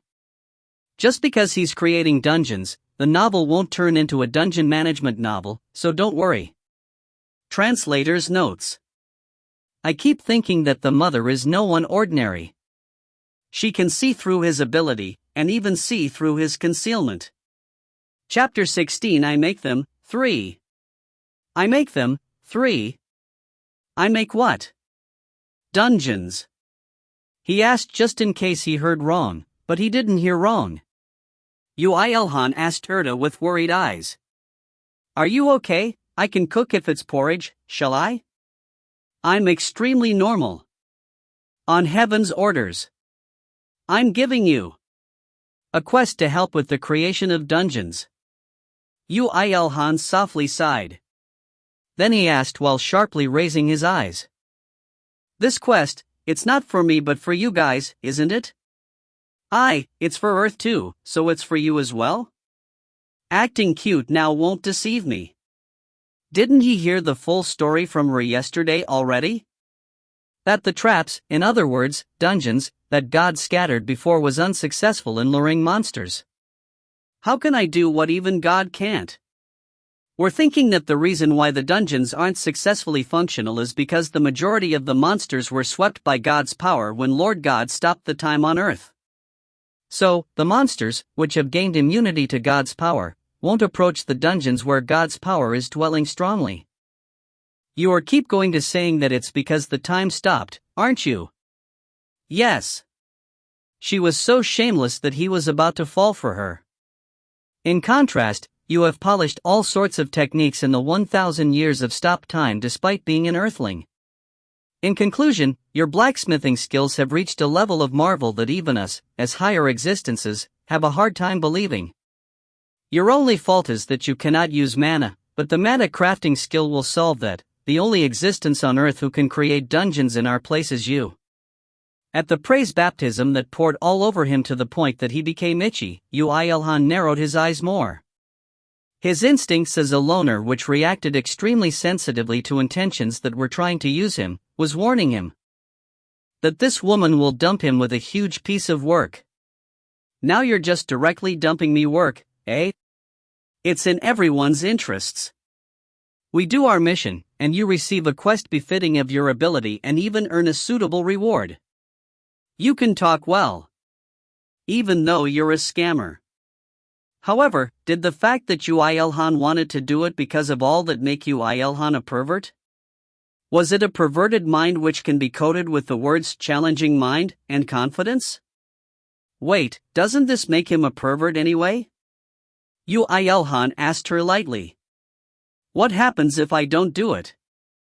Heaven will create another set of dungeons.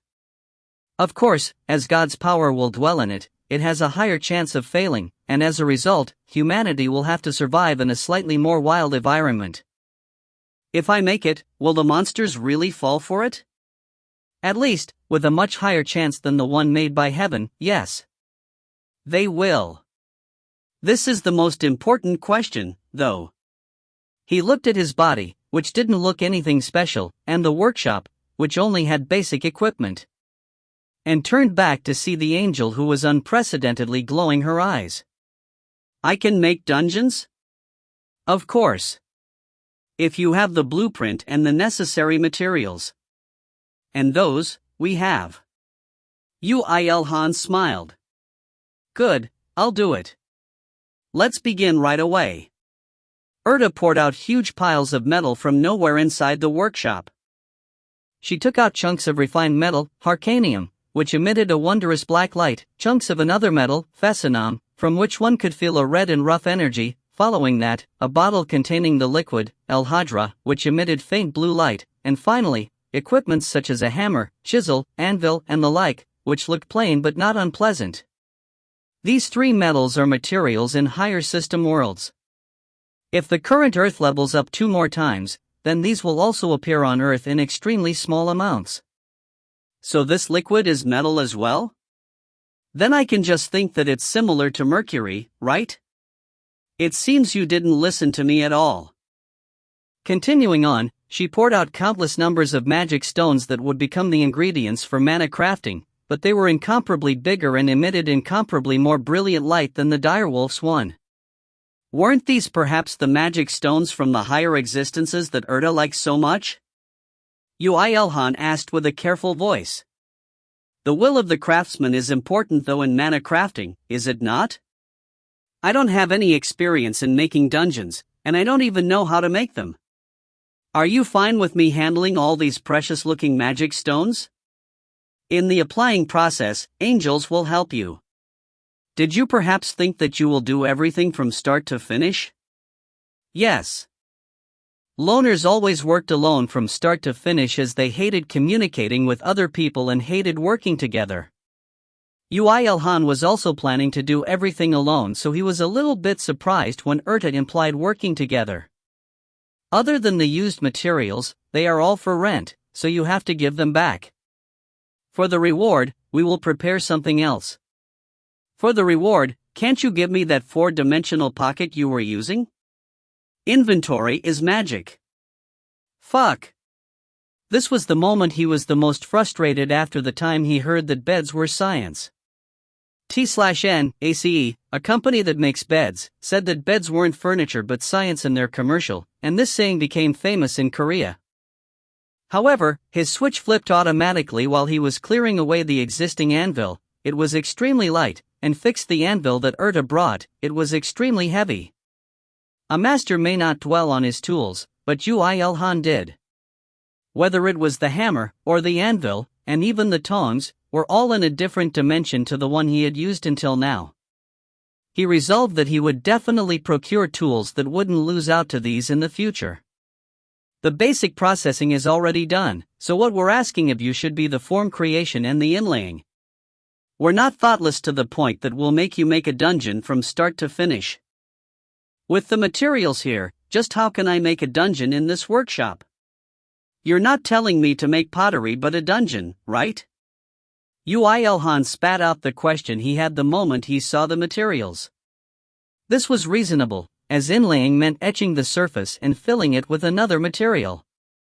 Amongst them, as an intricate and beautiful technique which ran at the peak of metalworking, metal inlaying was just basically a very very difficult and annoying work. Creating a dungeon with a technique that's used in accessories, just how? Did they make some magic which can make goblins pop out if he drew a goblin with inlaying? A dungeon is a huge space. There's no way that we'll directly make them, is there? Specifically, the thing you have to make is a magic tool that would attract the monsters and change the surrounding environment to make a dungeon. This is called the Trap of Destruction. Tell me that from the beginning. Then is that inlaying perhaps? It can be called a type of a magic array. Erta held out a paper which was made from unordinary materials. After he had a look at it, he paled in fright. After he heard that it was a magic array, he thought that the form creation wouldn't be very difficult, but that was his misunderstanding. With one cube at the center, countless metal rings were enwrapping it, and not only on the cube itself, there were indecipherable letters everywhere on each and every one of those rings. If someone saw the finished magic tool created according to this blueprint, then that person would shout, "This artifact looks like it may appear on the last volume of a fantasy novel." This was definitely an object with a higher difficulty in creation than any of the things he had created before. Rather than blacksmithing, it seemed like his workmanship would play a bigger role too. He sighed before he even started. Ui Ilhan clenched his teeth and muttered. The quest reward, it should be good, right? I promise. I will prepare something that you will be surprised about. According to the level of achievement in the quest, you will be given the most suitable reward. Erta, who knew the difficulty of this work, confirmed with her most serious voice. Then it was okay. Didn't he know that the reward of this quest from heaven was unordinary just by looking at the eternal flame? In this way, they were trustable. Ui Ilhan recognized that the work he thought to be difficult surpassed his imagination in a direction that he didn't think about, and accepted it. He wore a cloth that could absorb sweat well on his forehead, and he picked up the metal tong which looked plain but its hardness could be well felt from it. Then, he picked up a chunk of the black-colored metal, harcanium, and pushed it inside the fireplace and muttered as if he resolved himself. Let's begin. This was the first joint work of the Eternal Flame and Ui Ilhan. Erta had a look at the steel spear that Yu Ilan made before, so she knew how amazing his techniques were. However, she had never seen him working on the metallurgy process directly with her own eyes. However, his figure, focusing on the flame and the metal after his switch was completely flipped, made her a bit surprised. The flame is still a bit weak. Does it get stronger if you feed it magic stones? Yes. Good. This is sufficient. He should have only worked with the ores that existed on Earth before the Great Cataclysm. Also, even materials like titanium were difficult to be worked on inside a small workshop, so there should have been a clear limit to the number of ores he had actually worked on. As proof, his masterpiece, the steel spear, was in the end just steel. However, just how was he showing movements like a mastersmith who had handled Harcanium for about 100 years? Full hap. When Harcanium was sufficiently heated up by the eternal flame, whose temperature increased exponentially after absorbing a magic stone, he started welding with a serious face. He knew of the metal's hardness at the melting point, so he hammered down with all his strength from the beginning. The moment the hammer and the Harcanium produced a violent clash, he felt it. I can probably do this. His original strength would have been insufficient, but it seemed like this hammer had the ability to increase its user's strength temporarily. Uilhan, who got used to the feeling after striking a few more times, hammered the Harcanium with sufficient strength. Clang, clang, clang, clang. Harcanium tried its best to resist the change, but in this small workshop, there was everything prepared to handle that.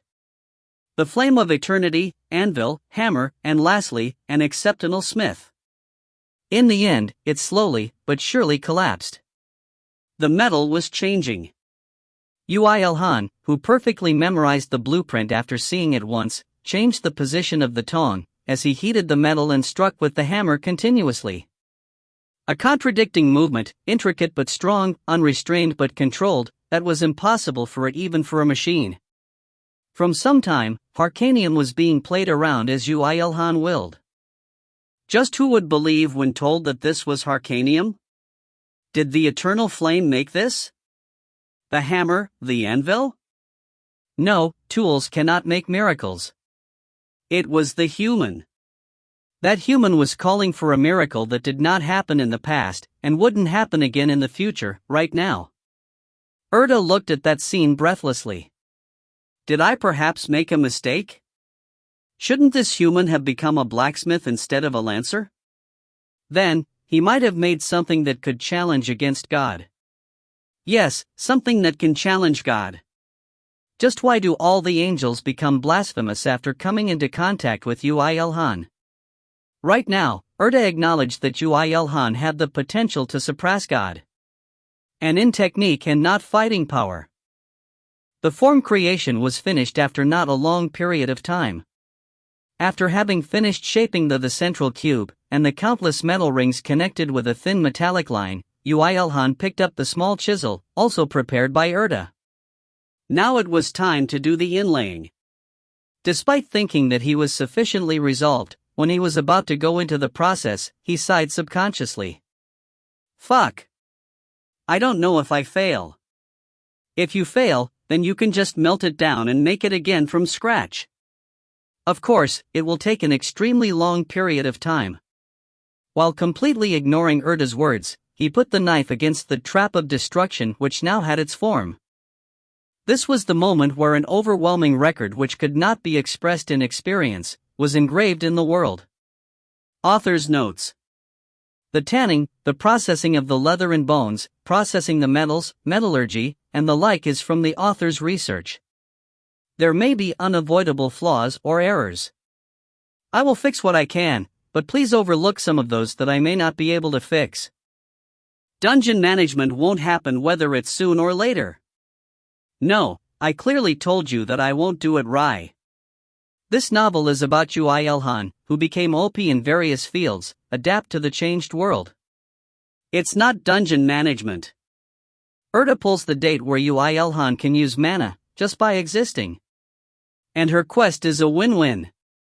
It definitely helps Uilhan. The angels aren't just scammers. Translator's notes. Thank you for reading. Chapter 17 I Make Them, 4. I make them, 4. Engraving on the artifact, which had its form created with Harcanium, and filling it with the liquid metal El-Hajra. During the inlaying process it was a more difficult and tiring process than he had thought. It was because one mistake would lead to an overall failure. However, Ui-Elhan perfectly tuned the strength of his arms, which were trained from his many years of practice, and proceeded with the work. As is, he didn't even consider failure and was giving life to the artifact without a moment of rest. Ui-Elhan's figure as he worked with intricate hand movements that were neither overflowing nor insufficient, was truly reverable, purer than anything and beautiful. Rita probably had monopolized this side of Ui-Elhan for 1,000 years. She alone must have kept watching the figure of this lower existence concentrating in one type of work and in the end, surpass his limits. Ah. I think I can understand it a little bit. Erda understood just a tiny bit about why Rita, who was treated nobly even amongst higher existences, fell for a lower existence who had nothing special about him. Just a tiny bit. At that moment Ui-Elhan put down his tools.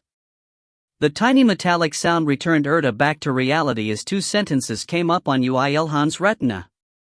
You have awakened blacksmithing LV Max. You have earned the title, Creator of Myths.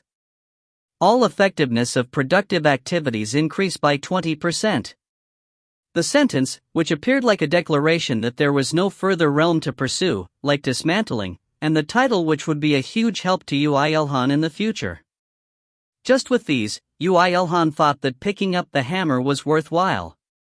He had succeeded. While carefully placing the trap of destruction, he spoke to Erda. I'm done. What? You mean already? What do you mean already? Let's see, 5 hours have passed though. Ui-Elhan would also lose the flow of time while working, so he could only tell her after looking at the clock. After she realized that he wasn't wrong, Erda reddened her face. This was because that meant that she had watched him working while forgetting the flow of time for 5 hours. Even if it's 5 hours, it's way too fast. Did you really complete it according to the blueprint? Don't be like a mother-in-law and check it yourself. She confirmed. It was perfect. It was to the point that she was dumbfounded.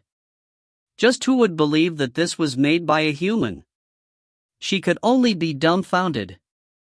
However, like Rita, Erta also couldn't praise other people obediently.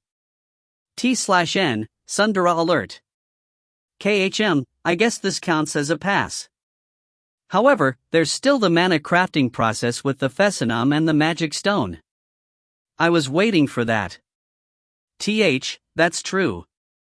The angels were going to help with that, weren't they? Ui-Elhan also looked forward to how the artifact, which possessed a high level of magic that he couldn't understand despite having made it himself, would be completed. When he looked at Erta with shiny eyes, she kept coughing awkwardly in order to forget the figure of Ui-Elhan working, and continued speaking. Please wait for a moment. I will call my colleagues right away. How about Rita?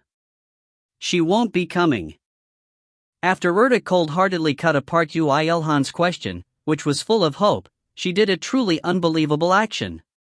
She had caused a shiny yellow ring to appear above her head. That's the fluorescent light that only existed when I was young. It's an angel's ring. After retorting against the tackle that she was expecting, what Erta did was none other than communication. She had sent messages to her colleague angels who were on standby in heaven. The angel's ring was a symbol of an absolute bond that surpassed the constraints of time and space, as well as that of the world. It was an exclusive ability to angels that could transfer one's own emotions, intentions, and will to one's colleagues who have the same angel's ring. Soon, 4 to 5 people who emitted brilliant light like Erta appeared inside Ui-Elhan's workshop. There were both men and women, but their common points were that they were all handsome men and beautiful women. Erta, is it true? Check with your own eyes, Fashta. The evidence is here. To think that a human made a trap of destruction, I can't believe it. However, this doesn't smell like it's from heaven. This is indeed an object created purely with a human's power on earth. Erta clapped and called the angels, who were starting to express bits of disbelief, exclamation, fear, and such feelings. There's not much time. We need to get to work immediately. That is true. Yes, that is true. Will the mana crafting go smoothly? I'm curious. The angels started gathering while chatting as they all placed their hands on Uilhan's shoulders, head, and back respectively. At that moment, an enormous pressure fell onto his mentality. Begin, human. We will lead the direction of the will. You only have to will that you want to finish the trap of destruction. Uilhan, this is the same as when you first did mana crafting. If you concentrate with the magic stones and Fesanam in one hand, and the trap of destruction in the other, we will do the rest. Was this what higher existences are? Despite the fact that only their hands came in contact, their souls, high wills, and the noble mana weighed Uilhan, who was only a lowly human, down. Despite the fact that they had no hostility towards Uilhan, just by confronting them, he automatically received damage. A four-dimensional wall which couldn't be surpassed existed between them and Uilhan. If he was an ordinary human, he would have lost conscience immediately. He could only endure with the will that didn't corrode even after living for 1,000 years. It wasn't only his fighting power and techniques that he polished over those 1,000 years. The will to never give up on his life and the belief to continue forward. The steel-like heart that held him up for countless years allowed him able to stand in that place and retain consciousness. Fu. He slowly took deep breaths in order to calm himself and stand firmly. He held the magic stones in Fesanam in his right hand and the trap of destruction in his left hand. The angels were chatting as they wanted while looking at that scene. He ignored all of them and quietly closed his eyes. Then he imagined the scene where all these fused into one. He wished the birth of a dungeon which could imprison all the animals that have evolved after acquiring strength and reason. Focus. Don't show me a scene where you get swept by a human's will. The name of the angel cries. Ha, really, just how did such an interesting human appear? I don't think it's a problem with the 1,000 years. I said focus, Ahata. The angels also emitted mana and will at the same time. If their power was directly applied, then they will achieve the same results from when it was made in heaven, so all their power and will were displayed through Uilhan. Amongst them, some thought wouldn't the trap of destruction perhaps be finished even without us, for a while when they looked at Uilhan's strong will, but after acknowledging that that was throwing away all their pride as higher existences, they immediately erased the thought from their head. Uilhan's will and the will of the angels interconnected with one another, starting to change the trap of destruction. The overwhelming mana activated the magic engraved in the trap of destruction, and the power of Fesanam transferred inside it. The workshop was filled with bright light. More. Just a little bit more. Oh, human. The mana crafting finished not long after. The Fesanam and the magic stones in his right hand had disappeared as if washed away, and replacing that, the trap of destruction started to emit a faint red light that possessed an unordinary aura. It was the birth of a truly perfect artifact. Meticulous earthly trap of destruction was completed. Mana crafting has become level 7. The quality of the finished artifact increases. Uilhan also opened his eyes carefully after those lines appeared on his vision. As he thought that the weight in his palms disappeared, he saw that the completed trap of destruction was floating on his palm. Several tens of metallic rings enveloping the cube inside as they spun was a truly wondrous sight. Even though I was prepared for about 10 failures. To think that we would succeed immediately. The angels appeared dumbfounded. Although Uilhan also felt proud, as he felt his effort was acknowledged, the limits of his mentality was approaching, so he carefully distanced himself from the angels. First, get away from me. Your consciousnesses are too much of a burden to me. That's true. We even forgot that you were a lower existence. Yes. Well done, human. No, I think it's rude to treat you as those other humans. His name is Uilhan. Ilhan, thank you. I half disbelieved it, but it's a truly exceptional skill. If possible, I even want to watch you while you're working on the metallurgy process. We don't even know whether it will work properly. At that moment, one of the angels tackled. We need to experiment with it. That's very reasonable. Ilhan, we shall go together. Perhaps, it will help your mana crafting if you look at the process of the birth of a dungeon. When the work was done, the angels started chatting loudly again, but this time, they talked differently. Factions were split into those who felt uncomfortable that he had such a firm will and ability despite being a lowly human, and those who wanted to acknowledge his ability and desired to raise him. Of course, as they were good existences, as opposed to evil, at the core, there was no one who harbored ill intent towards him. My thoughts are the same. Ilhan, don't you want to have a look at the scene where the trap of destruction activates? No need to talk twice about it. Let's go. He always welcomed new information and stimulation. There was no reason why Ilhan should reject that proposal. While Ilhan was wiping off the sweat on his face with a towel, the angels started confirming that the trap of destruction was for real. However, one of the angels, who was exclaiming about its aesthetic beauty, suddenly shouted, "Whoa, this has an alpha option and a beta option." What? Meticulous, earthly, it's true. Ilhan perked up his ears while wiping off his sweat. Erta, who noticed that, explained with a sigh. We call the additional attribute which gets attached to the product of blacksmithing and mana crafting option. It appears randomly according to luck, materials, and the ability of the smith. Normally, there are two, alpha and beta, but both appearing in the first creation is unprecedented. Are you satisfied? You know everything, don't you? Yes, I know everything. After confirming the trap of destruction, Ilhan went out with the angels. As he couldn't fly, two angels grabbed his arms while flying, but honestly, although it looked very uncool, Ilhan was joyful just the fact that he was flying in the sky.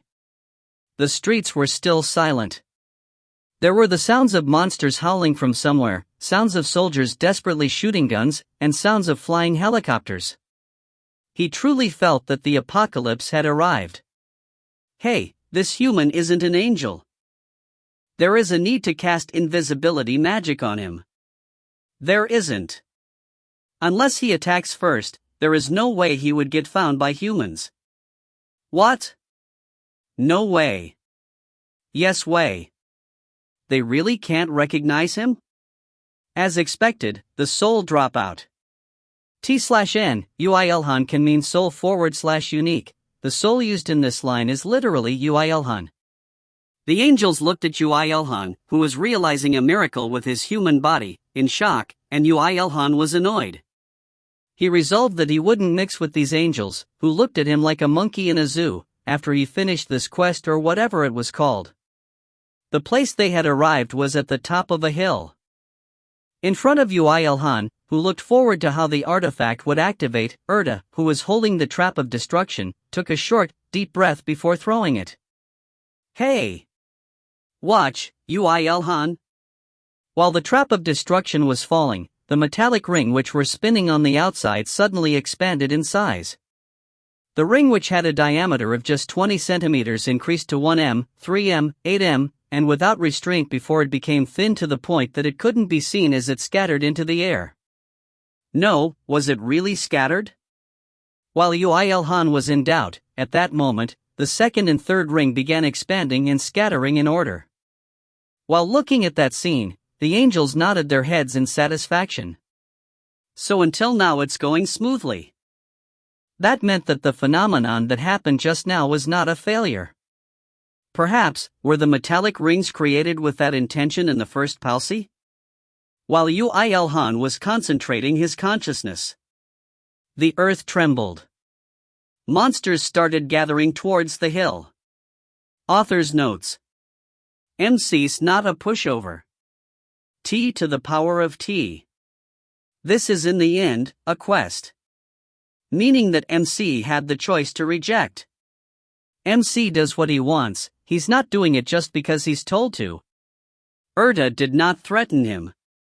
In the first place, Ilhan asked a question first and Erta only answered the truth.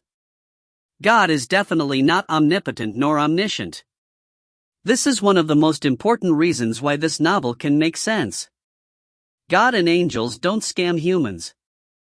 The difficulty of the quest is directly proportional to the reward, and if even this is doubtful, then one cannot trust in anything. T to the power of T. The reason why the reward was not given prior to the quest was because Erta could not judge whether MC will succeed the quest, and if he does, how successfully, and what would MC need at the end of the quest. I should add this bit. MC did not ask about the reward as he already received a satisfying reward, Eternal Flame, for his previous quest. You can take it that he's trusting them. Eternal Flame is a 2 OP reward. It seems like my descriptions were insufficient. As to how good, it will be revealed as the story goes on, so look forward to it. The prefix option and the postfix option will be changed to alpha and beta. I took this from Mabinogi, and as expected, it's no good. Tee. Translator's notes. Some of the angels speak in ancient form, English equivalent would be thou/thy and the like, but I know none of those things, to hell with that. As seen up there, Ilhan can mean solitary or unique, just anything that has to do with being alone. I guess his name was one of the reasons why he was left out. While his father, Yonhan, can mean useful. This will come up later. Tiny spoiler, a useful skill. Dad's skill?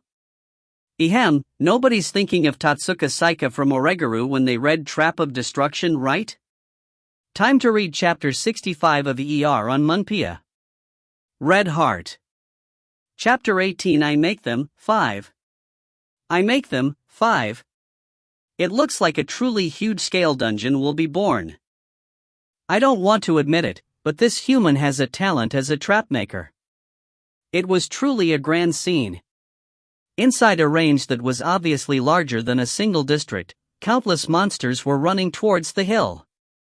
Amongst them, there were some which were just confronting human military until just now. Ilhan asked dumbfoundedly after looking at that scene. Just, what's the principle? The power that the trap of destruction is emitting is a magic that deceives all 5 senses of the monsters.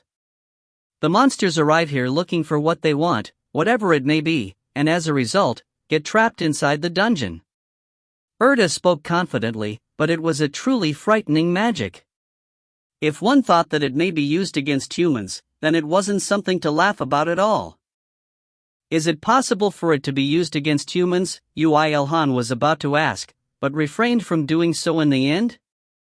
It was because he felt like he would be frightened if he heard the answer. It seems like it's starting in other places as well. Next to Ilhan, who was dumbfounded after seeing the frightening ability of the trap of destruction and the stampede of monsters, another angel muttered. Other places? When Ilhan creased his eyebrows, Erta made a small smile as she spoke. In your trap, there was also a magic that could change the aura of other traps of destruction scattered on Earth. We can't just throw away the traps made in heaven just like that. Anyway, it seems like those have also started to lure monsters. So that was it. I did know that the amount of Harcanium was too little to be placed on Earth, but it was for that reason. It's a precious metal. Recycling is the first step to being environmentally friendly. The other angels were looking at Ilhan's and Erta's conversation with strange eyes. When were you so close? At the question their eyes seemed to be asking, the two became awkward and turned their heads. The monsters, which had acquired power for revenge after enduring 1,000 years in a world where time was frozen, were truly futilely crawling into destruction with their own feet. Until the day the dungeon is opened by a human, they would be trapped inside that prison. Despite the fact that this was a result that Ilhan wanted, their figures of rushing into the trap of destruction seemed as if he was looking at the humans not being able to escape destiny no matter how they struggled, so it didn't feel that good. No. Ilhan stopped his thoughts there, shaking his head. Just what could he do by sympathizing with the monsters? If he didn't do that, then humans would just become their sacrifices. It had only been a few days since the great cataclysm happened. During that time, didn't Yu Ilhan experience enough and realize it already? Monsters were always hostile to humans, and they wanted to evolve into something even more horrific. So, it wasn't that Yu Ilhan sympathized with the monsters. He shuddered as he confirmed that those heavenly existences have enough ability to do that to him even if they weren't hostile. Even those frightening monsters had, in the end, become playthings for God and the angels. Yu Ilhan fought off his 1,000 years of life. He thought of the overwhelming power that was used to send all of humanity to other worlds, with just the reason that they needed to prepare for the great cataclysm, and the fact that he had to spend 1,000 years, even when he hadn't done anything wrong, on Earth alone as he was left out. He remembered that all of his pains and sufferings were summed up in just one word: mistake. At that moment, something welled up inside his heart. The emotions he had hid with comical actions and positive thinking in order to maintain his human mentality during those countless years came up to the surface and shook him violently for a moment. I want to become strong. I want to become so strong that no one can tell me what to do anymore. It was not to meet someone, or to trample on someone, or to survive right now. He wanted to become strong only for his freedom. For the first time, he thought that. The dungeons being made, Yu Ilhan. Yu Ilhan came to himself after hearing Erta's words and lifted his head up. Halfway up the hill, where the trap of destruction had been placed, after countless monsters that couldn't be counted just by 1 or 2,000, gathered, the mana from the trap and the mana from the monsters seemed to clash, and a strange mana current appeared to cover them. It's done. We've done it. Everything according to God's will. The other traps are also smoothly attracting monsters and becoming dungeons. It's a perfect success. The angels all expressed their delight. Some smiled lightly towards Yu Ilhan, but some ignored him. It was good that they were so individualistic.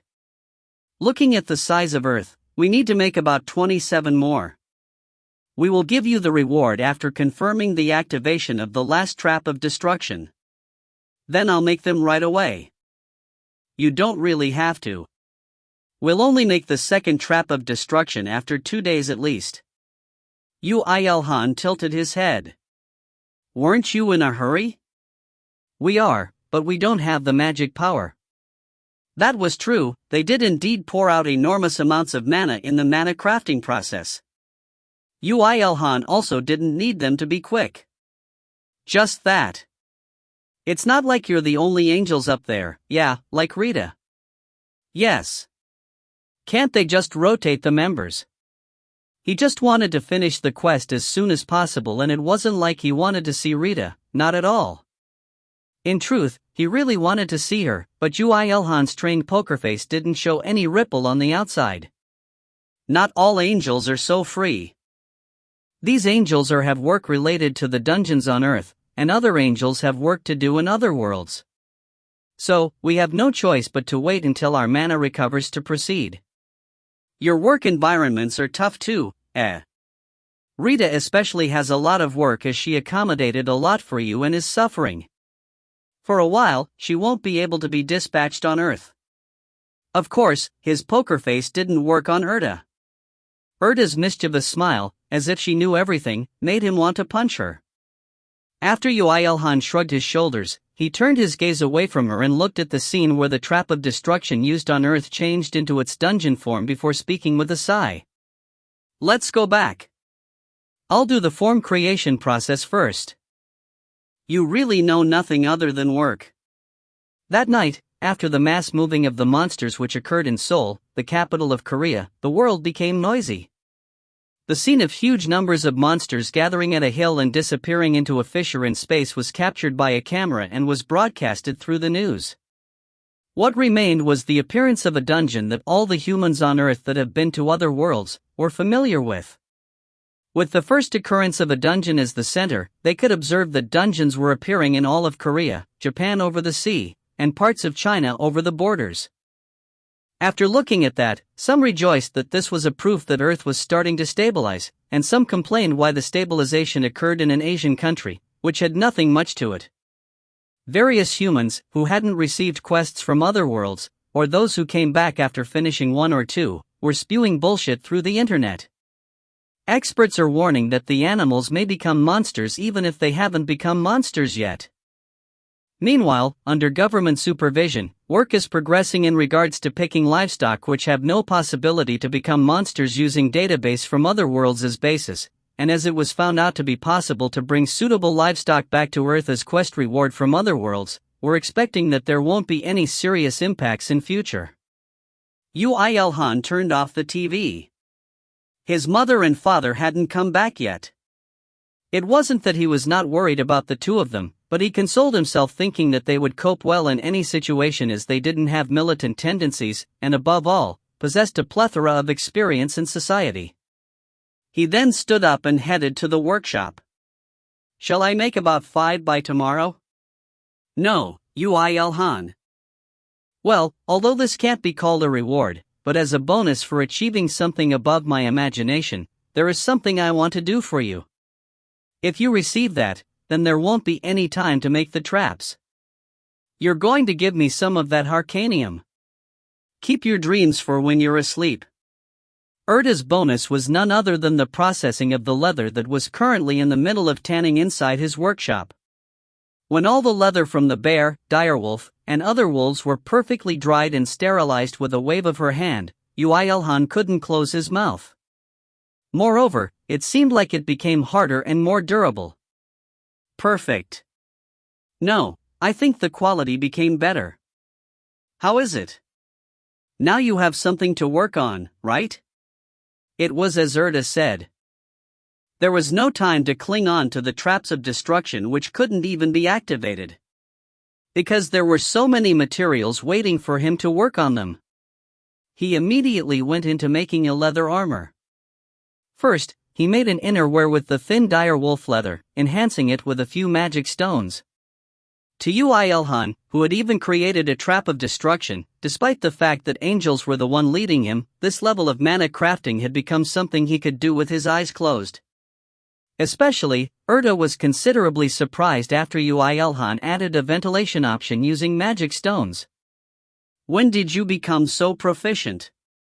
Didn't I say labor is finding the trick to it? He also made boots and gloves using the direwolf's leather. He added a ventilation option to these as well, but the thing he thought of as more important was an attacking option.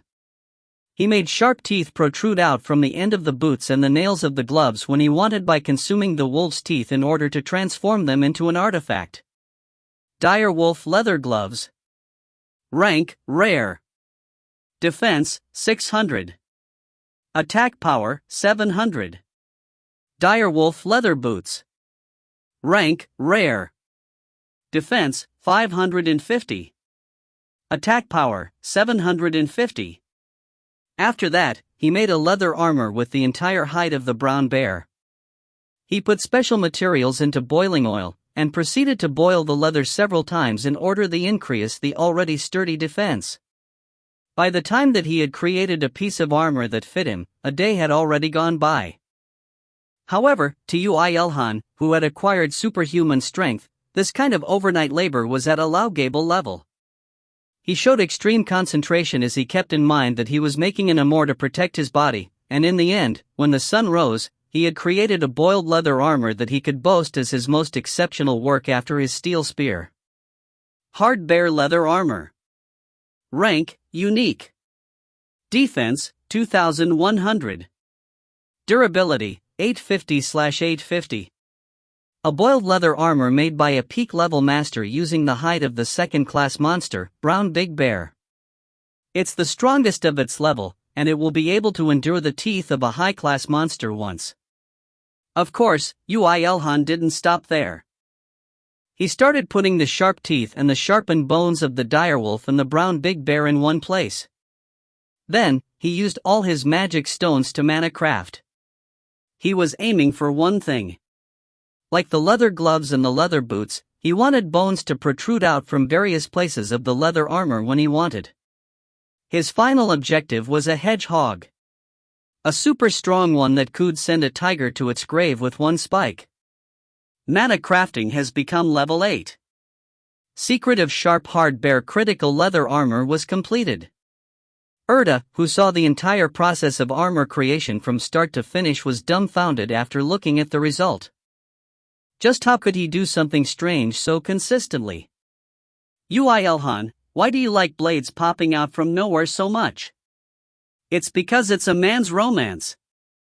There was not a shred of embarrassment in Ilhan's answer. He spoke so confidently and coolly that Erda momentarily thought, hey, didn't this guy just say something cool? Secret of Sharp Hard Bear critical leather armor. Rank, unique. Defense, 2200. Attack power, 750. Durability, 900/900.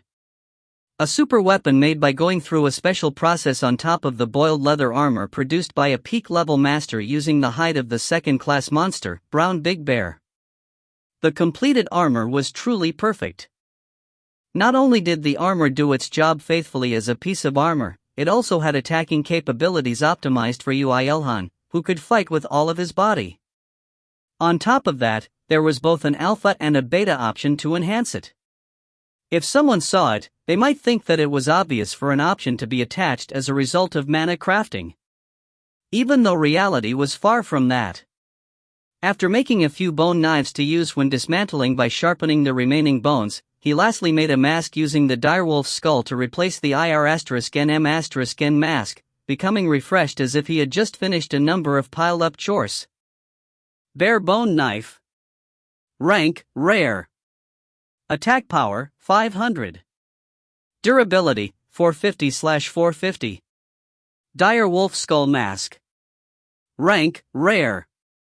Defense, 600. Durability, 660/660. A mask made from a wolf skull that once possessed a large amount of mana. It has an unexpectedly high amount of defensive power. Now, he was planning to hold out with these until he acquired even stronger monster bones or new metals. He would probably be able to hold out. It was instead a problem that it would hold out for a longer time than he thought. After Ilhan put on the leather innerwear, armor, boots, and gloves, he slotted the bone knife into the leather belt. When looking at the reflection of his figure after equipping the bone mask that he made to fit his head, he thought that he might look quite cool. As expected, I look good when I hide my face. Shit. How is it? Amazing. I don't know what you did to that mask, but your presence is becoming even weaker. I didn't do anything to the mask. To Erda, who definitely said that even when she knew the truth, Ilhan tried to make her pay when he realized that outside was getting noisy. The sound of something breaking, the sounds of hundreds and thousands of bullets, screams and shouts. It was to the point that it made one wonder if this was from playing all of the action movies in the world at the same time.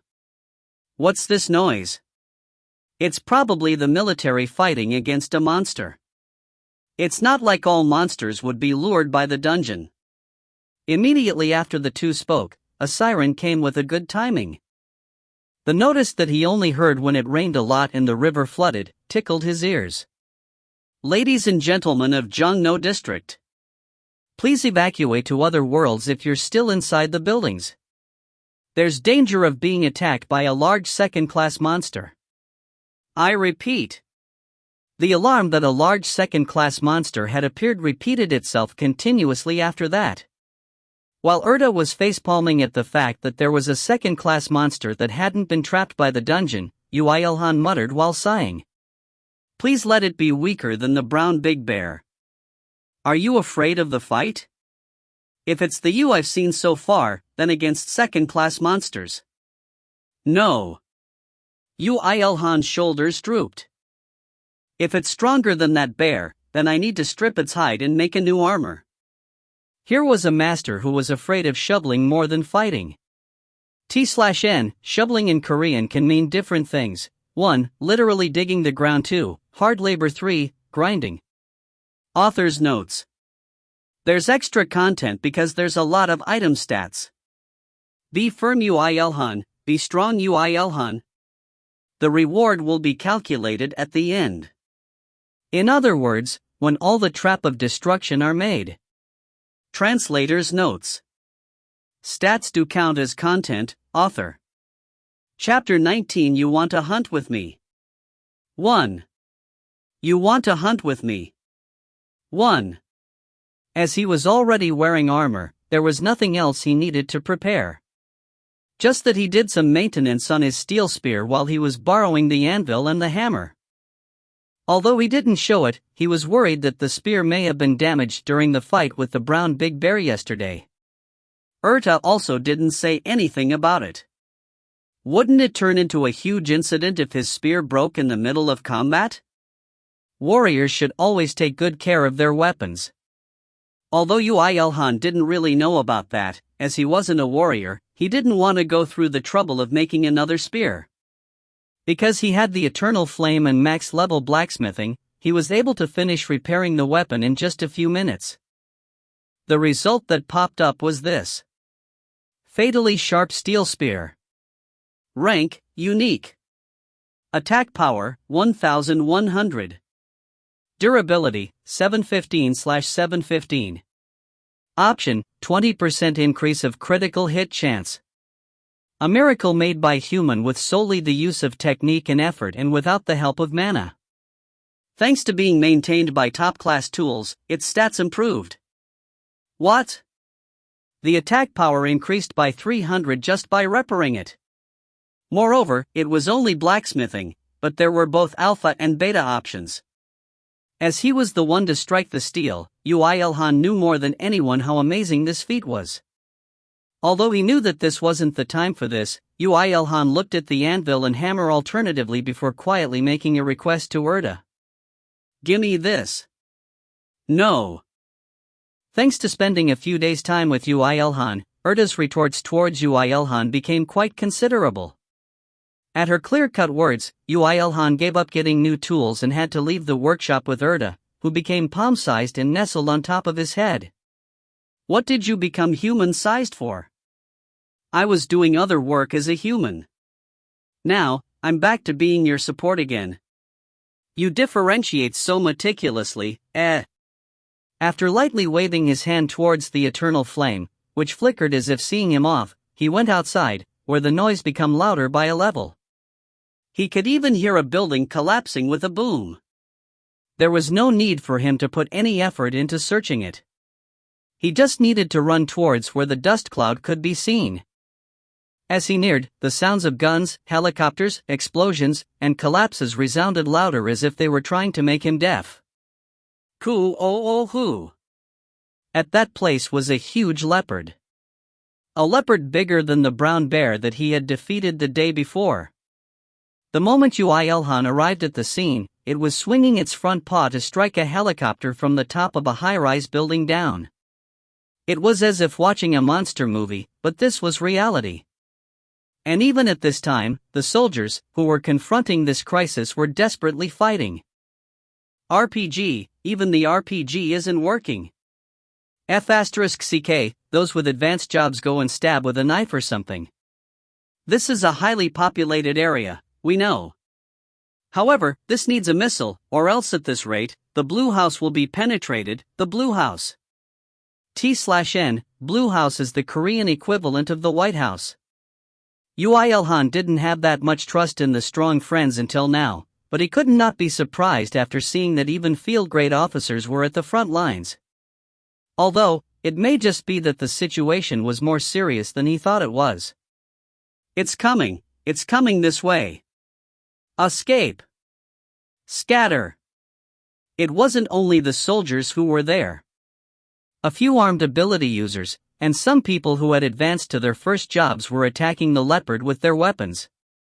Even though they could pile up experience and record in other worlds, they had clearly given that up and were remaining on Earth, fighting against a monster which had a strength above that of second class. Uilhan couldn't just laugh at them for being foolish. Yes, they were in the right. No matter how strong they could become in other worlds, if the country they lived in, turned into ruins, then wouldn't it all be meaningless? They knew that, so they put their lives on the line. Despite the fact that they didn't have the confidence to defeat that monster. Despite the fact that they could die in a single attack of its paw. He somehow felt pathetic for sharpening his spear in order to defeat the monster for sure. Although his self-guilt disappeared as he knew that he might be in danger if the steel spear broke in the fight due to not maintaining it, in its place, feelings of wanting to help them as soon as possible welled up inside his heart. Although I don't have any thoughts on putting my life on the line for others, if others can live if I just work a little harder, then I'll gladly put in that effort. This was Yu Il-han's motto. Ha! With a strange shout, Yu Il-han started running. He ran on the collapsing concrete with each step, pushing the gear inside his heart up by one. The leather armor covering his body didn't hinder him. Instead, it was as if it was pushing him forward by helping the wind. The surrounding objects, the commanders who were urgently calling somewhere, the soldiers who were flicked away by the leopard, they were all passed by. Nobody noticed him. He had no intention to have anyone notice him. I want to use mana quickly. After he had surpassed the limits of humans with training in the 1,000 years of his life, he was never disappointed in his own body while moving.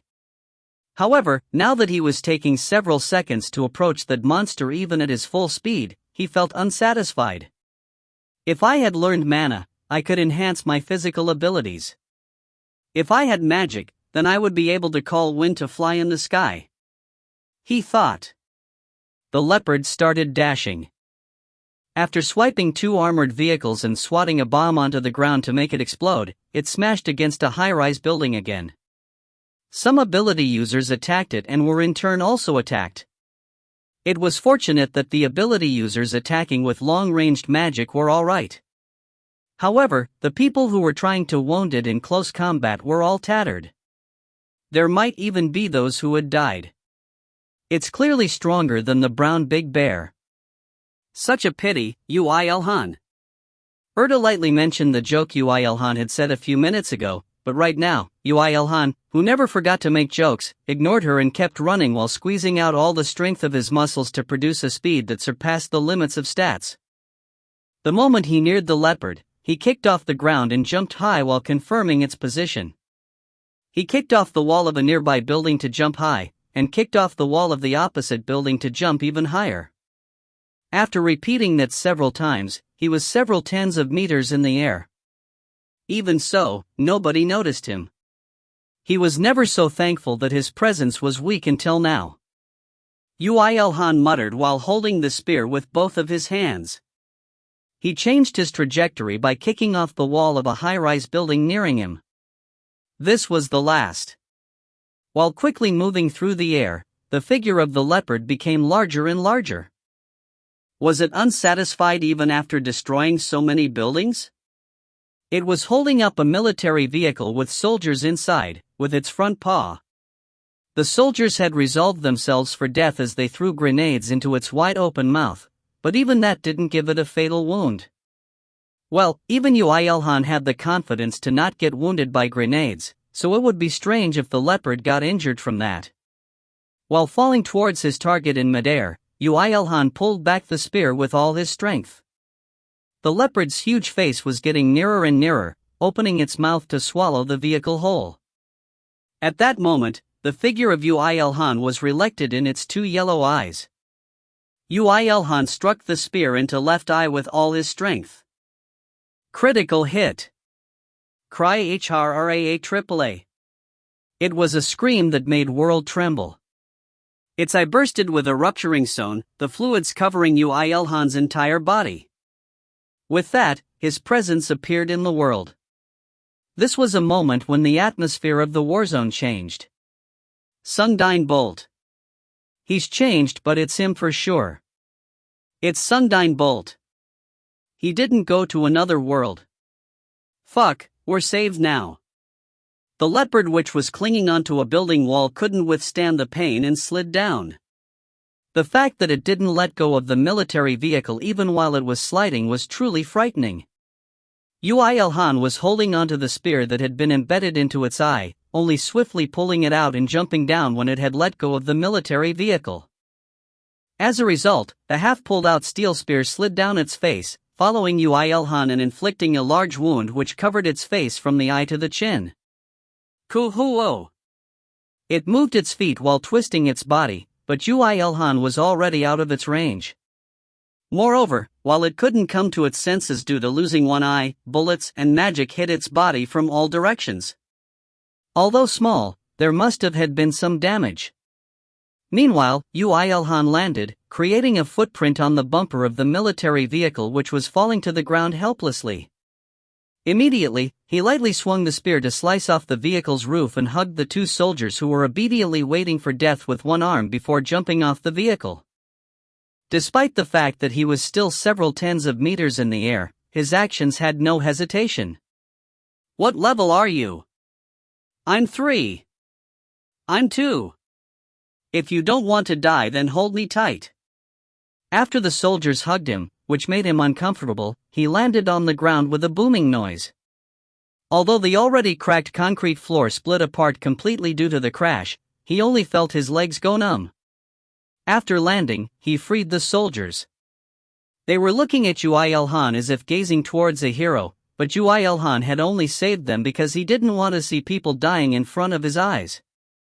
There was no reason he wouldn't save them if he could do so. Run! However, it wasn't like he could explain that to the soldiers in detail. Yuilhan, who became awkward, left behind one word before kicking off the ground again.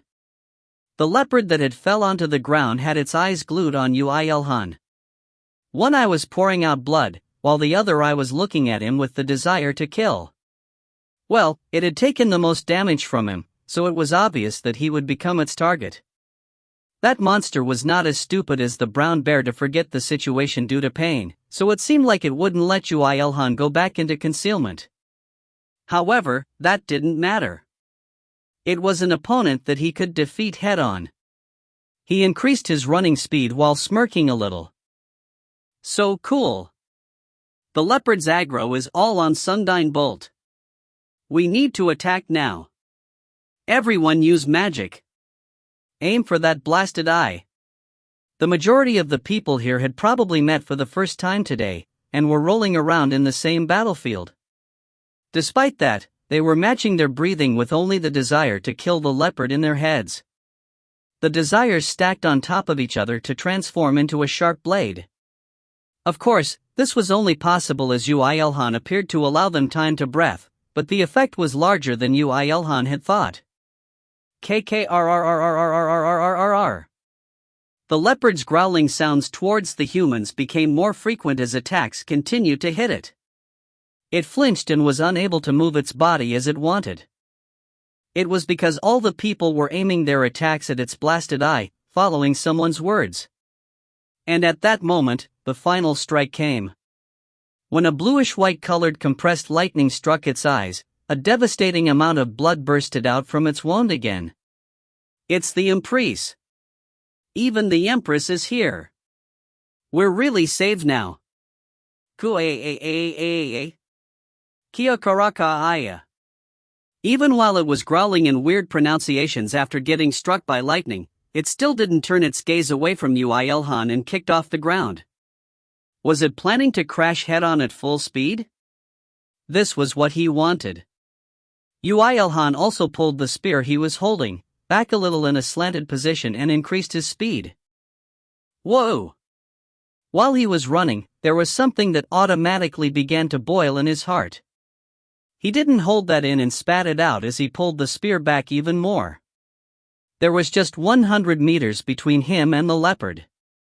That became 50 meters in a blink of an eye, and under breath's time, it turned to 0. The leopard swung its paw as it threw its body. At the attack, from which he could feel that its desire to trample him flat no matter the cost, Yuilhan also reacted in a similar manner.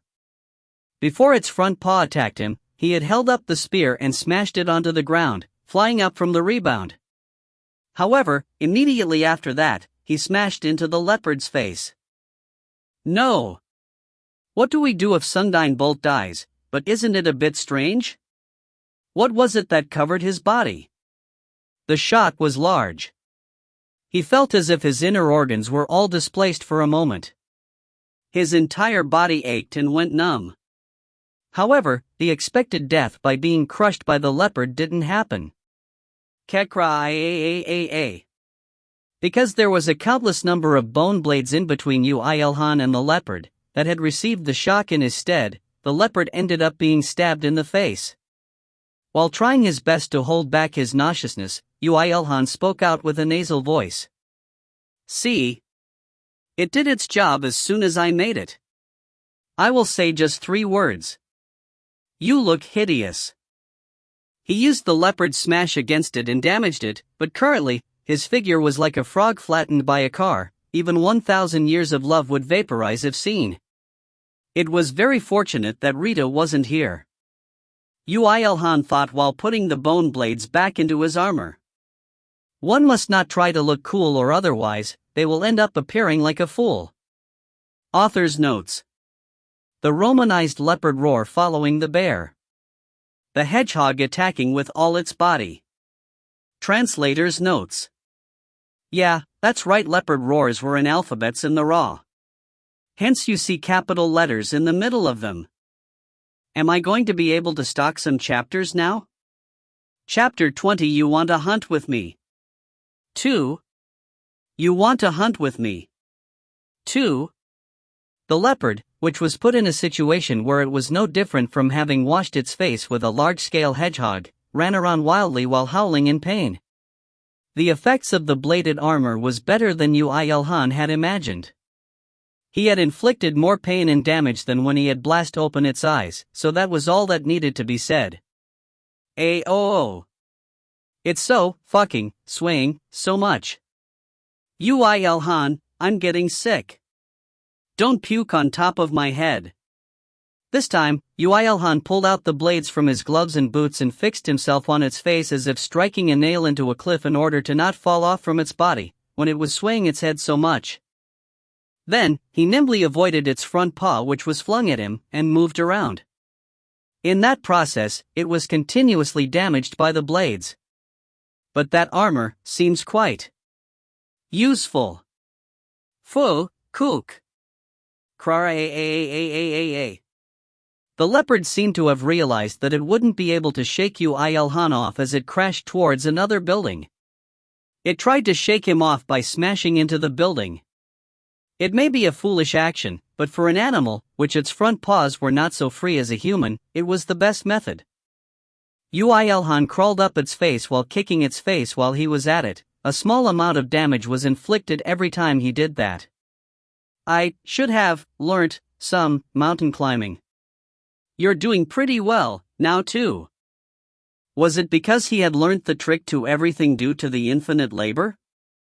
Even while making a big fuss, Yu Ilhan could arrive on top of its head by moving his body just before he crashed with the building at a climbing speed that even KN*CKL* guess would cry after seeing him.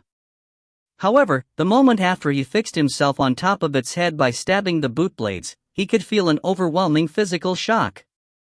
He subconsciously moaned and his body leaned forward, so he desperately put strength into his legs and grounded himself on top of its head. Kuhuk! KKKKKHKRRRRR. The leopard growled even more violently. It had realized that it couldn't shake off Yu Ilhan. It tried to shake him off somehow by continuously smashing its head against the building, but Yu Ilhan, who had firmly nailed his boots in its body, comfortably positioned himself and held on while striking its head. Wop. Everything's good, but do something about that weird shouting. Critical hit. Critical hit. Critical hit has become LV2.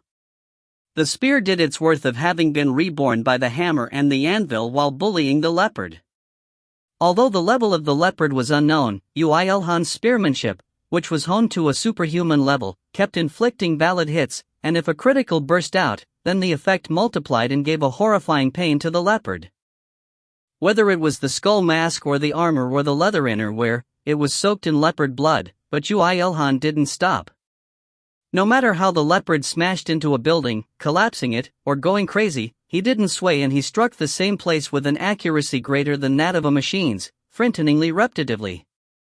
His arm muscles, which were trained to be as hard as steel, and the untrembling spear, even with a shocking amount of physical shock, pierced its hide and pulled out blood.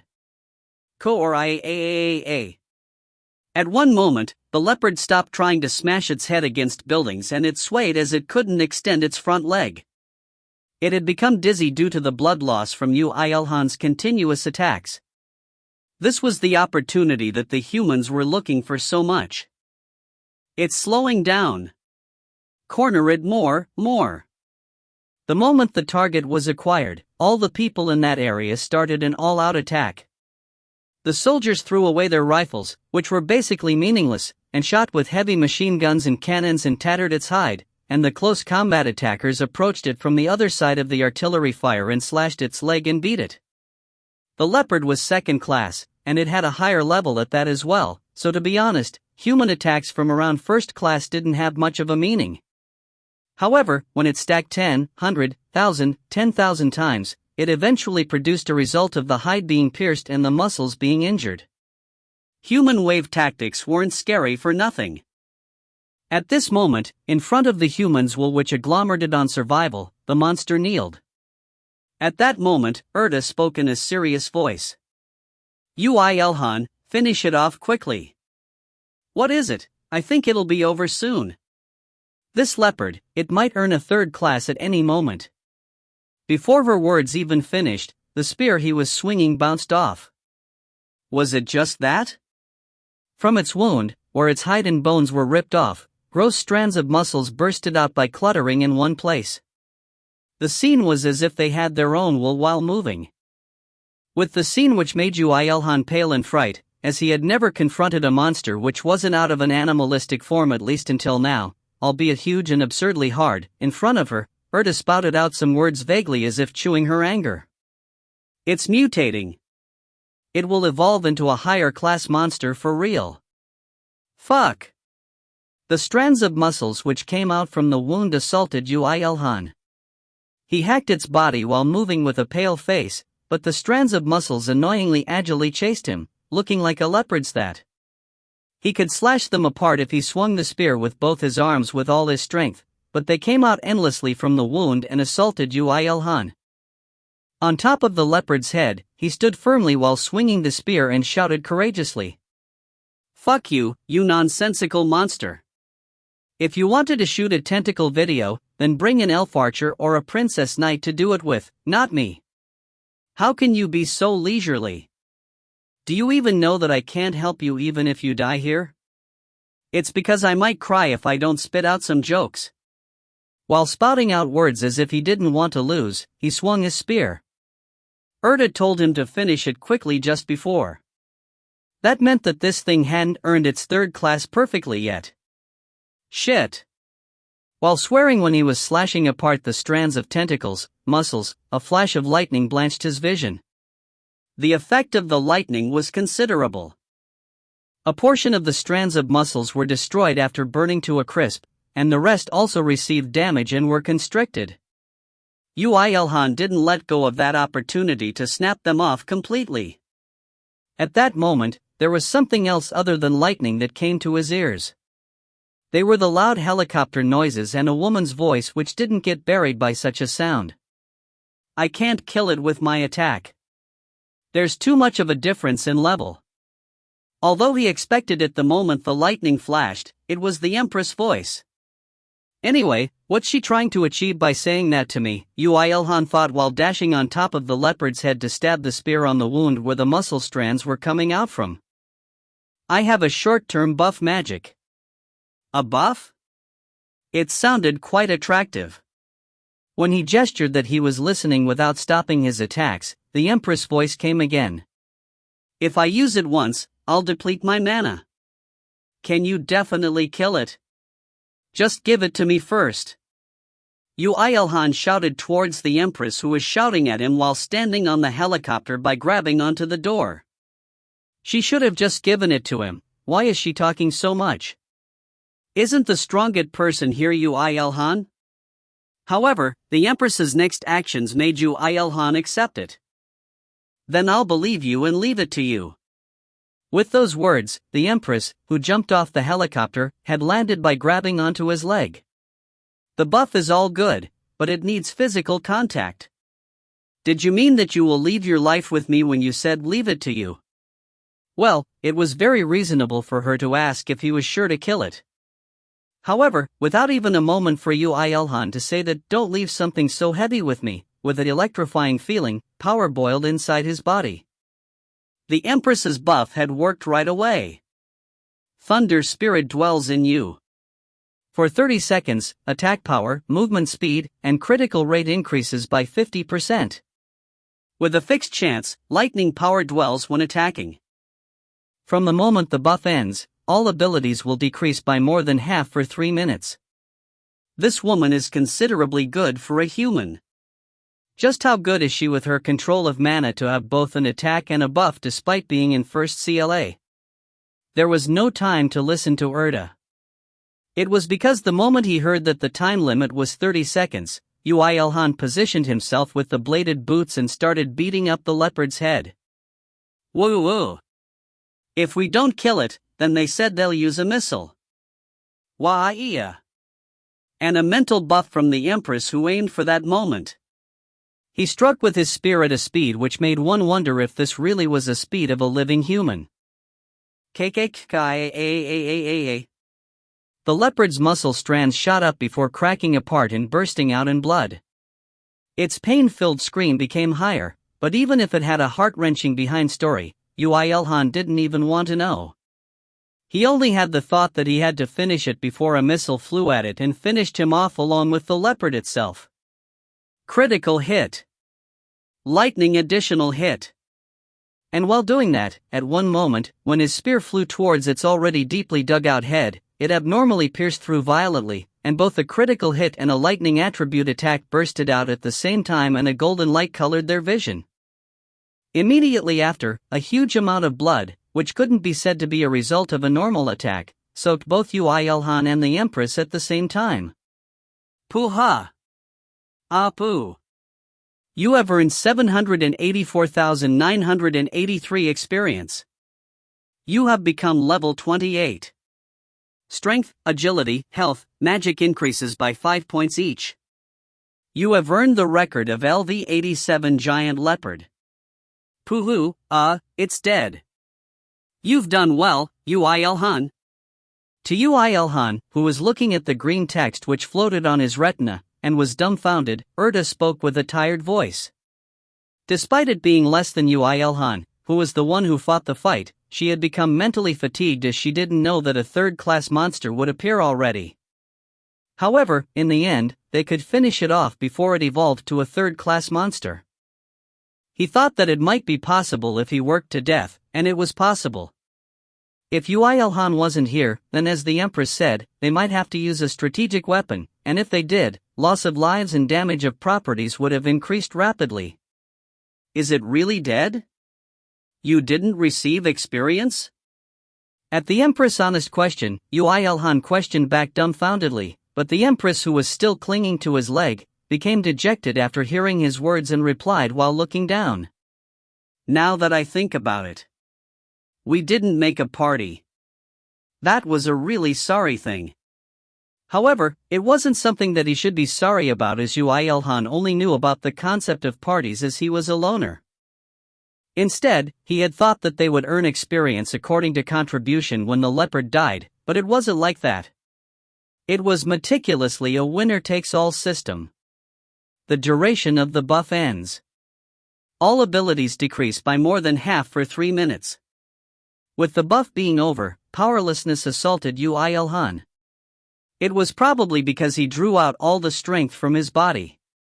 He wanted to rest by falling down just like that, but on top of the leopard's head, it was extremely dirty with all the sliced muscle strands and splashing blood, so he held on with all his might. At that moment, to make matters worse, the leopard's corpse fell down onto the ground as it lost all its power and made him lose balance. Thanks to Erda, who thought that it may be too bad for him to die by being squashed under a monster's corpse and helped him a little, he could hold out a little. We won. We won. We really killed it with our own strength. We did it, we it. Sungdine Bolt. Sungdine Bolt. Last carry from Empress was so awesome. Empress. When the leopard fell, everyone who was at that scene cheered excitedly. Whether it was the military personnel or non-military people, everyone was thinking the same thing. We survived. We won. We did it. Earth will be able to push forward. However, while everyone was cheering, only Yuilhan's expression paled rapidly. As it was covered by the mask, the Empress didn't see that, but Erda ignored that and saw through his state. What is it, Yuilhan?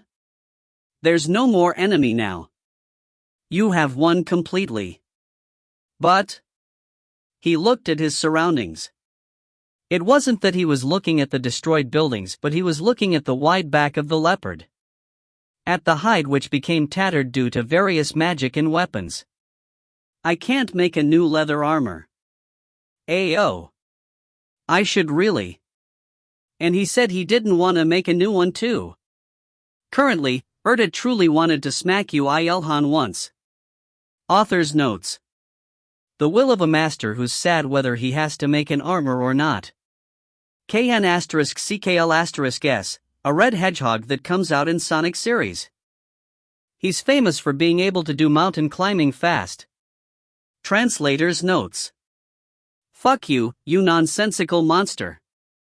If you wanted to shoot a tentacle video, then bring an elf archer or a princess knight to do it with, not me.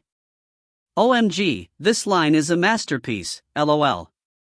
While swearing when he was slashing apart the strands of tentacles, muscles, a flash of lightning blanched his vision. Princess Knight is here. Oh wait, unfortunately, she's not a close combat fighter. No, Chamber does not like tentacles. With those words, the Empress, who jumped off the helicopter, had landed by grabbing onto his leg. Yes. The Princess Knight is here for real. No, I repeat, but Chamber-kun does not like tentacle videos. This is from the next chapter's author's notes, but experience is given to the MVP if there was no party playing. Meaning that the one who dealt them most damage takes the experience, not the one who deals the last strike. So kill steal is impossible? Chapter 21. You want to hunt with me? 3. You want to hunt with me? 3. The first thing that happened after the battle was over was the rescue process. The people who couldn't escape to another world in time, the people who were injured during battle, people who were trapped under rubble. As the battle was big, the scale of casualties was big as well. Yuilhan and the Empress also went into rescue as soon as they got off from the body of the leopard, but the figure of Yuilhan lifting up rubble weighing several tons easily after he looked feeble for 3 minutes due to the penalty time, was truly overwhelming. Second class is really different. His mask changed, didn't it? Isn't that monster's bone? Theory. Watch out for the bioyielding. When the rescue was about over, the huge leopard corpse also shrunk by about a half. Even though it was decreased by a half, the humans were agonized with the huge corpse in front of them. It was because although the distribution of the spoils of war was also a problem, there was no one, with high enough ability, who could do something about that corpse. I'll try it. No. At the moment when one of the soldiers pulled out his knife, Yuilhan, who just finished rescuing a soldier by flipping a Ratona, objected and stepped in. Although he was a loner without social skills, he wasn't an idiot who would make losses with his eyes wide open. I think the ratio of the corpse I should get is the highest, though. Kook. Although it was good to fight the monster with one mind, with the spoils of war after the fight, in front of them, human greed will always appear. Moreover, as they had clear proof that they fought with their lives on the line, no one would want to forego their rewards to another person. The problem was that everyone here had put their lives on the line to fight. Yuilhan looked back at the Empress and asked, "What's the fair ratio?" As he couldn't judge, he had to request another person, but it was difficult to believe another person's judgment. So, he tried believing in her who left her life with him. 60% to you, 20% to me, 20% to the rest.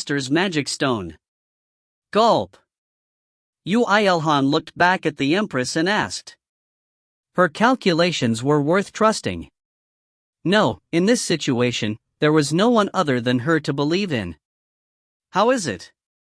That looks about 60%. Immediately after the Empress nodded her head, he naturally in my pocketed the magic stone. I'll take this so you guys take the rest by yourselves. No, but it's a magic stone. One of the soldiers raised his voice when he shrank back down after receiving the glares from his surroundings. The gazes of the people who thought Yu Ilhan's achievement was amazing, and especially the gazes from those who were rescued by him, were sharp. However, as humans were always foolish and had always repeated their mistakes, there were quite a few people who were posseed by greed at the big-sized magic stone. Don't we have to at least calculate the magic stone differently? I also put my life on the line, I damaged it a lot too. Our party claims ownership of the magic stone. We can't accept a distribution like this. The battlefield where everyone's will had become one had instantly turned into a mess where greed clashed with each other. How could the situation change so fast? Even Erda, who judged the possibilities of Earthlings highly due to the battle just now, was dumbfounded at this situation. As always, lower existences are no good. I was foolish for thinking that everyone is like you. Even if you praise me like that, I won't give you anything. It's fortunate that you know it's a praise. Yu Ilhan smiled at Erda's words and took out the magic stone which went inside his pocket once. Good, then let's do that. Humph, you should have done that from the beginning.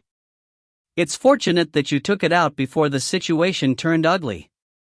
Just who was ugly in this situation? Yu Ilhan had such questions but he didn't say it out loud. They might be thinking that there was a problem with Yu Ilhan taking the magic stone as the reward because they have a magnificent dogma and view of life. Changing people's way of thinking is not easy.